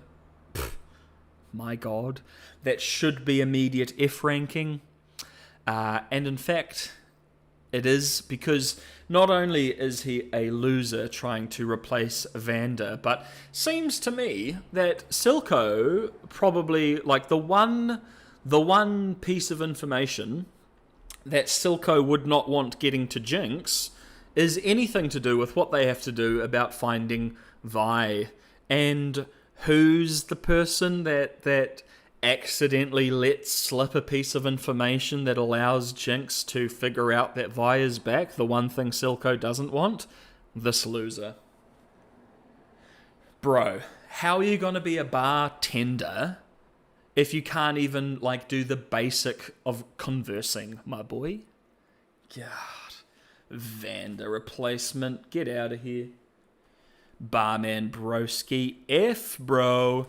Not only for, as I said, the replacement, but the absolute failure for Silco. Dude, all you had literally all you had to do was keep your mouth shut. Yes, you put a paint bomb on your back. Oh, bull, scary. But come on, bro. Grow up. Get a set. By golly, by golly. Next up, we have Scar. Scarface Claw from the Lion King. Yes. No, so Scar is, of course, as you all know, Echo's, like, number 2, or, like, just another kind of member of the Firelights that he takes out on fights. The only few fights we've seen him in, he loses, so he can't be that great. Let's be honest, you know. He loses against Jinx, and then he loses against Jinx and Vi. He's got a baby. Oh, that's cool. That, like, adds to his character a bit, right? He's got a little bubby. I mean, that added to Marcus's character, right? So, like, he's got, like, a couple lines of dialogue. Season 2. He's like, man, we got rid of Silco and then someone worse took over. Yeah. No shit. No shit, Sherlock Scar. Like, he's just in D with, like, all the other kind of, like, minor characters with just a couple bits and bobs of dialogue that I don't get a lot of depth and layer from. He also has the Babette issue of he just kind of represents the dissolving of the Zornite factions at the end that just kind of come together to unify for no real reason at all. Unfortunate, but that's fine. A lot of people love Scar, not sure why. I guess it's the visual, the aesthetic. They love, like, Man-Bat as their favourite DC character, so, like, we've got a nice, handsome Man-Bat in this show. Maybe that's what it is. I don't know. Only God knows at this point. Oh, next we have Finn. Okie dokie. So, Finn's great. Like, his character kind of lives and dies to service Silco in particular regards, to make Silco look like a badass, you know, to show how much he gambles on loyalty as well. Like, he literally basically put his head on the line, and the only thing he wanted to put out there to be known was the fact of how much he respects loyalty and expects it as well. Finn obviously going behind his back to convince Rennie and Savika to go against Silco. Savika, of course, only cares about his beautiful golden lighter, though, so it is what it is. It is a nice Zippo, though, so can't complain about that. The visual for Finn's really cool. It's like cyberpunky, like the metal jaw, and I quite like that the jaw doesn't, like, obviously doesn't have like motion and stuff. It's just a piece. Clearly inspired Freddy Badjaw in some regards. But look, I like the idea of Finn as a character. Again, he lives and dies to uplift and service. Sorry, I just banged the mic accidentally. To service Silco, which some characters that kind of puts me down. He has a fair amount of dialogue. But it also like kind of introduces the idea of these Chem Barons, of all these different factions that are actually working under Silco. So Silco achieved some kind of unification. It's just not a very good version of it for the general populace of Zorn. So I think Finn's a solid C, like a solid C. He has an opinion. He goes for it. Actually, no. B. Yeah, like he has his stance. He has his opinion. He's not the smartest, cleverest cookie in the book, so he fails. But that's fine. Characters need to succeed as much as characters need to fail for a story to happen. And it's always nice to see some of the characters do that. Unfortunately, with his failure, it means his death. Cringe. Cringe, buddy. Could have done better. Too bad.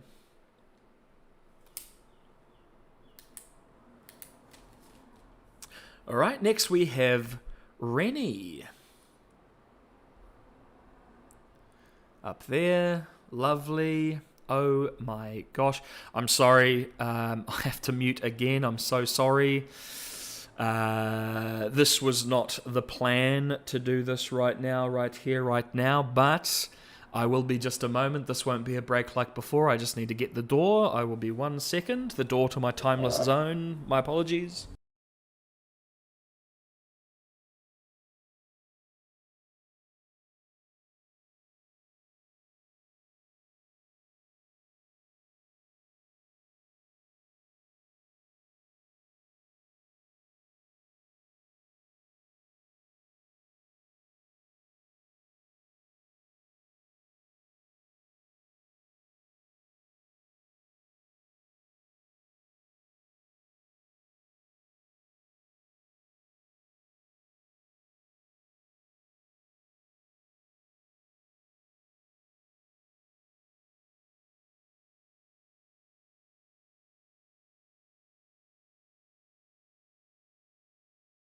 Lovely jubbly. Beautiful. Alrighty, so we are on to Rennie. So the petrol-sniffing Chem Baron Rennie, who has a big triple chainsaw weapon. OMG. So Rennie, interesting enough, reasonably one note. I'm a Chem Baron. My son died, let's get revenge. You don't want to get revenge, okay, I'll go against you. Now I'm subservient again, and now I'm going after Jayce because Ambisa played me, or convinced me to be a part of her genius schemes, right? So, look, Smeech is here as well. All the Chem Barons are here. Rennie and Smeech are like the Chem Barons that we get the most out of. Rennie, of course, being having some dialogue and some agency in Season 1. Again, it's just another character, much like Finn, who lives in service of Silco to kind of bolster him, make him look cooler, give him a couple great lines of dialogue. Actually, we'll talk about the kid because the kid's here. We'll talk about that when we get to him. He is here. So Rennie, for whatever reason, son works at a chem manufacturing facility. It is what it is. We'll talk about that more when we get to his character. It's fine. She is a chem baron, not a great person. She seems to be like constantly injecting herself with chem as well. So not shimmer, but like old school chems. Very like, again, it's that very like cyberpunky feel-esque type design with the character. But again, reasonably one note. Should be like a C or a D. I might place her in D because she gets absolutely zoinked on and played by Ambisa, which is just like a general kind of issue when it comes to season 2 stuff, because surely the average person knows who Noxians are and what they are capable of, especially those that are in the military, that fly their banner, that wear their colours. You know, Noxus is an incredibly brutal expansionist kingdom that is constantly trying to extend its borders and take more land, and is willing to brutally kill many, many people to do that. So it just seems odd that you have these characters that are like, oh, Ambisa, the Noxian person who maybe wants to take over my home. I'll do what you say. Yes, it's for revenge for her son. It's all very one note, slipping her in D, because that's what she does. But now, something very interesting as well to discuss, and it is very, very important to this particular stream. I mentioned it before, but guys, why is no one talking about the fact that Rennie and Marcus got together and had Ren as a baby? They have the same hair. They have the same name almost, guys.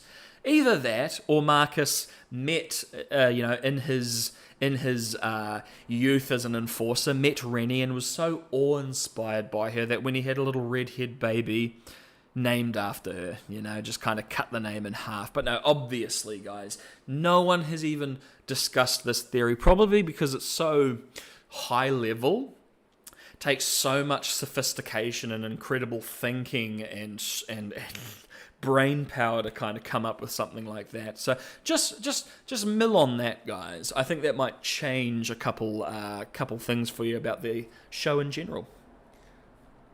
Obviously trolling.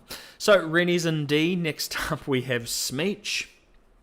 Another situation of, look, I love the guy's design, visually awesome. The moving biological head on just this like robotic staccato body. Awesome. Love it. Unfortunately, he's just a little bit of a dumbass, right? So, he says to his accountant, your one job is to make sure the numbers work, and then he sends that accountant into the grey, into a potentially deadly situation, when your goons are right there, who are the ones that are better prepared to do something with that, and the accountant is like badly allergic to the grey. Are you dense, Smeech? That galaxy gas has gotten your brain and scrambled it up, my brother. Also, when you're fighting Savika and it seems like you're losing, you do seem the type that would just quite happily run away to save his skin, but no, you just continue going back and forth, running and rushing until you lose. Why? You're like the rat guy, like, fine, is what it is. He also made a deal with Caitlyn to hand Jinx over, which was all done off screen. As he says, there's always a deal to be made, especially if the deal's made off screen. Alrighty, Smeech, he's part of a cool fight and all of that, and love his design, love the voice acting as well. It's all really good, so he serves his purpose reasonably so. He does, however, unfortunately, push Caitlyn down further, because whilst Caitlyn, with all of her resources of both Piltover and Noxus, with all of her intelligence and detective skills, is unable to track down Jinx, and Smeech does it in like 5 minutes when given the option. Wah, okay. All right, like, fine, dude. So Smeech can sit in C because the design kind of bolsters him a little bit for me. Smeech gets a C. Dee. Okay, so we've got, jeepers, it's either Margot or Margit. I think it's Margot. The T is silent, but it might be Margit. Margos. So she's one of the Chem Barons as well, of course. She's like the BDSM leather-clad crew. Guessing she's like in the same kind of line of business as Bobette in regards to like we run these pleasure dens, but we also deal in information and shimmer and all these other things. Like, makes sense, you know. Character-wise, though, gee willikers, she's got, like, what, a line or two? Yeah, is he dead? He's not saying anything at all when they're at that meeting. Like, you started it when you invaded the... whatever any of that means. The only thing going for her, really, is the design, the uniqueness of, like, her faction compared to the other ones. Does she achieve much of anything? No. Do we see her again? No. So, D. D with the other he's.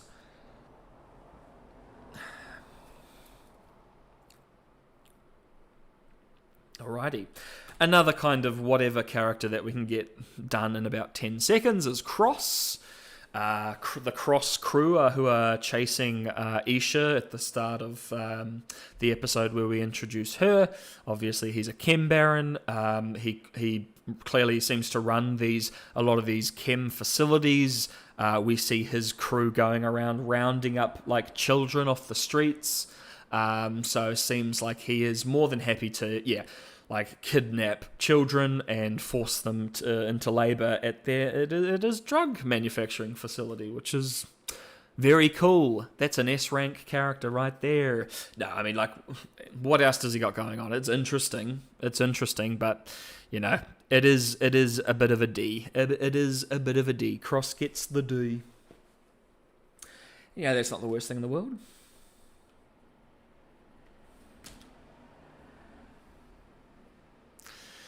Oh, we're nearly down to the last line. Next, we have Ambisa. So, loved Ambisa in Season 1. Came across as this super competent. Like, I'm so competent and powerful, I can just waltz into Piltover, enjoy the local luxuries, I can plot and I can scheme, I can do whatever I want. And to me, when I was watching, I was like, perfect. What a great way to represent Noxus and the Noxian people and the Noxian military as just, look, I'm just going to waltz in, take what I want, do what I want, and there ain't nothing y'all can do about it. Loved all of that. And then in Season 2, she started plotting and scheming, and unfortunately, not only did the show decide to not be subtle in the slightest with her scheming in the first 3 episodes, like literally down to the fact of there's a line of dialogue saying, someone in here must have done that, and then it cuts to her looking sus, and it's like, oh, okay. That's fine, but then you also have the end of episode 3 where it has like flashes showing her that, oh, she was behind it the whole time. Yeah, we got that. You weren't even subtle. You didn't need to show that, but you not only did the least subtle possible thing, but then you did the flashes of like, ooh, and Bisa planned it the whole time. Yeah, no shit. And then you also have the absolute blunder that Ambisa is being hunted by magical users, by very powerful sorcerers, and then she decides to team up with a guy who is literally made of the Arcane. Ambisa, what? How do you know that he's not part of the Black Rose Society? You don't, actually. That's the reality. You don't know that he's not part of the Black Rose Society. He's a magical man made of magical things, Ambisa. Why? Why are you willing to sack Runeterra and change, evolve every living creature around to, what? Get a good weapon for Noxus or for you to protect your family? Who's probably going to be changed into these evolved creatures? Like, what? What? And it's not for Noxus. Noxus would get taken out. This very much could have been the coming darkness that Swain sees and fights against, and you're the one that's, letting it happen. What? Jinkies, Batman, Ambisa. That's kind of crazy. Yeah, I wasn't really fond of any of that. And then we also had the, what is it? Is it Blood and Tears or something like that? The music video that Riot released a month before the show came out, where you had Ambisa meeting Kindred and Pantheon and stuff like that. And it's okay, well, how old is Ambisa? My goodness. But then you've also got all the wolf stuff, right? And it's all the wolf stuff is the half of Kindred, which is the god of death, which the wolf half is what the Noxians believe in, where the lamb half other continents and places believe in. But then it's you have all the wolf stuff, and then as a league player, Warwick is coming, and you're oh, is Warwick gonna kill Ambisa? Something to do there? Nah, it's just she gets a little spooky face, and then she's really interested in it. She's oh, that would make a good warrior. Oh.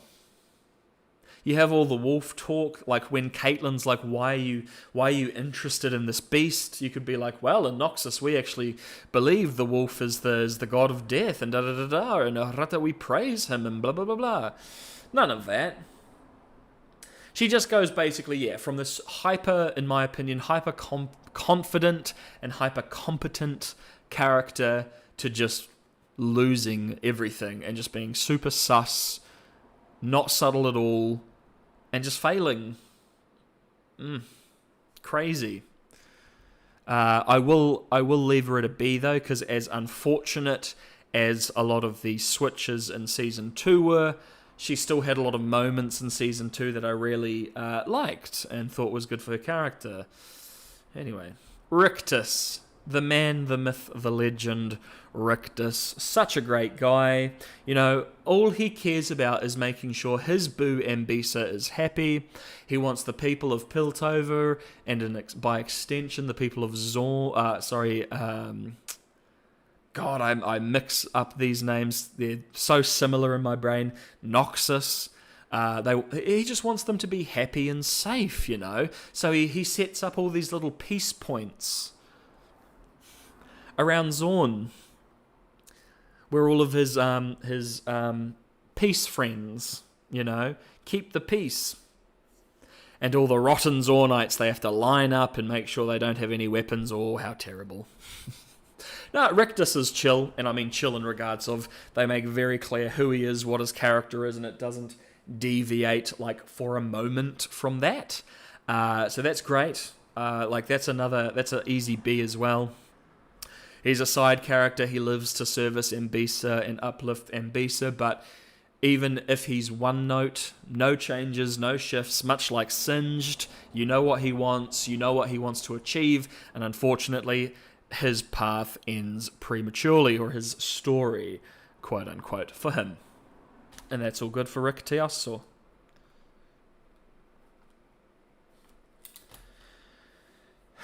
Probably one of the most important characters of all, we have Rennie's son. The kid that gets shot through the chest by Jayce. Very important character. We're going to spend at least 27 minutes talking about him and how impactful and important he is to the story. No, I mean, the only thing I have to say about this kid, he's immediately going down here, of course. Of course. What else can I say except you're welcome? Now, the only question I have is, why were you in the chem manufacturing facility if your mother is a rich and powerful chem baron. Maybe he was like learning the ropes, right? Maybe he was like on it was bring your son to work day, right? To the drug manufacturing facility. But no, I mean, I can very much see, like, you know, he's very young, but there are also kids that work there, and it's also like a part of him learning the ropes of his mother's work and industry and da-da-da-da.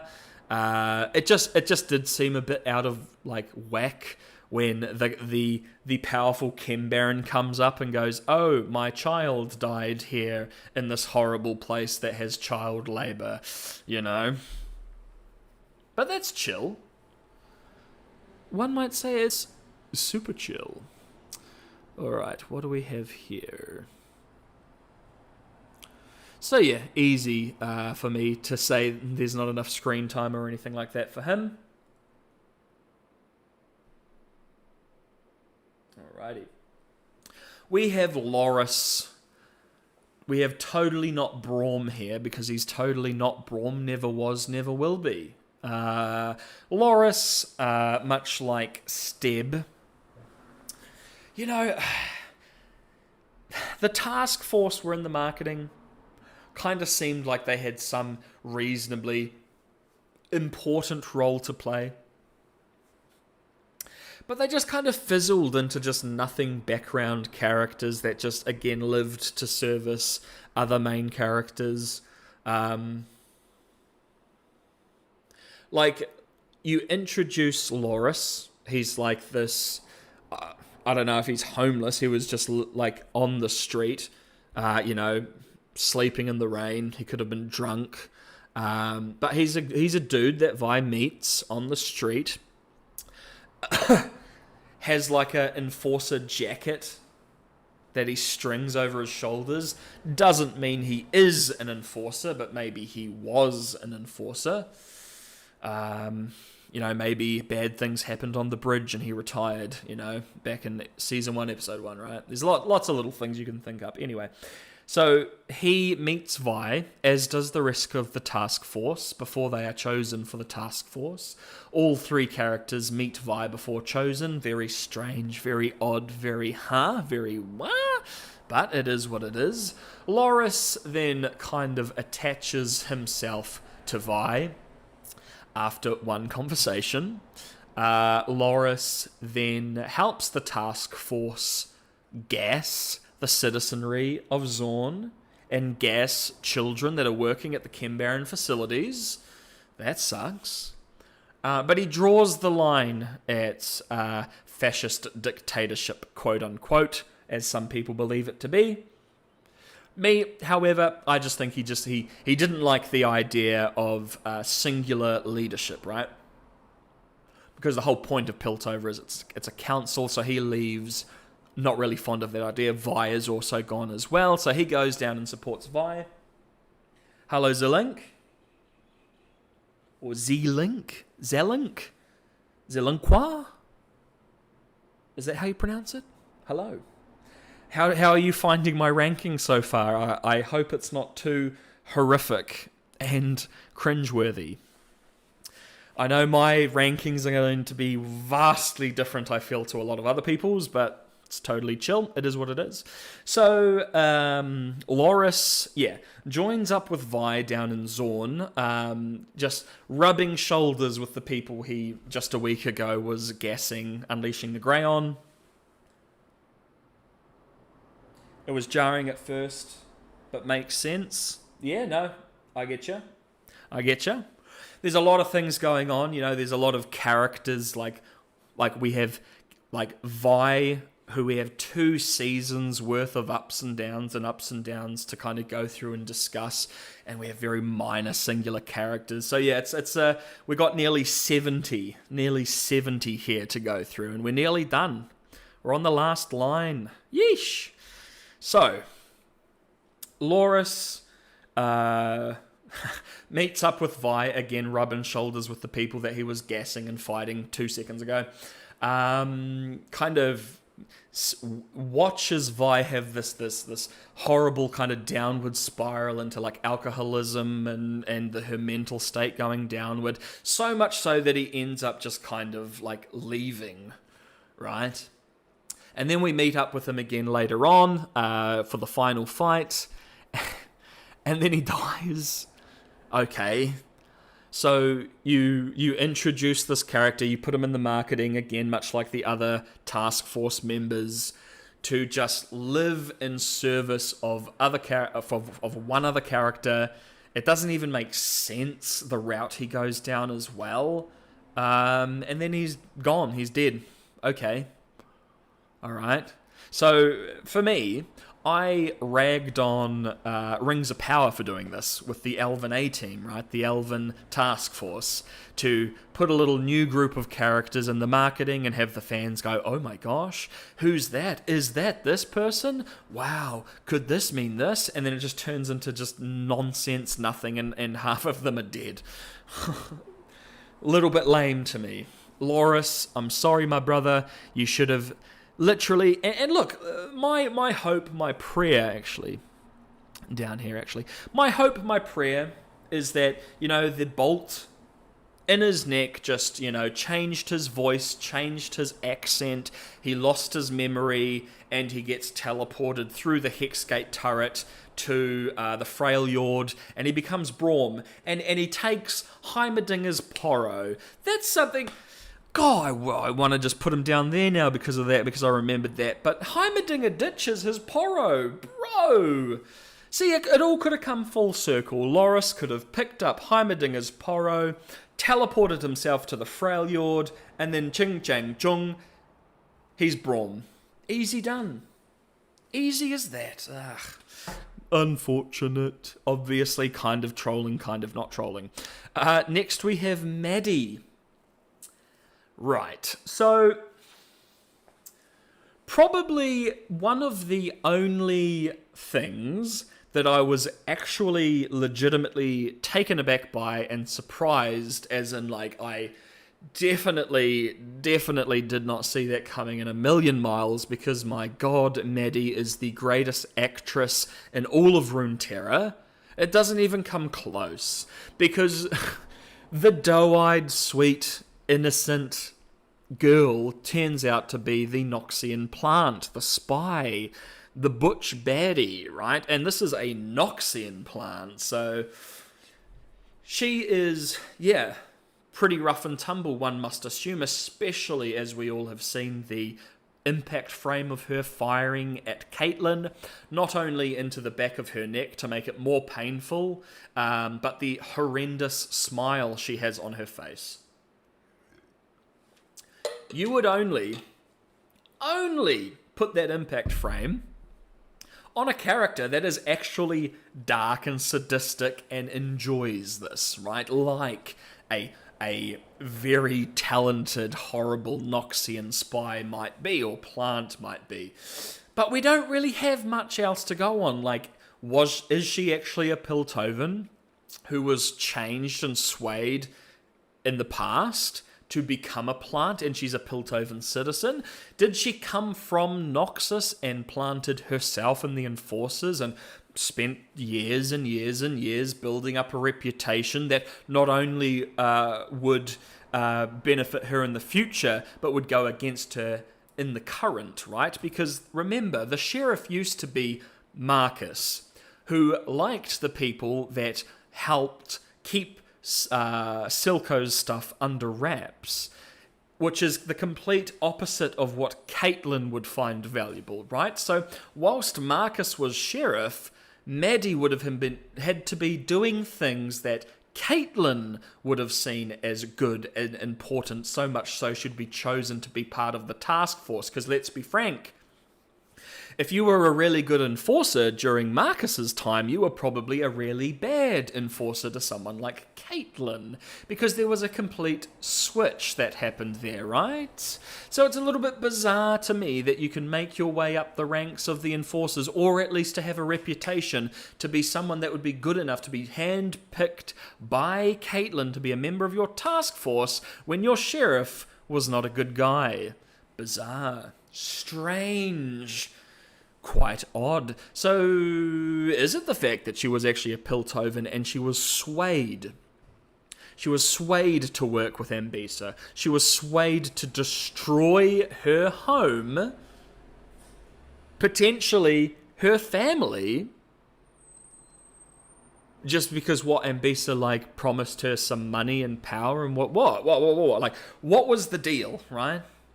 Because it's such a difficult little twist to put in there. Because it's cool. Maddie was playing you the whole time. The doe-eyed innocent little girl was actually a wolf in sheep's clothing. Oity toity toity. But the trouble is that you start asking 10 trillion questions because of what has to exist for that to happen.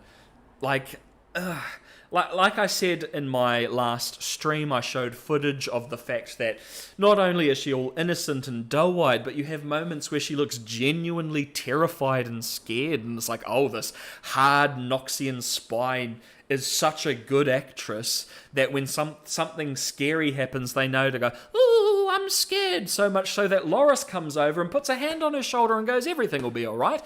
Dude, it was just the fact that it was out of nowhere just leads to the fact that they didn't set it up at all. The one thing that I have seen is people are like, well, look, she was the first one to do the Noxian chest pumpy salute. Like, maybe that's a sign that she was Noxus the whole time.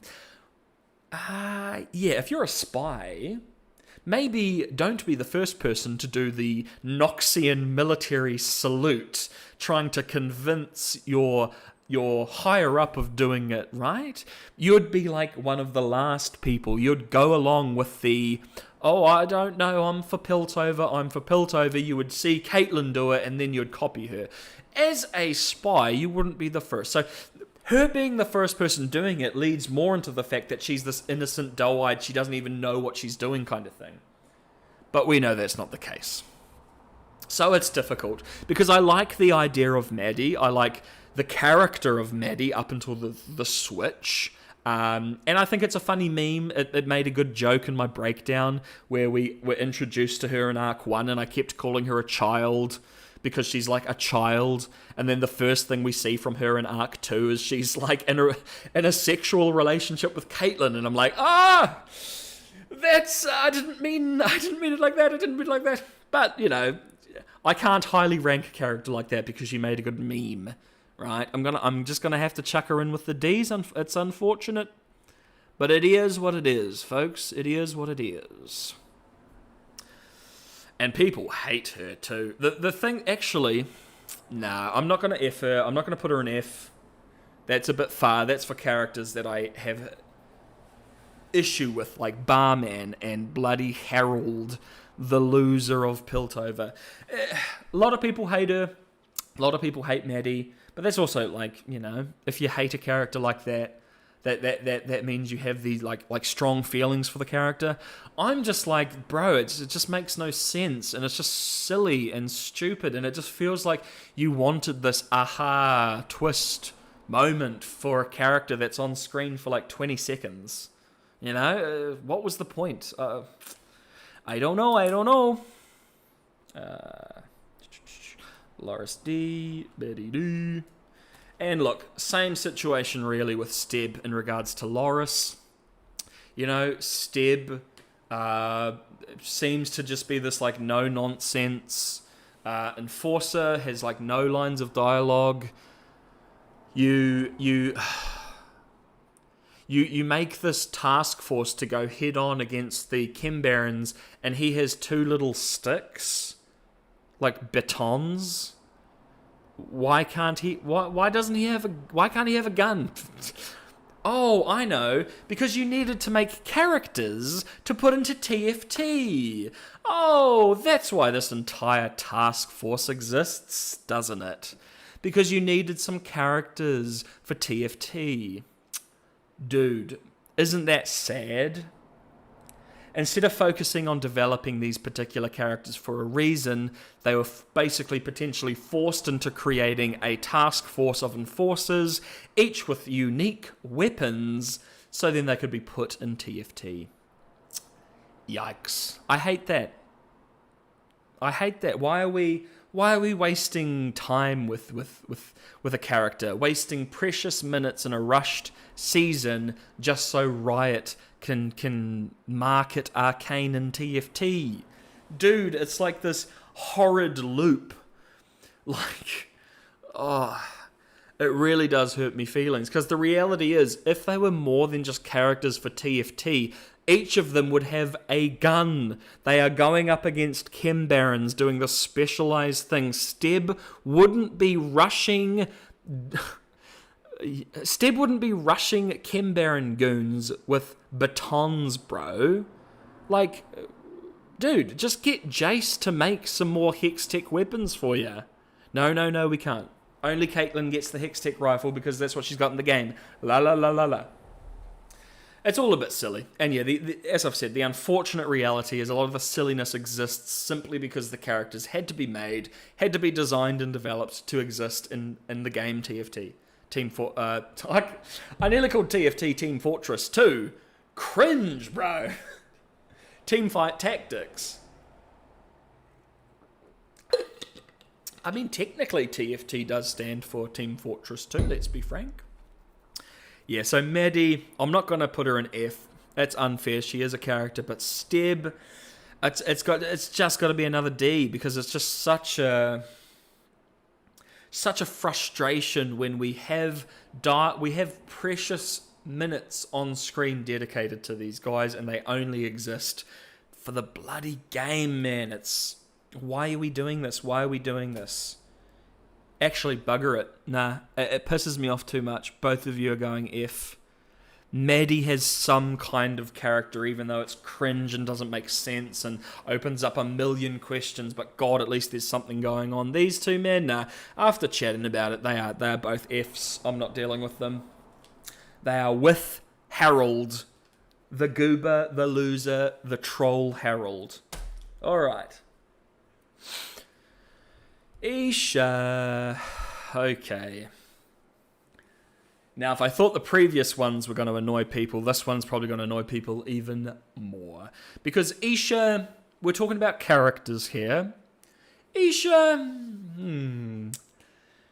I'm sorry, but not much of a character. Look, I get it.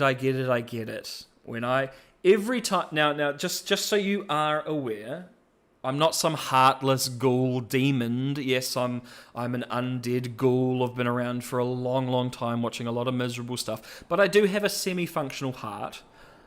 I listen to the soundtrack every day. The Season 2 soundtrack every day. Since the show's come out. Isha's song makes me cry damn near every time I listen to it. Same with a lot of, like, a lot of the Vander Warwick music. Kills me every time I listen to it. Like, Remember Me and stuff like that. Isha's song, it's this beautiful song sung by Isan Chan, I think his name is, in Mandarin. It's absolutely gorgeous. When Isha sacrificed herself in the show, the first time I saw it, it's made me absolutely gasp. Like, I thought I was dead already, right? That killed me. But then it's just... Then Arc 3 happens, right? And the promise of, well, Isha is like the lens for Jinx, and it keeps the monsters and the voices away, and if Isha goes, it's all going to go bad. Like, that promise that we were given is just thrown aside. We get a couple flashes of Isha doing a thing. Jinx is very, very sad, yes. She gets very depressy, expressy. She even plays hot potato with her own grenades. Yes. But then she has one conversation with Echo and is perfectly fine, or at least fine enough to go save her sister and save Piltover. What? And want to, again, if we go with the Jinx pink streak theory, which is not a theory because it's been confirmed by people who work on the bloody show, she doesn't want to play hot potato with her grenades anymore. She wants to live and survive. So why all of the setup and the build-up of such a lovely, lovely little hinge potentially to Jinx's mindset just to kind of be thrown aside and forgotten about?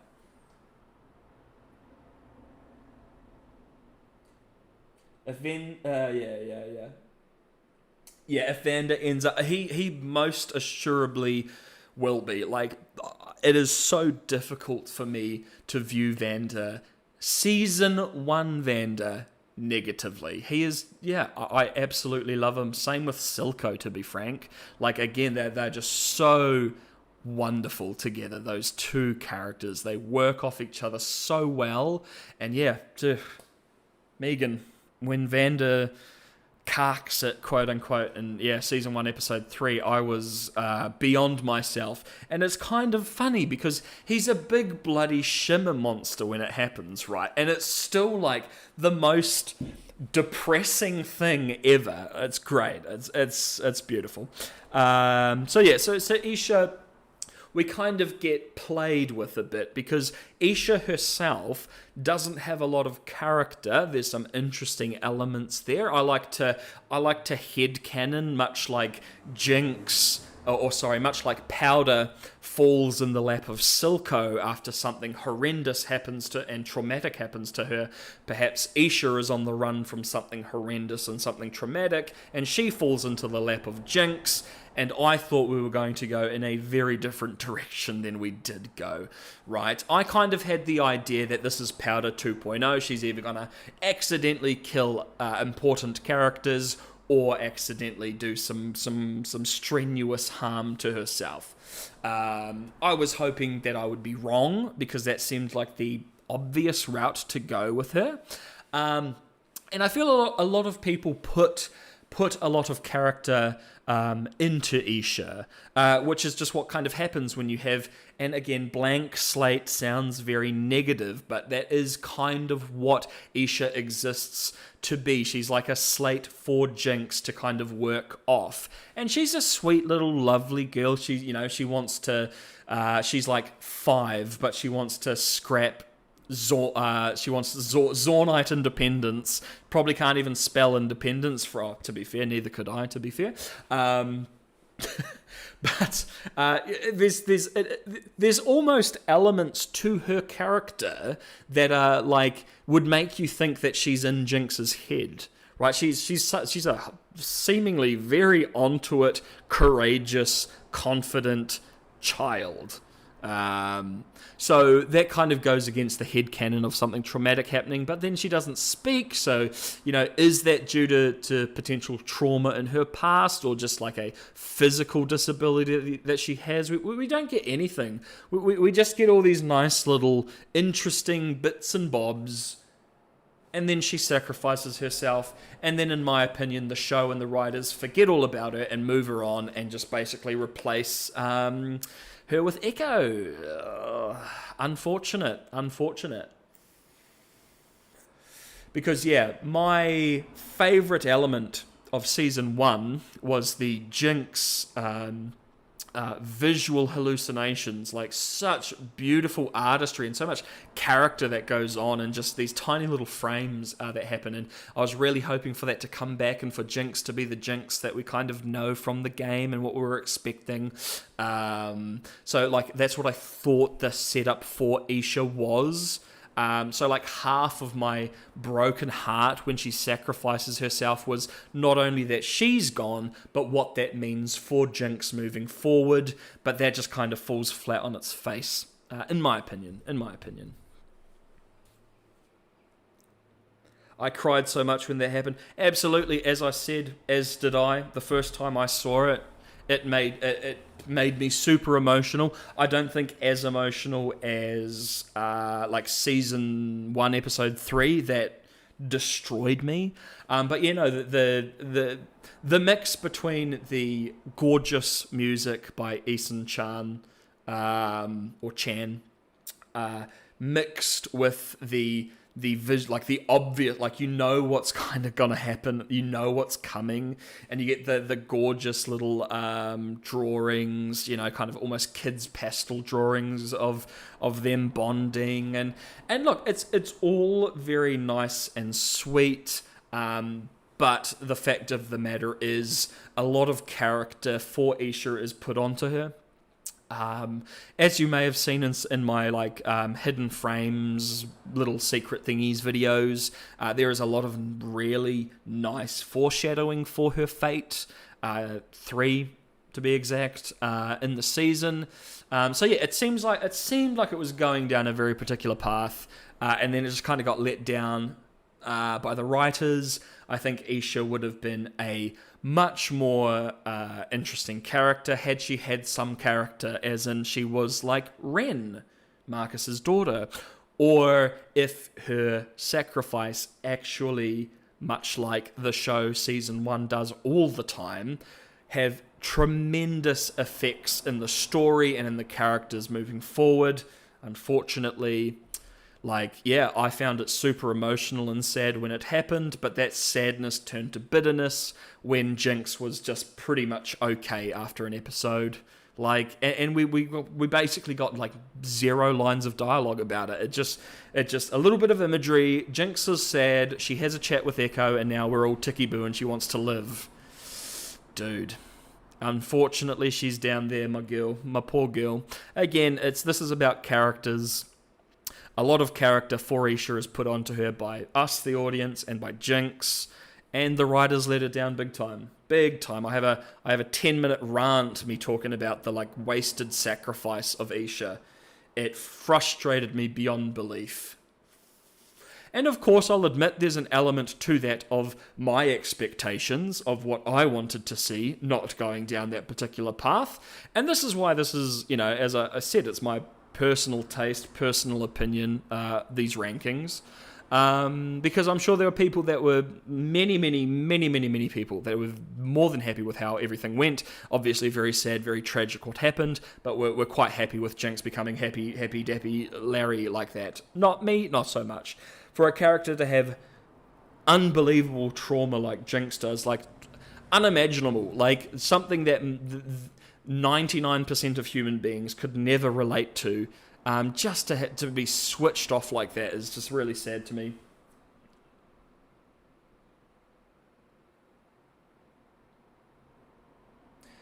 I was like, yeah, crying at each scene, but then you got over it. The one that got me the most was Vander's death every time. So, as in season 1, episode 3, or are we talking like Warwick Vander? Because I'll be honest, the one of that, like I have a lot of frustrations with Warwick Vander. One of the things that it was the despair, the sadness, the depression, and the anger of, and we'll talk about it when we get to him, but look, of just, we get Vander back, yeah, he's Warwick, and I was expecting that, fine, and then when, like, Victor is doing his, like, transformation, and we see just, like, the Remember Me-esque drawings, like, oil draw or paintings or whatever, just, like, slowly burn, oh, dude, that also killed me, because it's like, yeah, that's really sad and the music's really good and da-da-da-da, but I was like, okay, so that's it? Really? That's what we're doing? And then for him to, yeah, the next few episodes just be like a mindless drone. Oh, that frustrated me beyond belief. That annoyed me so much.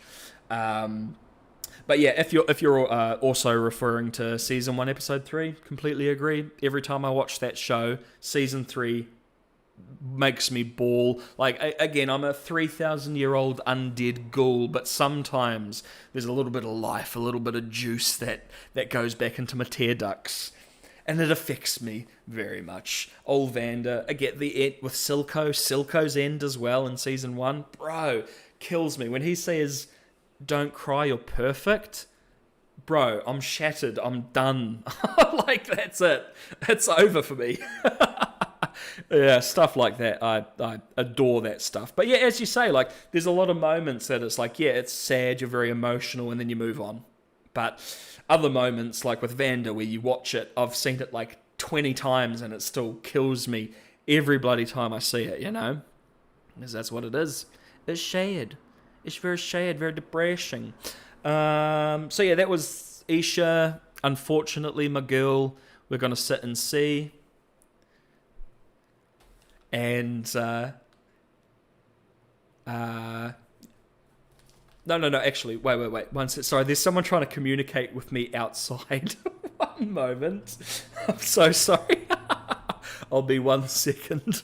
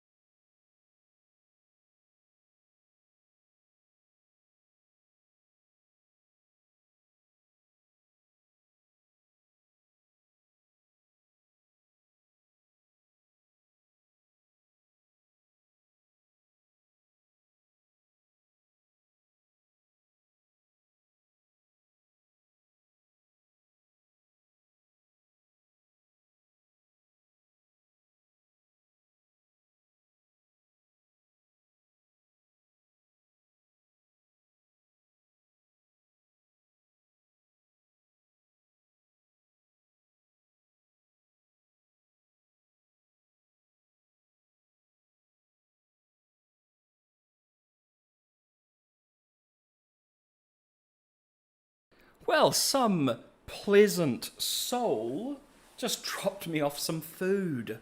Wow. Isn't that nice? Isn't that nice? I will dig into that later. Every time Vander died, just let the poor baby... Dude, I mean, I know. It's like you bring in... You get people like me all uppity-juppity because, look, I know, you know... I knew he was going to be Warwick, so I was expecting him to come back. Still kills me every time I see what happens to him in Season 1, Episode 3, because, like, that's the death of Vander, and then we get the birth of Warwick. So I found that super, super tragic, but I knew he was coming back, so I was looking forward to it. It wasn't a shock or a surprise or anything like that to see him back as Warwick. And then, yeah, they not only kill him again, but they do him so dirty by turning him into a mindless drone for Victor. Just to fight his daughters in this, like, bizarro finale, big action-packed, like, oh, that's not Arcane to me, man. Like, that's the opposite of where I was hoping we would be going with any of this. The reality is, instead of going for the small, tight, focused... where are we? What am I doing? Oh, yeah. Whoops. Sorry. I just went straight, like, rip into the Warwick Vander stuff. But. Anyway... To Megan, your point, it's not only did they kill him again, but they just strip him away into nothing. For what? Literally for what? What was the point of bringing him back even? What, so you could have a new skin for Warwick? Really? Give him some new voice lines? Really? Dude, why are you playing with me heart like that? That sucks. Really sad, and not in the good kind of sad that you want from a show like this. The unfortunate kind of sad. Okay, so next up we have Lest. So everyone's favourite furry, Lest. Another brilliant actress, but she's got nothing in compared to Maddie. So she just kind of plays Steb. Sorry, not Steb. Salo. Does a little bit of like spying for Mel. Seems to be that like they're maybe friends or associates in some way. It doesn't seem like she's like a Mel plant, because Lest had to kind of be pushed into giving information over to Mel.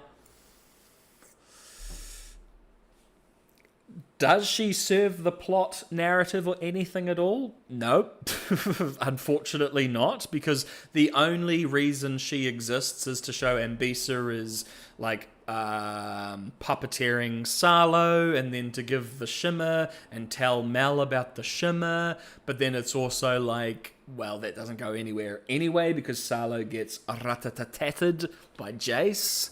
So just a little bit of wasted screen time. Just an excuse to involve a new character. I won't go any further than that. I think visually, it's okay. It is what it is, right? The unfortunate thing with her is this is Rune Terror, right? And the best they could come up with was like a cat girl, a cat lady that we've seen 10 trillion times in everything, right? Like, if you're going to introduce a little side character that doesn't really necessarily service the plot much at all, barely services characters at all, and it's just more of a, let's introduce this character, have some really cool design, and they just kind of exist. Did we have to go with the 10 trillionth and 11th Catwoman? Like, again, yeah, the design is cool, but you're in Rune Terror, y'all. You could have come up with so many options. You have races that you haven't even like touched yet in Arcane in regards to characters, like champions in League of Legends. Where is Blitzcrank? Why wasn't it Blitzcrank doing the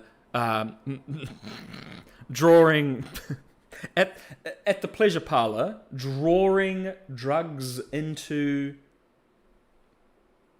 Salo? That would have been so romantic, My boy Blitzy boy out there spying and no one would even know.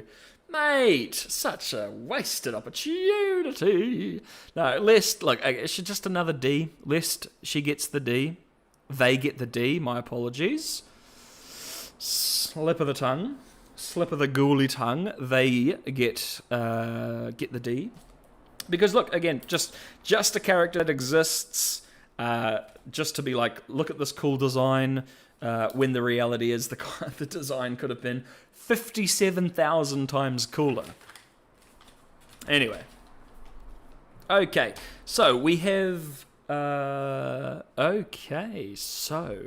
who's this? Now, I know what you're thinking. Oh, well, that's Mel's brother. No. We've got actually 2 LeBlancs to talk about, right? So this here is not Mel's brother, as we all know. This is LeBlanc in disguise, using an illusion to trick, manipulate, and get information out of Mel. And the reason why I wanted to only have that as an option is because, my God, that's an insta B. No, not A. B. Instantly, because coming off the back of Rings of Power, watching how they would interpret a powerful magic user with the ability to manipulate and creep into people's minds and illusions and shape changing, and with all those facets and options and possibilities, they didn't really go or achieve, well, anything very interesting at all. This, however, loved it. Absolutely loved it, because you get the initial inkling of wow, Mel's brother is alive, and they're having this lovely chat. So again, I watched this with people who have no idea about League of Legends, blah blah blah blah. I've said it a trillion times, but the thing is their reactions while they were watching the scene was like, oh, that's so nice. Mel's brother is still alive. Maybe they can get together and da da da da da. When I was watching it the entire time, I had the biggest, nastiest smile on my face, because I knew that we were dealing with LeBlanc this season, and I knew LeBlanc does illusions and stuff like that. So I'm like, oh man, is this show going to actually show us what it's like to be interrogated and be a prisoner of individuals with powerful magic and illusions? And during this sequence, I thought they achieved it brilliantly. Yeah, like, yeah, babe, you're in this big prison, and haha, I'm your brother, I'm still alive. Now I'm just gonna troll and torment you and try and get information out of you and manipulate you a bit. Loved it. But then we got actual LeBlanc. Oh, brother in Christ. Yeah, Blitzcrank. Megan, Blitzcrank is my boy. Yes, he's a bit of a nasty, grabby boy, but he's my boy anyway. He's my boy. And wouldn't you just love to see Blitzcrank in the massage parlor as a spy? Again, as I said, no one would even consider it odd at all. So look, we go from LeBlanc in illusion mode, manipulation, tricky mode, which I absolutely adored, to LeBlanc just being kind of straight up and just, giving Mel the tools to beat her. Yikes. LeBlanc is over 1,000 years old. She's one of the founders of Noxus. She's one of the leaders of the Black Rose Society. And she ends up getting played, getting fooled, getting tricked by Mel, who not 27 seconds ago was just a normal person with no clue that they had latent magical abilities at all. Babe, LeBlanc, baby, you've got 1,000 years on Mel. And you still get tricked by her. Yes, Mel's very intelligent. I've said it before. Hyper intelligent, hyper talented. She knows what she's up to. But so does LeBlanc. Yeah. And then LeBlanc just goes, yeah, look, Ambise is actually a bit of a meme, a bit of a clown. We're trying to get her. Here's this little necklace, put it around your neck, and when you go, we'll come in and we'll grab Ambise. It'll be a good time. And she just opens herself up to get absolutely played and murked by Mel. It's so insane. I'm sorry, you cannot, again, it goes from, it's the Rings of Power thing for me. It goes from me going, oh yes, the show is showing up Rings of Power, showing what you do when you have a character like that, and then it ends up doing the same stupid nonsense that Rings of Power does with Sauron. Ugh. Killed me, bro. LeBlanc, F, actually, because we don't even see her. We don't even see her, bro. All we see is, the Shadow Jutsu version. Get the hell out of here. You suck, LeBlanc. How the hell do you lead the Black Rose Society when after one conversation with someone you just get played by them? Dude, Vladimir's gonna cringe himself to death if he hears about that, man. Yikes. Oh dear. Well, I've done a bit of chatter about him already, but we have it. We have Vander / Warwick Season 2. If anything could play on my feelings more, it's this. This was definitely in Season 2 the most emotional that I got, was the reunions with Vander / Warwick and the kids. Oh my god. Victor trying to help him. Oh my god, the visuals, the music. Gorgeous. the Remember Me stuff, even if I just listen to the song, I get teary-eyed just thinking about it, man. Like, playing on my emotions like a damn fiddle, you know? And then it turns out, guess what the plan was, guys? Guess what the plan was? So Powder goes, uh-oh, I accidentally killed you, Vander. And then Singed is like, teehee, I can actually save him. Teehee, I can bring him back, you see. All I need is the eye of a newt and the heart of 3 direwolves. And then Singed brings him back, and we're like, okay, chill. Warwick is crazy, and like, love the horror elements they used in portraying Warwick. Fantastic. And then it gets a bit like, yeah, sad, sappy, emotional, the stuff that I liked because I love Vander and I was waiting for this and I appreciated that we got a little bit of a... But, oh my goodness, they had to go and do something very silly.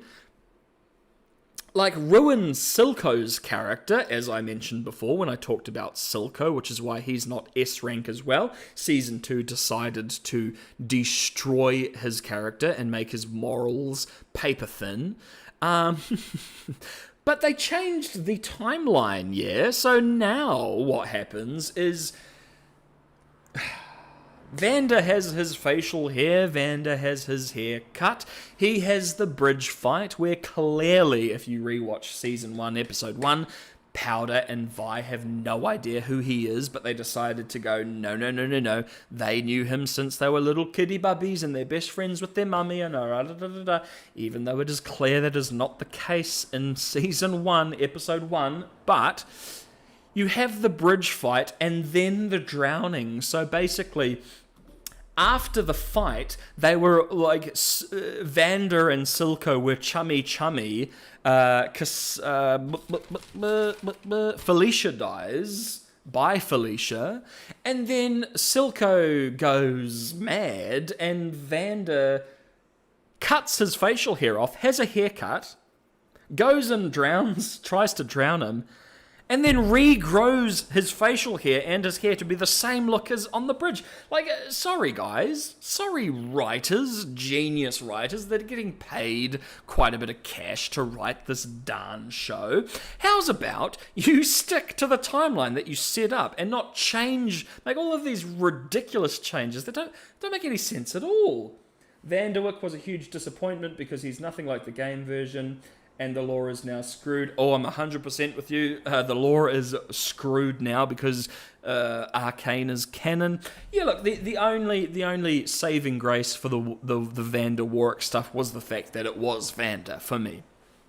The only element that I liked about Warwick, as mentioned, is that they put the horror element in there, which I think is pretty cool. They do the blood hunt ability, but it's like, yeah, that's it. And then he's just some ugly ass Galileo looking mindless drone for Victor for like 2 episodes. Like, bro, dub TF, like, seriously, like, what was the point of any of that? And then yeah, the lore is, the canon is nuts. It's all over the place now, absolutely all over the place. All they had to do was say, yeah, it's canon, but this is an alternate universe away from the universe of League of Legends, right? And then the League of Legends canon can be canon, and then this can also be canon because you're dealing with multiple timelines, multiple universes. But no.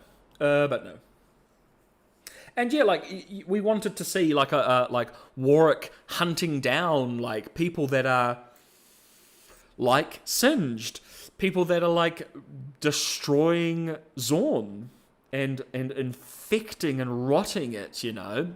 He should be coming in the night and making them scared. That's what she said. But you know what I mean. You know what I'm talking about. Yeah, super disappointed. Like, emotional, like taking advantage of people that love the character, that were expecting the character. They faff about and they put some really nice sad music and some really beautiful visuals, and then it's just like, oh, whoops, GG, that's it, game over.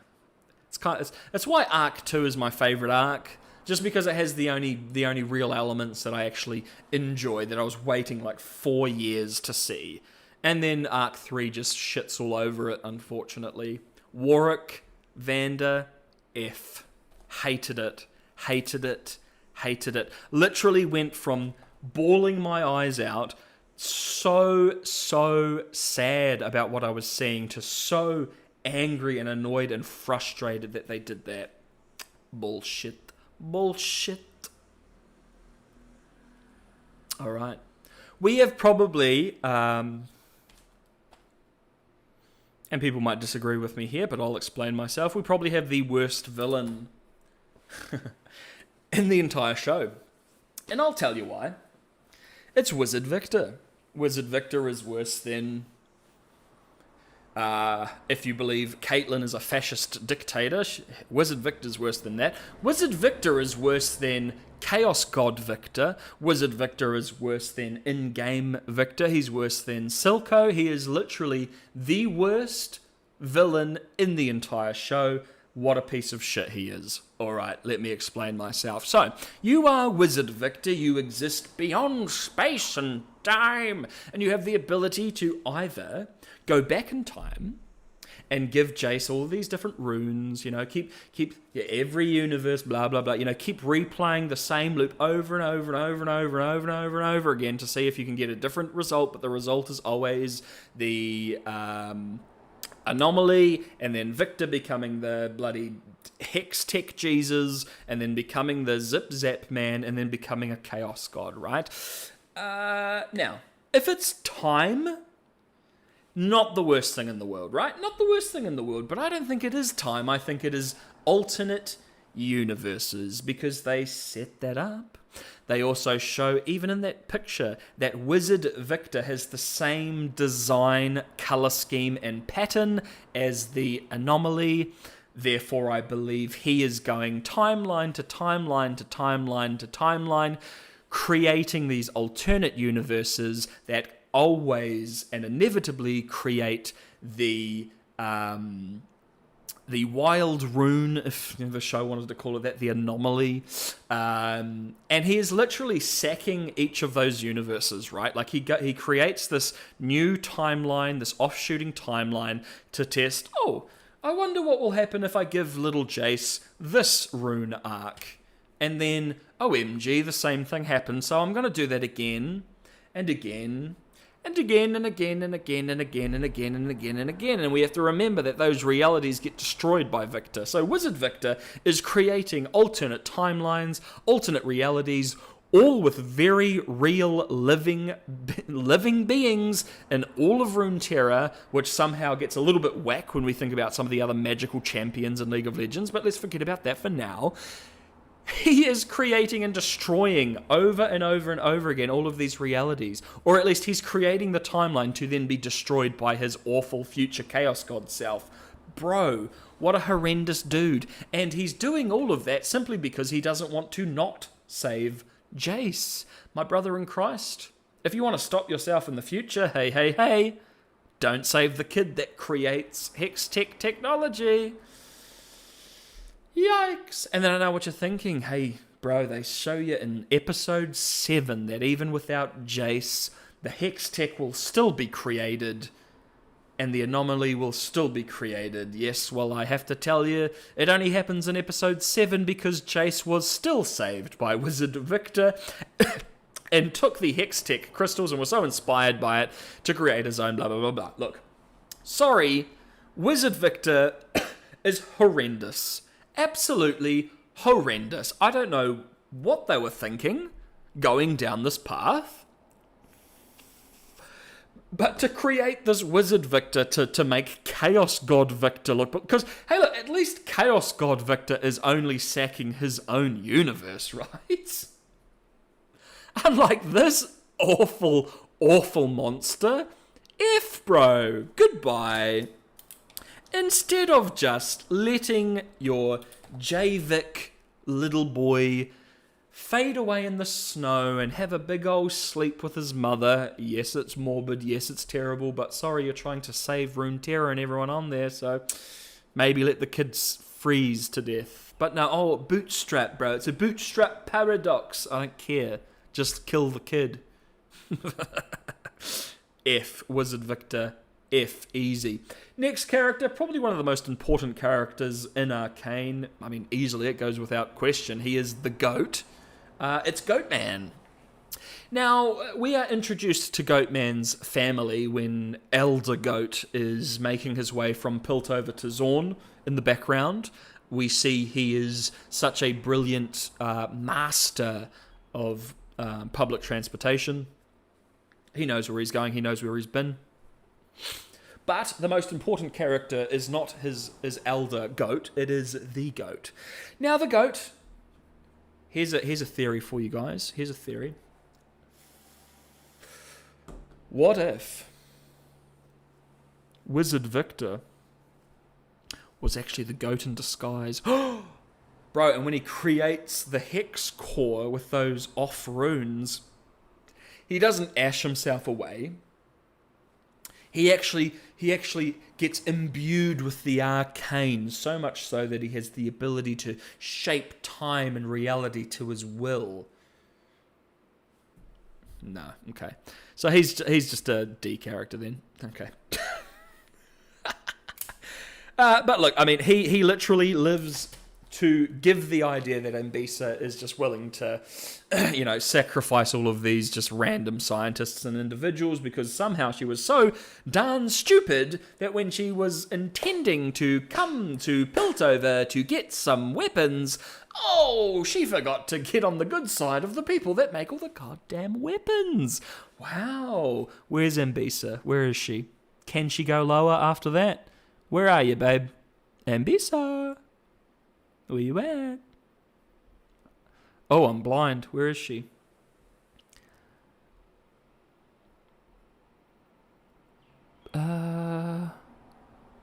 Bro, what? Am I, tripping out? Where did Ambisa go? What? Dude, I must be blind or something. 1 second. I'm, tripping balls, bro. Ambisa, where'd you go, babe? B? Oh, okay, yeah, no. So after that cringe reminder, easy C. Get down. Kind of important part of your plan, don't you think, babe? Kind of maybe a little bit important. And the thing is it's been 5 to 7 years since Jayce created this stuff. So you mean to tell me that not a single person is available that maybe learnt off of him or studied or worked with Jayce or worked with Victor? No.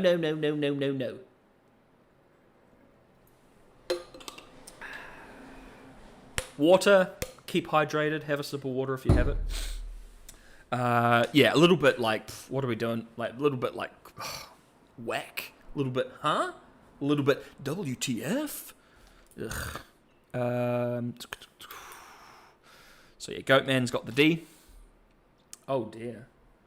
I'm already just going to pop him here because what can I say? So that is Vi and Powder's father, who we don't even get the name of.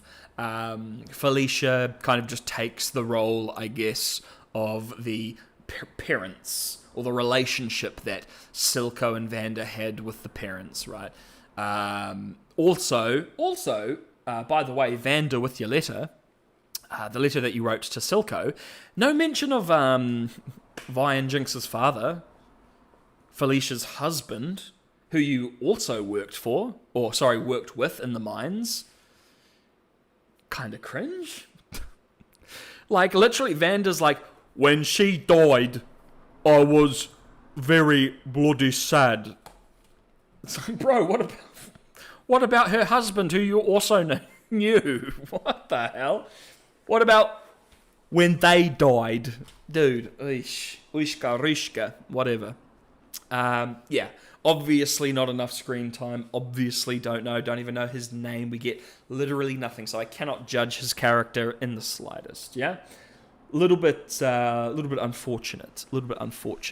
B tier. Yeah, man. I feel like I ranked her so low before that I was fixated on the season D's. But yeah, no, she had B tier. I think you might have a slight delay there, Megan. I don't know if you're behind slightly on the video, but yeah. I found her. And now she's C tier. With all the other cringe losers, except for Isha. It's not Isha's fault, it's the writer's fault. It is what it is. So yeah, not enough for old Vi and Powder's daddy, because the show doesn't care about him, the writers don't care about it, so why should I care? We then have Jericho.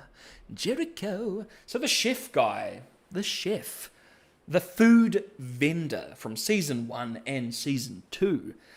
You see, so here's kind of the example as to why Lest was so disappointing character design wise. Look at Jericho. Like, what an excellent design for just a basic little side character who just progresses the plot for a character very, very minorly, right? Oh my god, I just remembered a character who's not even on this list. The warden. Oh my god. Okay, I've written that down. I don't have a picture for him though yet. We'll figure that out.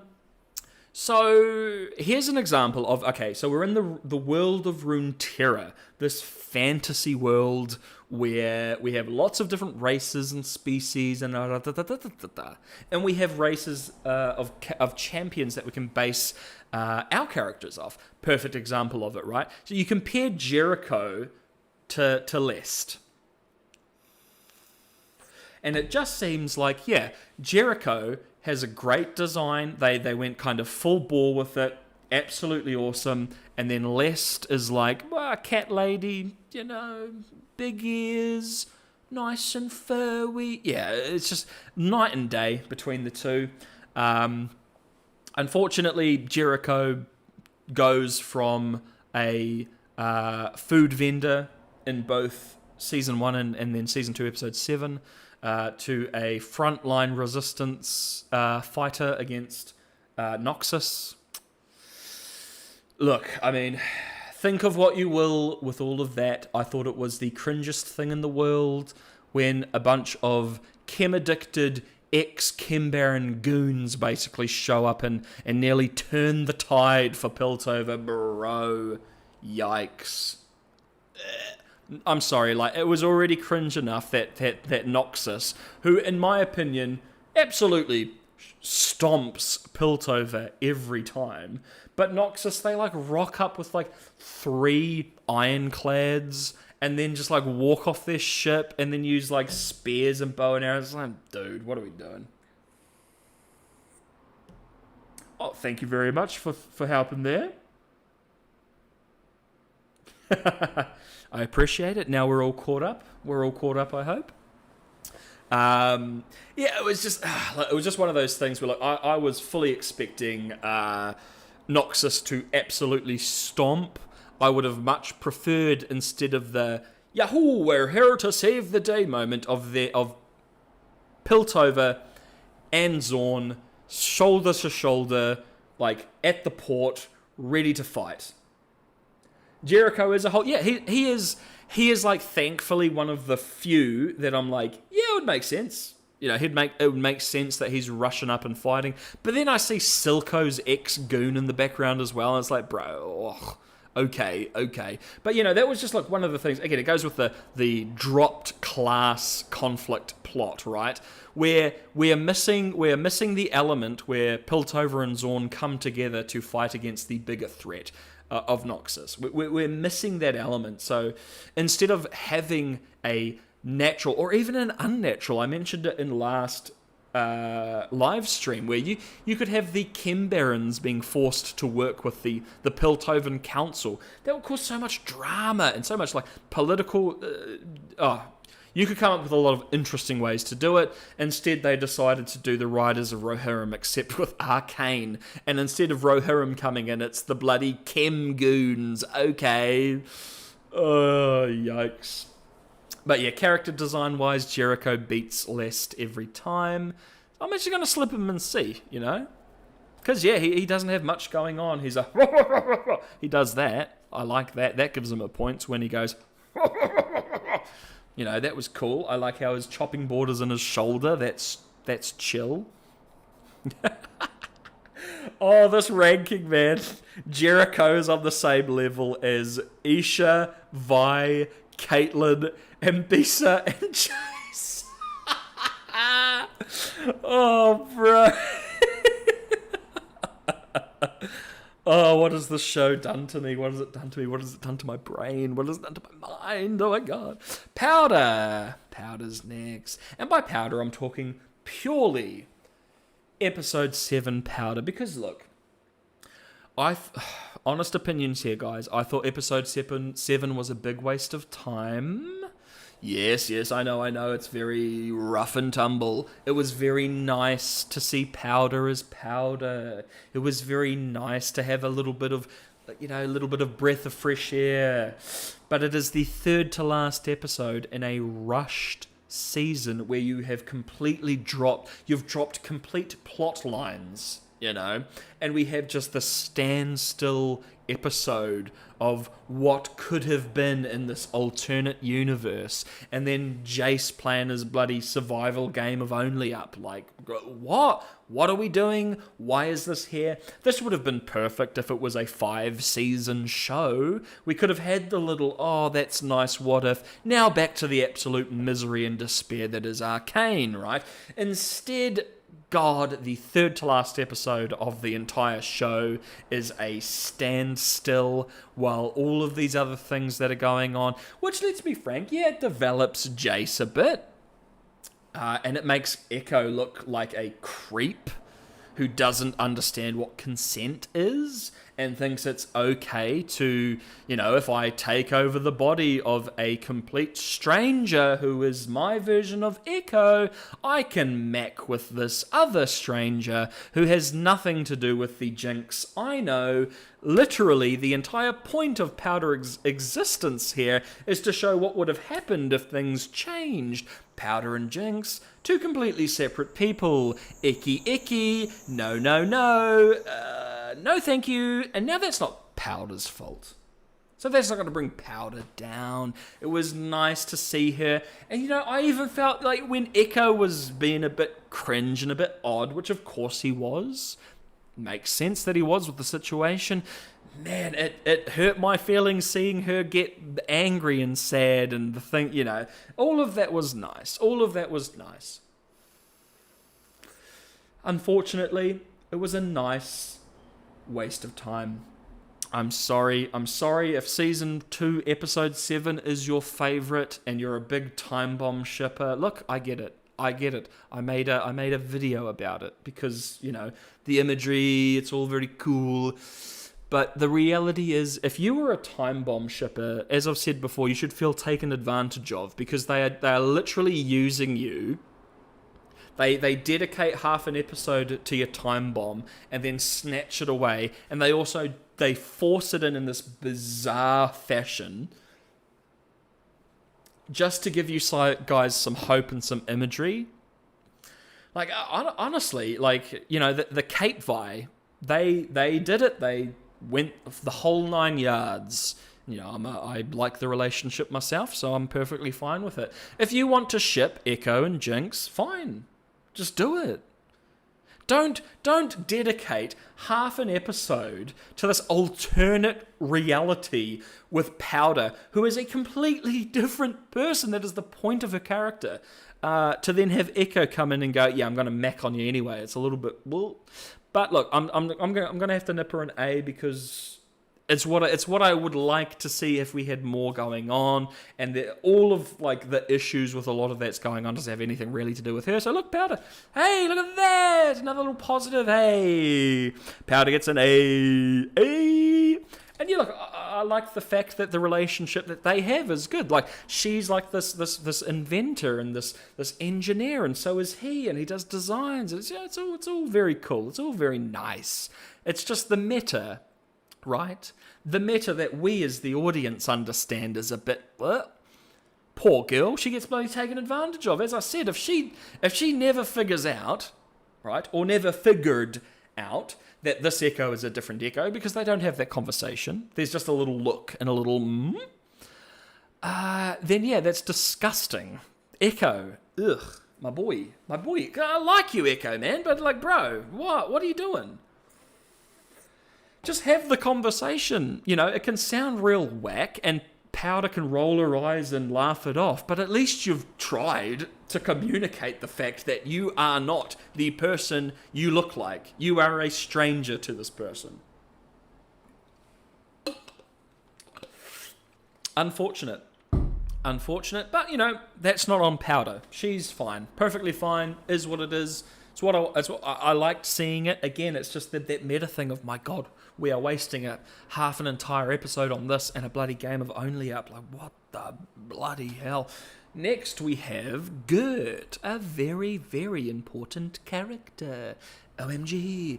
Oh no, Gert, you know, In a different universe, she would have been a musician. Oh, she would have been an artist. But war is so bad, and oh my God, she's dead. Oh no. Yeah, like very on the nose, guys, with all of that. But Gert, you know, she's throughout season 2. She's around. She's part of the Blue Head cult.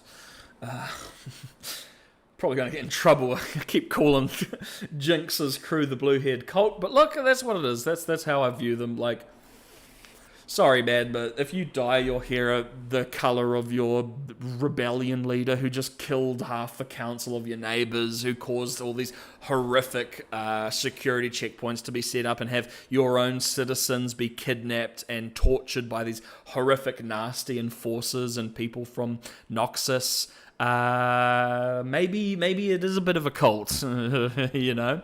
But look, again, it's just the whole big on the nose thing of like, oh my God, if things were better, she would have been an artist, she would have made music, and it would have been beautiful, but oh no, the reality is she's dead, oh no. Yeah, we know that, guys, we know that. It's sad, it's bad, war is bad, yeah, violence bad, no bueno. A lot of screen time for that very basic and simple idea that you have. Goodness me. Alrighty. So in regards to ranking though, as much as I make fun of it, and I know you're going to roll your eyes and go, WTF Media Ghoul, that's so stupid.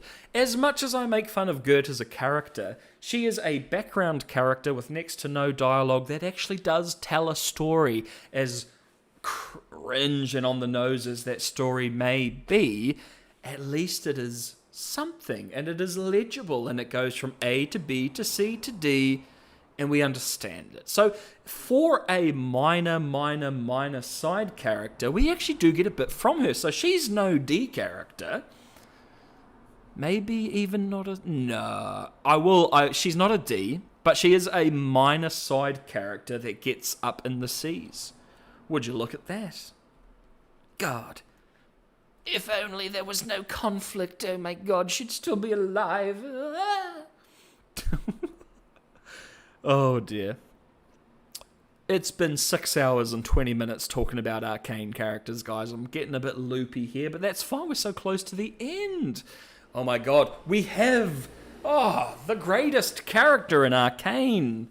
Dude, we have Ray Chen, the violin man, bro. So Ray, you know, he, if you didn't know, he's a violinist. He's quite a well-known violinist as well. You've heard the song What Could Have Been, sung by Sting. He's the guy that composed, I believe, and played the violin in that. He's also composed a couple tracks for both seasons, I believe. So they put him in the show, and my oh my, is he a G? He plays a beautiful, like a violin, trumpet, brass, string, future fantasy thing, and he's doing like a Viking play show thing, and it's so good. Heimerdinger is enjoying himself while everybody else is sapping at illegal Noxian wine and playing bloody politician. I said it last stream, and I mean it, bro. He could have easily 1v1'd the entire Noxian army. No, I'm not going to S-rank him for the meme. Look, I mean, he is what he is. He's a D character. As cool and as fantastic and as lovely it is to see Ray in the show, obviously he deserves it. What Could Have Been is one of my favourite tracks from both seasons of Arcane. Beautiful Sting singing along to the violin, and of course the imagery, the visuals that you get because it's from the finale. It's gorgeous.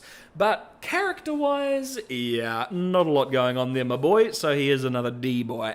Ray gets the D. The well-deserved D. Now we have the guy that replaced Ray for no reason at all. We have the Piano Man. Oh my god, it's another Gert, guys. Oh,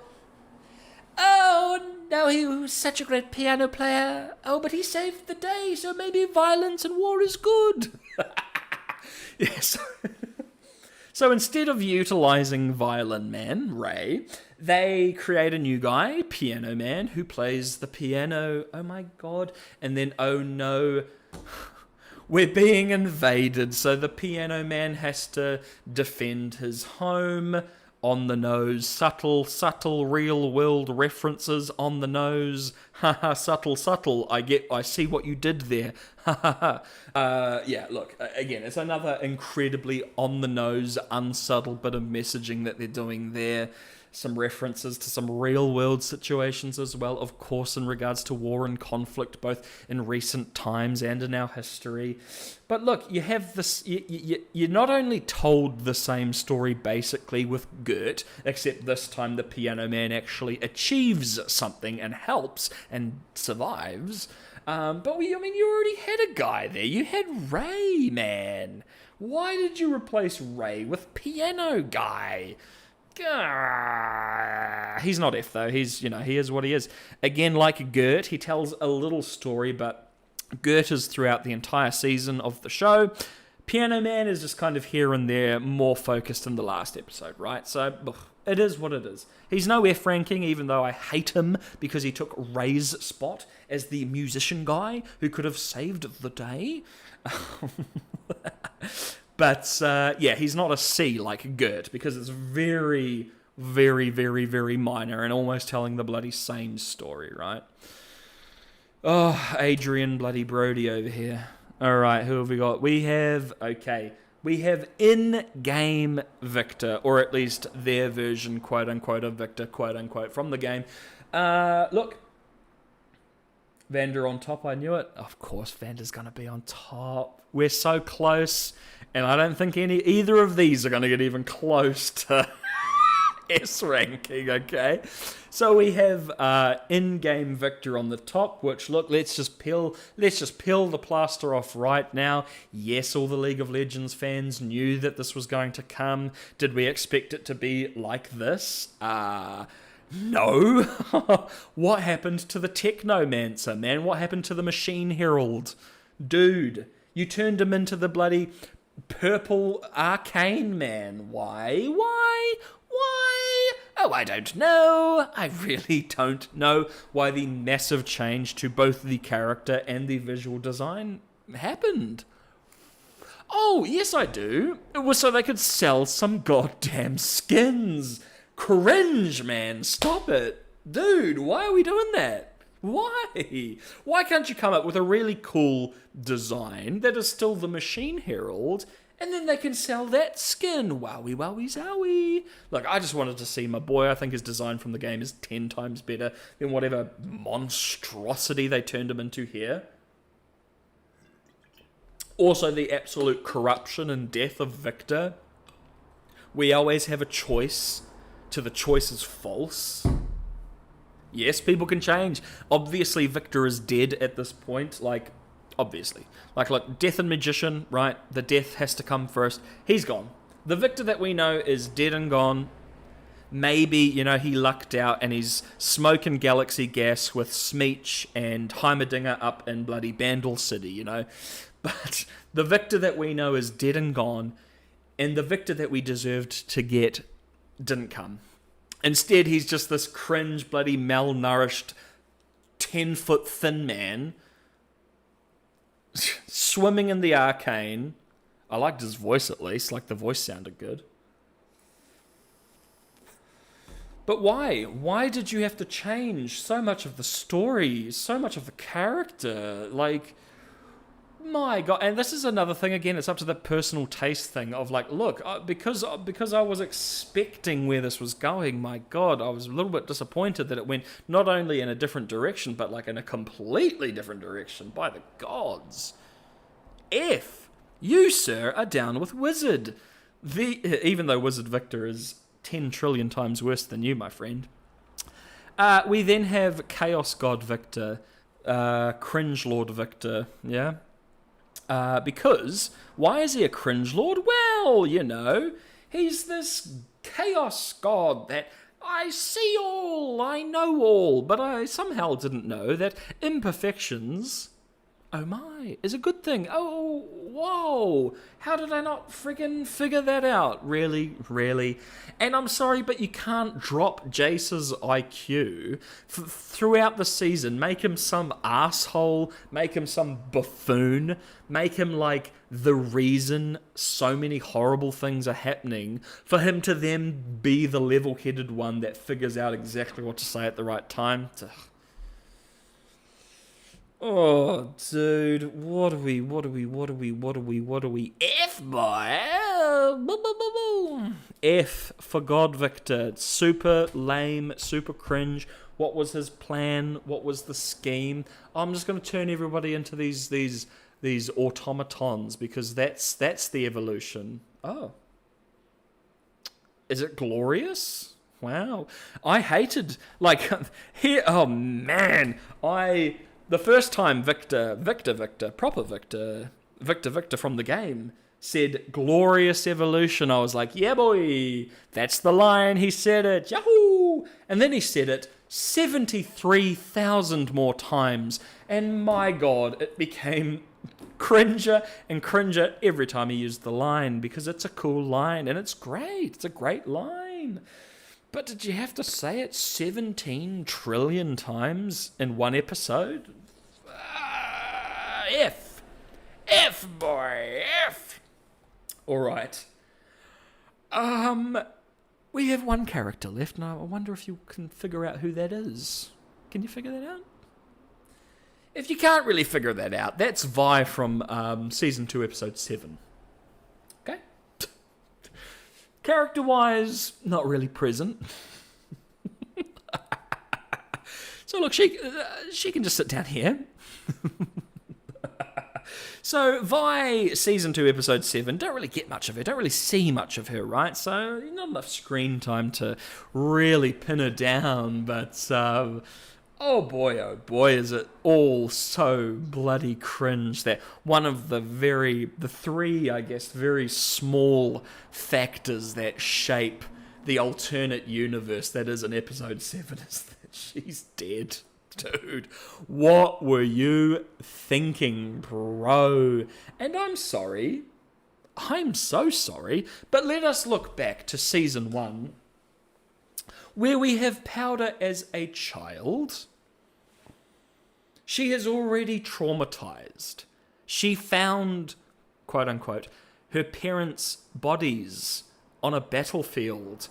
Yikes. Already has some, like, attachment issues, right? We see how she reacts when Vi simply says, sorry, babe, you can't come with us. This is actually dangerous. She's screaming and crying and smacking her head. Like, it goes beyond, like, a tantrum of a child, right? There's clearly a little bit more going on there.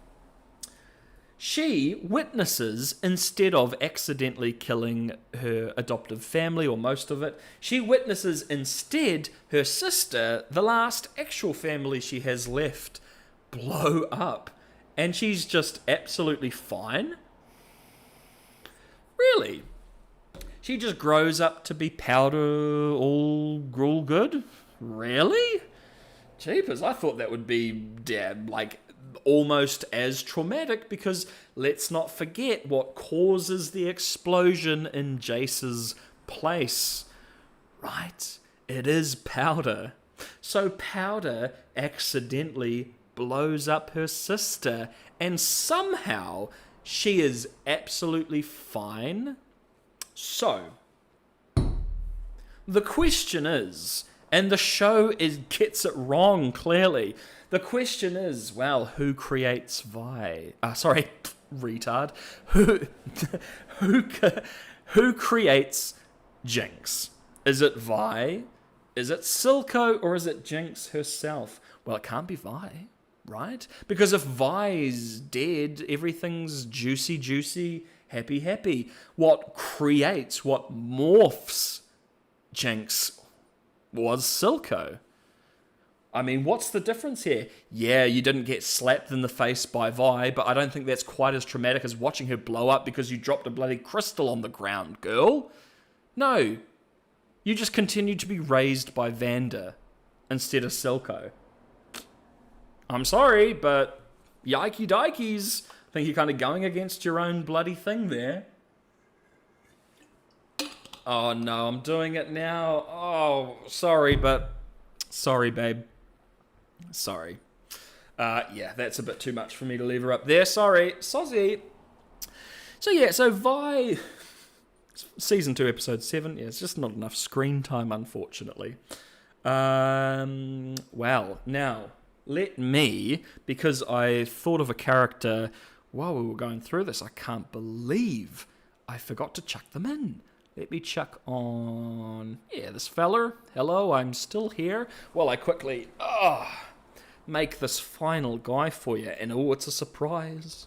Oh, I'm not going to tell you because it's a big friggin' surprise. Ooh. Let me look up... Oh, hold on. Is that actually showing? Oh, no. Because I changed the scene, you dumbass. Alrighty.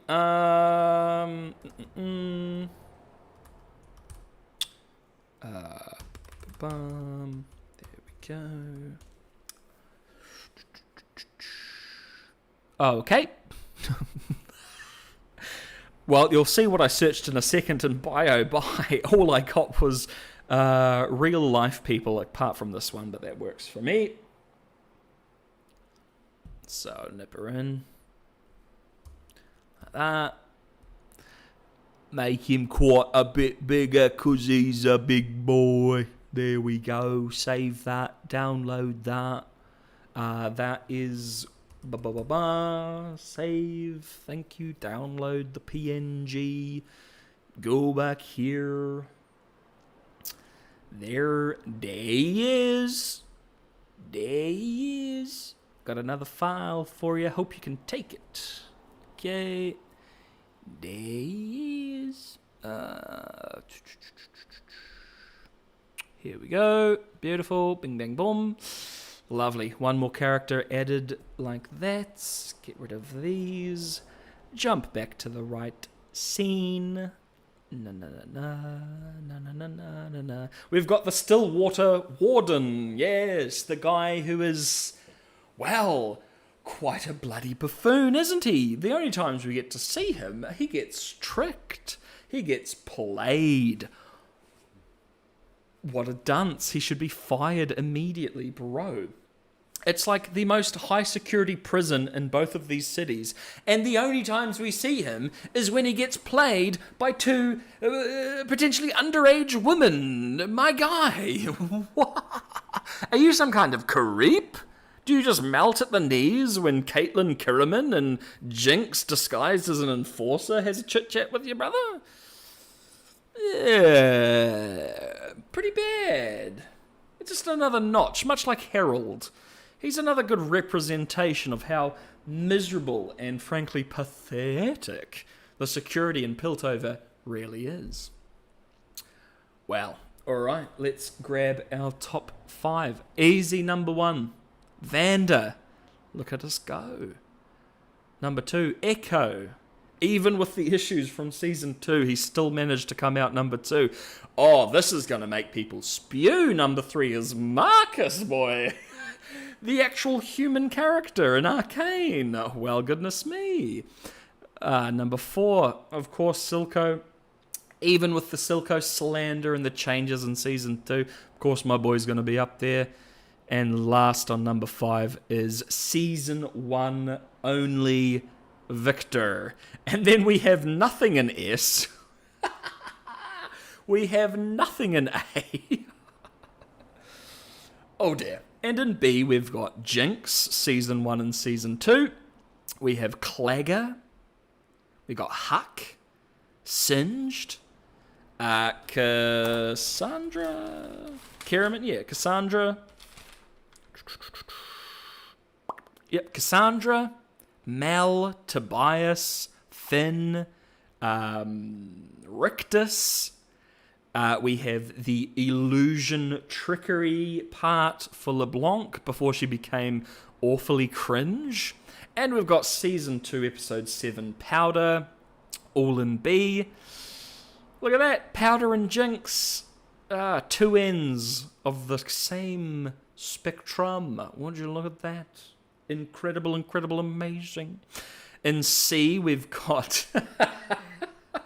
we've got Vi, Caitlyn, Milo, Sheriff Grayson, Jayce, Tormund on the same level as, oh my god, Tormund. We've got Savika, we've got Sky, we've got Amara,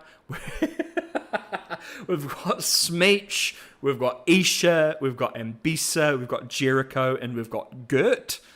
All in C. Oh my god. People are going to rake me over the edges for that, but it is what it is. Alrighty, in D, we've got Bye Felicia. We've got Deckard. We've got Babette. We've got Heimerdinger, the clown. We've got Benzo. We've got Freddy Badjaw, like the nicest man in both Piltover and in, well, perhaps maybe all of Runeterra. Freddy Badjaw. We've got Shula. We've got, let me get his first name here, Iris or Iris Ballbook, Mr. Beep Boop, Blitzcrank's great-grandfather. We've got Salo. Oh, I'm going to have to get this again because we've got Shemina Talus, or Shemina, could be literally anything. It's a fantasy world. Jayce's mother. We have... I've missed me thing. Where is she? So I've written all the names down so I don't have to bloody remember 70 different names. Where'd you go, babe? Where have you gone? Mara, Ren, where's Mage? Step Isha. Oh, where'd you go?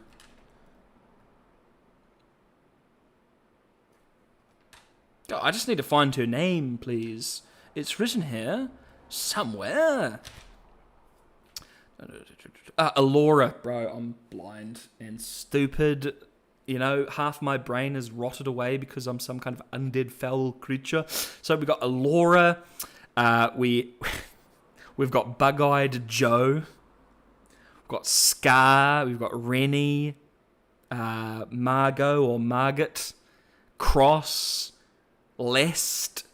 Maddie. The Literal Goat. We've got Ray Chen, and we've got Piano Man, all in D. Oh my god. Oh dear. Oh man, the fact that the piano guy and the goat is ranked the same as Heimerdinger. Dude, as I said when I was talking about him, he would have ranked very highly until goddamn Season 2 came along. Goodness me. Now, the F's probably very important. We have Harold. Bro, the walking, talking epitome of Piltover's pathetic security. We've got the barman, who literally had one job, and because he couldn't do that, the plot progressed and all these horrible things happened. Bro, keep your mouth shut, pour your drinks, and everything's fine. We've got Steb and we've got Loris. Literally, wow, what a waste. You own those characters only exist in that entire plot line. The task force only exists for TFT characters. Piss off, man. We've got LeBlanc being being super cringe and stupid and just letting Mal walk all over her when she's meant to be like a proper villain. Like, if you want Mordekaiser to be anything at all in the future, LeBlanc needs to be like villainous, man. not cringe. We've got Season 2 Warwick / Vander. Dude, ruined me, and not in the good way of, wow, that's really sad. Like, just did nothing but annoy me and piss me off. And, you know, I waited 4+ years for the payoff, and I got it, and then it was just thrown to the side. Felt like I had bloody spat in me face, you know, very, very bad. We've got Wizard Victor, like the true villain of the entire show, just constantly creating alternate universe after alternate universe and sacking them just as a test to see whether or not a different type of rune would change anything. Dude, how many literal billions and billions and billions of lives have been evolved because of your just want to, like, just nonsense wanting to figure out, oh, what happens if I use this different rune? Maybe it will be... Ugh, bro. I swear to God. And we've got Game Victor, because my God, if you didn't know this was coming, boy, would this have come out of left field. The people that I watch with that don't know the games, we're very confused by everything to do with Victor all throughout Season 2. They had no clue, and we're not following what happened with him. It's easier for League fans because it's expected, but even us, we're like, what the hell? A, that's very rushed. B, what have you done to my boy? What have you done to my Machine Herald? Turned him into some Thanos-looking goopy boy. Chaos God Victor, cringe. Bro, really? You're that powerful? You didn't understand how actually important imperfections are that kind of makes you as a person, as your character, my boy? Really? And then we've got Warden Jinky Junky Bunky Man, who just sucks. Every time we see him, he just gets played. and more and more prisoners get released. My God. Not enough screen time / don't know. We have... Vern and Jules, obviously, they just kind of exist to introduce Vander and his role within society, and within Zorn. Ren, the child, again, like, yeah, literally Marcus's kid. As I lamented when I was talking about it, I feel like there's some wasted opportunity there. It's unfortunate, but it is what it is. She is just literally attached to Marcus, so when he's gone, she's gone. Unfortunate. We have Rennie's son, who is Ren's brother, obviously, guys. We all know this. Marcus and Rennie had a beautiful romantic relationship off screen and had many children together. Gorgeous, beautiful, lovely. Everybody loves it. But no, I mean, obviously, he's a kid that gets blitty-blatted, so where else is he going to go? We have Vi and Powder's father. We don't even know his name. We know like nothing about him at all, apart from the fact that he's a minor that was married to Felicia by Felicia. And then, of course, we have Vi in Season 2, Episode 7. For some reason, didn't really see much of her. So, just down there. She didn't get much screen time, yeah? Boy, oh boy. And that is that. Oh, what a beast. Nearly 7 hours. 6 hours, 45 minutes. Plenty of stuff to talk about with these characters, of course. And the funny thing was... when I was putting this together, I thought, oh, look, I mean, this isn't going to be much time at all. I'm going to need some extra padding, so what if I also rank all the songs at the same time? Might have to save that for another stream, I would say. Because I'm not sure about y'all, but I don't think a 17-hour stream is really going to do it for y'all. So, look, guys, that's the ranking. I've said my piece. I've given my opinions. A lot of you probably won't agree. Some of you may agree with some elements here, but, you saw your favourite characters done a bit dirty. My apologies. Just my opinions, just what I think. And yeah, let's go through that top 5 one more time. Of course, naturally, Season 1 Vander, number 1. I don't even need to think about it. Obviously, he was very early, so other people could have nipped in there, but no, easy. Echo, number 2. A little bit surprised by that simply because he did have some minus points because of Season 2, or a few situations in Season 2. Number 3, Marcus. Kind of hilarious because most people hate Marcus and think he's incredibly thin in one note. Whereas I said when I was talking about him, buddy, I think there is so many more things going on with him. He's such a human character, just in the sense that he is wrong all the time. He has the wrong opinions, but that's so good to see written in characters these days. You know, people having very strong opinions and being absolutely wrong, perfectly fine. Just because he's wrong doesn't mean he's bad. It's more of the fact that he's corrupt makes him bad, yeah? Silco, I thought Silco would be number 2, but yes, unfortunately, the reality is, for me at least, that Season 2 destroyed Silco. Like, the actual would be like that, maybe even that potentially, if we never heard from him in Season 2. But no, we're gonna nip him there because look, love Silco. He's my favorite character from Season 1. But by golly, by gosh, yeah, in my opinion, they ruined him. Season 2 made him paper thin, made his morals, made his convictions nothing. Super cringe. It's like Jinx's mental state, man. Like, one conversation fixes it enough for you to come and save the day. Yeah, right. One letter. Oh, I found forgiveness, darling, because I read this delicious letter from my boy Vander. Piss off, man. Very cringe, but he's still number 4. And then Season 1 only Victor, number 5. It all makes sense to me. I don't know about y'all. As I said, probably going to have very, very, very different opinions on all of these characters and where they'd rank. Look, if you feel like I've absolutely gone balmy and I am way off, let me know. Let me know in the chat. Let me know in the comments if you're watching this after the fact. And I'll get back to you. I'll respond as I shall, as I can, as I will. But what I might do is I will, if you guys have any comments that you want to put in the chat that you want me to address, nip them in there. I'll be back in like a minute or two, literally a minute or two. We'll have another little chat about a few things, and then I think that'll be the stream. I think if we ended up at around that 7-hour mark, that's not gonna be too bad. Look, any questions about any of the characters? If you feel I did them dirty AF, and you want to call me a blimmin' loser, do it.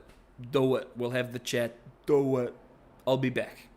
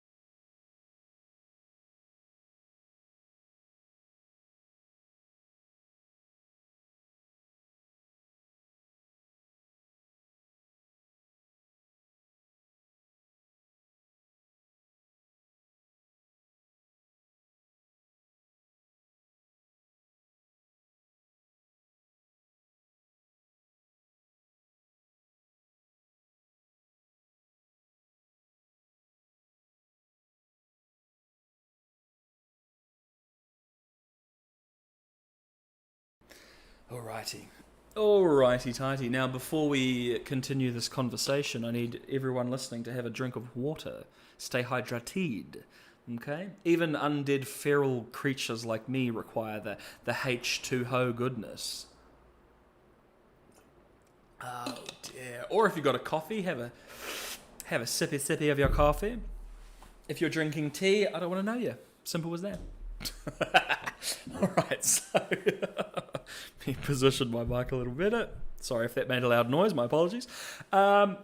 Megan agreed with all. Excellent. I'm glad that we're on at least a very similar wavelength in regards to a lot of these characters. And look, I mean, the reality is, I've said it many times in these streams and stuff, but look, the real letdown is the writing. It's the writing decisions, what they did with a lot of these characters, a lot of the plot lines and the actual character traits that are just completely dropped, not only in between seasons, but my god, sometimes in between episodes. Dude, like, we have some elements of just fan fiction level, amateur level writing decisions which blew my brain apart, right? Let's have a look. Pull that out a bit more. There we go. A lot of these were done quite well in the ranking, and because of that, it shocked me a little to find out so many characters were done dirty in season 2 that barely any reached the top tier. And that's the sad thing, right? Like, the reason why I spend so much time and effort, like, going through Arcane as a show is because, and I've said it before, season 1 is so good in every damn department. It's not just it's not like season 2, which is really pretty looking and has some really amazing, couple really amazing moments and really amazing music. No, like, everything was the writing was so tight, the characters were so good. So, for me, like yes, I'll spend dozens and dozens and dozens and dozens of hours putting together these videos with hidden details and impact frames and all of that to show off the incredible work that some of the animators actually put into it.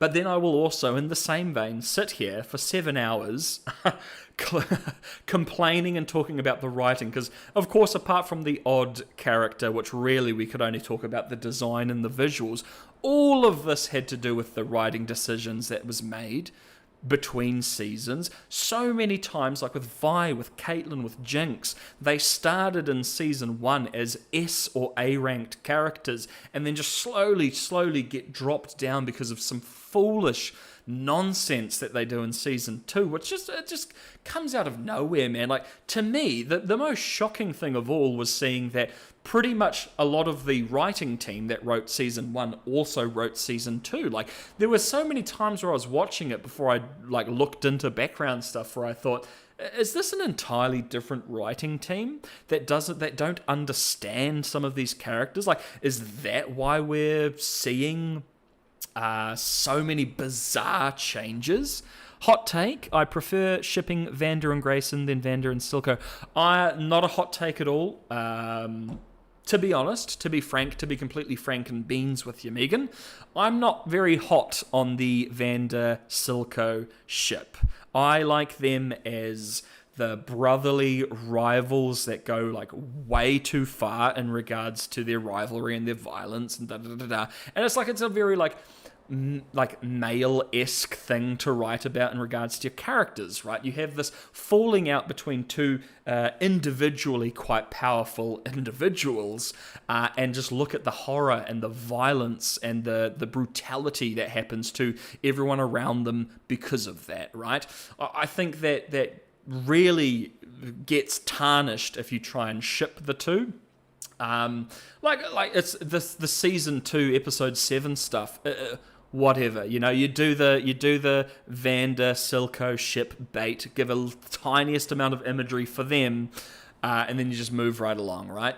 Yeah, I have issues with many ships. My biggest would be Vander and Silco, just because it's one of those. It's not like Javik to that extent, right? Like, Javik spoils their current relationship but I don't see it as bad as the Vander and Silco. I'm totally with you. Vander and Grayson getting their mech on. You've got these two incredibly talented voice actors going mwah, mwah, mwah into the mic. Bro, I'm there for it. And hey, these girls need a motherly figure.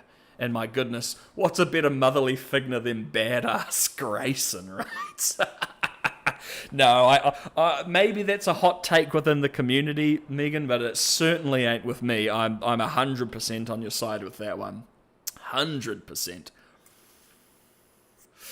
But yeah, look, as mentioned to your previous comment, the big trouble is we have this darn near perfect season of television, in my opinion. There are, of course, issues. Nothing's perfect, but it is so good. The animation, the facial expressions, the music. It twists and turns you and throws you into the pits of despair so easily. You get so attached to this cast within a few episodes that when Powder accidentally blitty-blatties everybody, it is the most like distressing and depressing thing. When I first showed it to someone who is in their mid-60s, they were thinking about that episode like the next day, all day, and the what happened between Little Vi and Little Powder, like, ruined him, right? This is a grown-ass man, right? I might be 3,000 years old, but my brain's a little bit addled. Here's a grown-ass man absolutely taken down several pegs because a little girl blew up her adopted daddy, right? In an animated show, which this individual, by the way, used to refer to anything animated as kids' cartoons, right? So I thought, oh boy, I'm going to show you this kids' cartoons, brother, and you're going to see what it's really like. Same, I prefer them as brothers so much more. 100%. It's like people that bloody ship Milo and Clagger. What? Dude, stop. Like, yeah, the relationship they have as brothers is 10 trillion times better than trying to ship them, man. Oh, yeah, I don't know about all that. The shipping game is interesting. There's a lot of like nice headcanon that you can do, and you can try and take these, like Kate Vi is perfect. You have two like polar opposites, personality and background wise, that clash, and yeah, it makes for a great relationship. But then you just have others that they already have a relationship, and then you're kind of twisting it into something different. Yeah, it just doesn't work for me. It doesn't work for me at all. Unfortunately, I feel it works for the Arcane Season 2 writers. So they did things like break Mel and Jayce up, which was an actual interesting relationship. So then they could get a little bit of Javik imagery in for the Javik fans. So then they could be posting it online and boost their numbers, their analytics. Come on, guys, let's be frank. It's all a numbers game. They want to make more shows. Netflix needs to justify the price. So let's do whatever we can, yeah, to get them Reddit numbers up. Oh, God. Absolutely insane. And yeah, as I've said a million times, if you want to ship them, great. Just do it. Actually put them into a relationship that works, you know. I don't care about China's gonna censor it. I don't give two shits. Put it in the damn show. Ugh, a little bit off, a little bit cringe. So what's next in regards to Arcane, you know? Like, I've seen a lot of people that are very, very critical of many elements of Season 2, much like I am in regards to the writing, the character decisions, the drop plots, etc., etc., etc., who have just completely dropped Arcane. They never want to think about it again. They never want to talk about it again. They have zero interest in anything that comes next. And I find that super unfortunate, because look, obviously this is a huge whiff. This is a huge whiff in regards to the writing, in regards to their department. They dropped the ball. The showrunner has said that A, he doesn't think the season is rushed, cringe. B, he obviously, brother, it's rushed, my friend. B, he or they where was I going with that? I was on a tangent and it just disappeared from my rotted brain. What are you braying about, Megan? What did I make you brah about? Are we going to get into a little scrappy, or are you brah agreeing with me? So I'm ready to scrap with you, mate.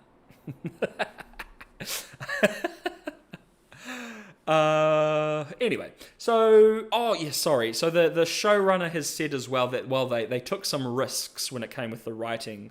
Dude, risks? Really?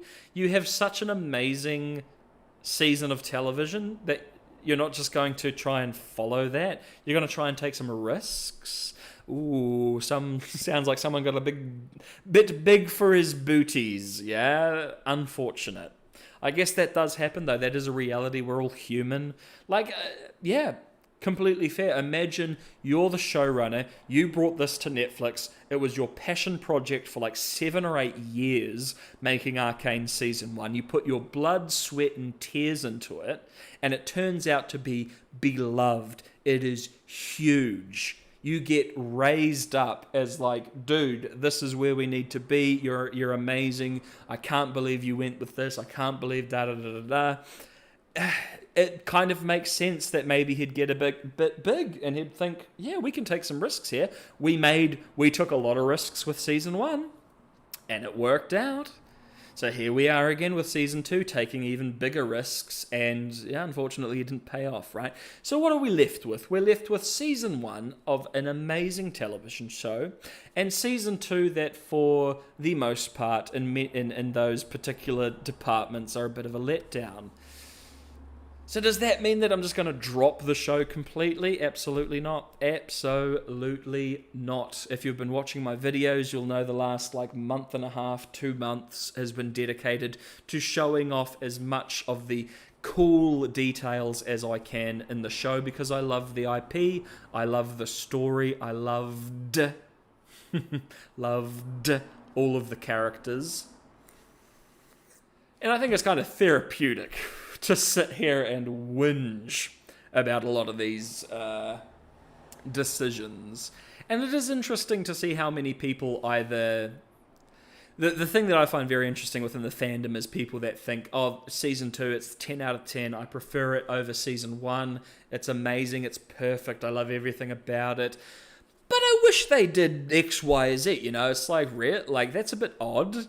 It is possible to be critical of something that you love, It's kind of important, almost, to be critical of something you love. Again, I love Arcane Season 1. It's nearly perfect, but it ain't there. There's many, many issues that we've talked about within this ranking, yeah? Is all of that worth throwing away, Arcane, and not being interested at all in what comes next? Nah, I don't think so. Oh, yeah. The Milo and Clagger ships, that's what I was braying about. And how the director did not think it was bad. Yeah, so, look, there's nothing that we can do when fans ship characters. Obviously, it's just part of the fandom, part of the game. No problem. It's when the creators give ship bait. It's like... what are y'all doing? What are y'all doing? And yeah, whenever I see... again, it's much like, as I said, the Vander and Silco shipping. Like, why are we doing this? How did you even get that? I understand that you're like, oh, I'm going to ship them because that's what shipping is. We can ship everybody. It's chill. But when you ship people, you also have to open yourself up to people that think it's gross or wrong or strange or odd or bizarre, especially when they are basically brothers that grew up with each other. Like, why are we going down that road? Yeah, that is brah-worthy. You're right. And yeah, the director... unfortunate, man. And I look, a benefit of the doubt. I kind of get where he's coming from because he wants to work with Netflix moving forward and make more shows. So the last thing he's going to do is throw the publisher, Netflix, the people paying the bills, under the bus by going, yeah, we had 5 seasons planned, but Netflix didn't want to pay for it, so we were forced to rush 4 seasons worth of content in one season. Of course, he's not going to say that.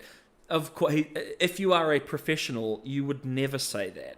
You would take the bulk of the problem because that's the job as the showrunner. You take the wins, you take the losses, right? So I get one element of him being like, yeah, no, look, I think it's great. I don't know what you guys are talking about. Netflix is great. Ha ha ha. I hope we can work together more. Ha ha ha. Please give me $250 million more so I can make some more shows, right? I understand that. I cannot defend his online meltdowns though. That stuff, that's on him, right? That's becoming very unprofessional. Nor can I defend when some particular writers answer very particular cringe questions on Twitter and Facebook and stuff like that instead of just keeping their mouths shut. Yeah, because if you're kind of putting, well, what could have been out there? Or if there's something like, surely the writer didn't intentionally, say, break Mel and Jayce up so they could do JVIC shipping imagery. And then one of the writers goes, yeah, that was intentional. Not wise. Hello, Twilight Moon. Just tuned in. This tier list is wild. Yeah, so... It is pretty wild, and look, there's probably going to be so many people disagreeing with where I'm ranking a lot of these people, a lot of these characters. There are nearly 70 characters up there to go through. We spent the last 7 hours doing this rank, so there's a big old live stream to watch if you want the reasoning behind a lot of it, but... The too long didn't read is you will have characters that in Season 1 were ranked S or A, and then throughout Season 2, unfortunately dropped in rankings because of things that I don't like or disagree with. And, as I've said before, it's all about personal taste. But this is my taste, and unfortunately we have gone a little bit wacky with some of the characters. And when I say some... I mean, damn near literally all, unfortunately. What can you do? What can you do? It is what it is. As I've said, that's the reality. That's what we have to live with. That's the season. Unfortunately. But here we are. Here we are with a bizarro, strangely weighted in the center ranking list where you have... where you have... Sky, and you have Gert, and you have Jericho, ranked in the same ranking as Vi, Caitlyn, and Jayce, right? Things like that start to happen. Oh dear, oh dear, oh dear. Okie dokie. Well, what else shall we address? Yeah, so look, I'm going to be very critical of the things that I'm very critical of, but still spend time bolstering the things that I love about the season. Again, the music, brilliant. The visuals, my God, Fortiche kicked ass, man. Every...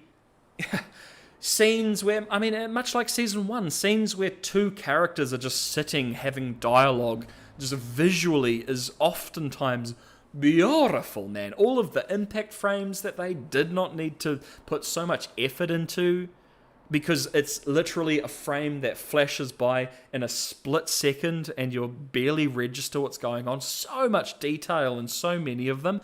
Super impressive. But gee willikers, man, when it comes to the characters, we have some issues. Not everything's all peachy green there, unfortunately. But yeah, as mentioned, you got bloody 7 hours to go through to get the thinking behind all of this bizarro rankings. And I must admit, while I was putting the tier list images and all of that together, I was shocked at actually how many characters there were, because, Season 1 especially, it's so tight, it's so focused. And then Season 2, we have some new characters, but it's not like we're introducing a whole host of new things, but jeepers, a lot of characters. We've got a couple there that don't say anything. We've got Jericho that goes, which is great. But that's about it for a lot of them. And that's probably a saving grace for a lot of them, right? Because there isn't much going on to spoil or ruin or change between episodes or seasons or scenes or even within the same scene. By golly, by gosh. Oh dear. And obviously I had to split people like Victor out. I didn't think it was fair to judge Season 1 Victor alongside Wizard Victor, alongside Chaos God Victor, alongside Victor from the game, right? Like, they're so different.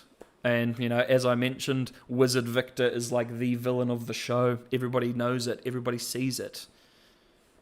Harold, actually, I think Harold is the vision of the show.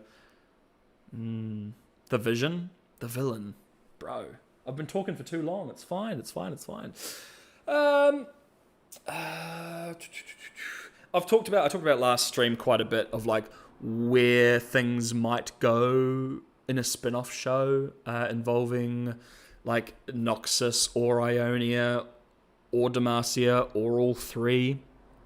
So we don't really need to talk about that again.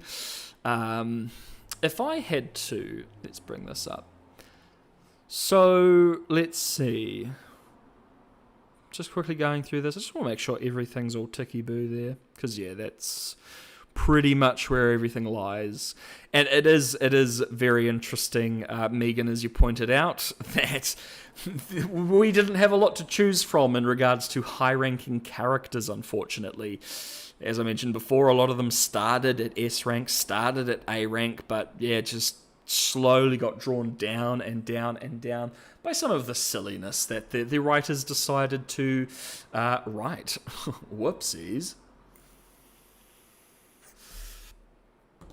For me, though, I'm currently working on, if we're talking Media Ghoul videos, next, even potentially tonight or tomorrow or this morning or this afternoon, depending on where in the world you're watching me from my timeless void, there will be a Jayce video. It's just you may have noticed the ones I've just been pumping away like yesterday, just like the singular character, all of their like impact frames and stuff like that. I understand it can be difficult for some people to sit down and watch like the 50-minute video of Season 2 and the 30-minute video of Season 1. So, you know, maybe just nicer little chunks of 8 to 10-minute videos based directly on the characters. Maybe a bit easier for people to go through. And, you know, it's just one of those things where it's like, oh, I just want to see these particular Jinx frames. You can just nip open the video and go to the spot that you like, right? Like some of the best impact frames in the whole show. Start of Season 2, Episode 9, when Jinx is playing, hot potato with herself, with a grenade. And my goodness, the damage that happens from her grenade. It's almost like if it blew up in her face, she couldn't just zip-zap super speed away. Anyway, we're not talking about the pink streak, okay? I've talked about the pink streak enough, guys. just the whole, I just love the meme of, oh, it's pink. It can only mean this one thing. Maybe. If it makes you happy, it makes you happy. Fine.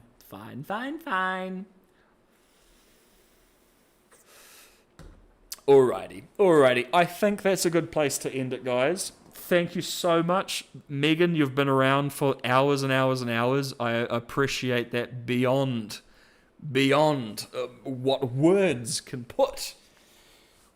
You've had great input into the chat, and I appreciate it. I really, really do. And of course, as mentioned before, if you are 7 hours in and you're watching this, the VOD on YouTube, and you are going insane at my rankings, let me know in the comments. I'll hit back at you. If you... Oh, God, I hit the mic again. I'm sorry. Thank you, Megan. I appreciate that. Thank you so much. If you're going out of whack about my opinions and you're like, you did Isha dirty, you didn't understand XYZ, then let me know. And as I said, I'll hit you back in the comments. I'll let you know if I had missed anything or if maybe you missed my point. Perfectly fine. It's all up to how the artists say interpretation. Huh? Excellent. Thank you guys so much. Excellent stream.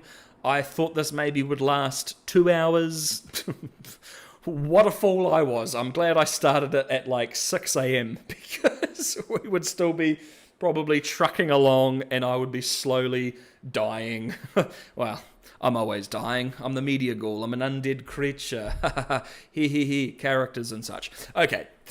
Thank you guys so much. Excellent stream. Thanks everyone that jumped in, joined, listened, liked, everyone that's commented in the chat, and everyone who's going to comment later. Thank you very much. I appreciate y'all. Let me... Whoopsie. Goodbye.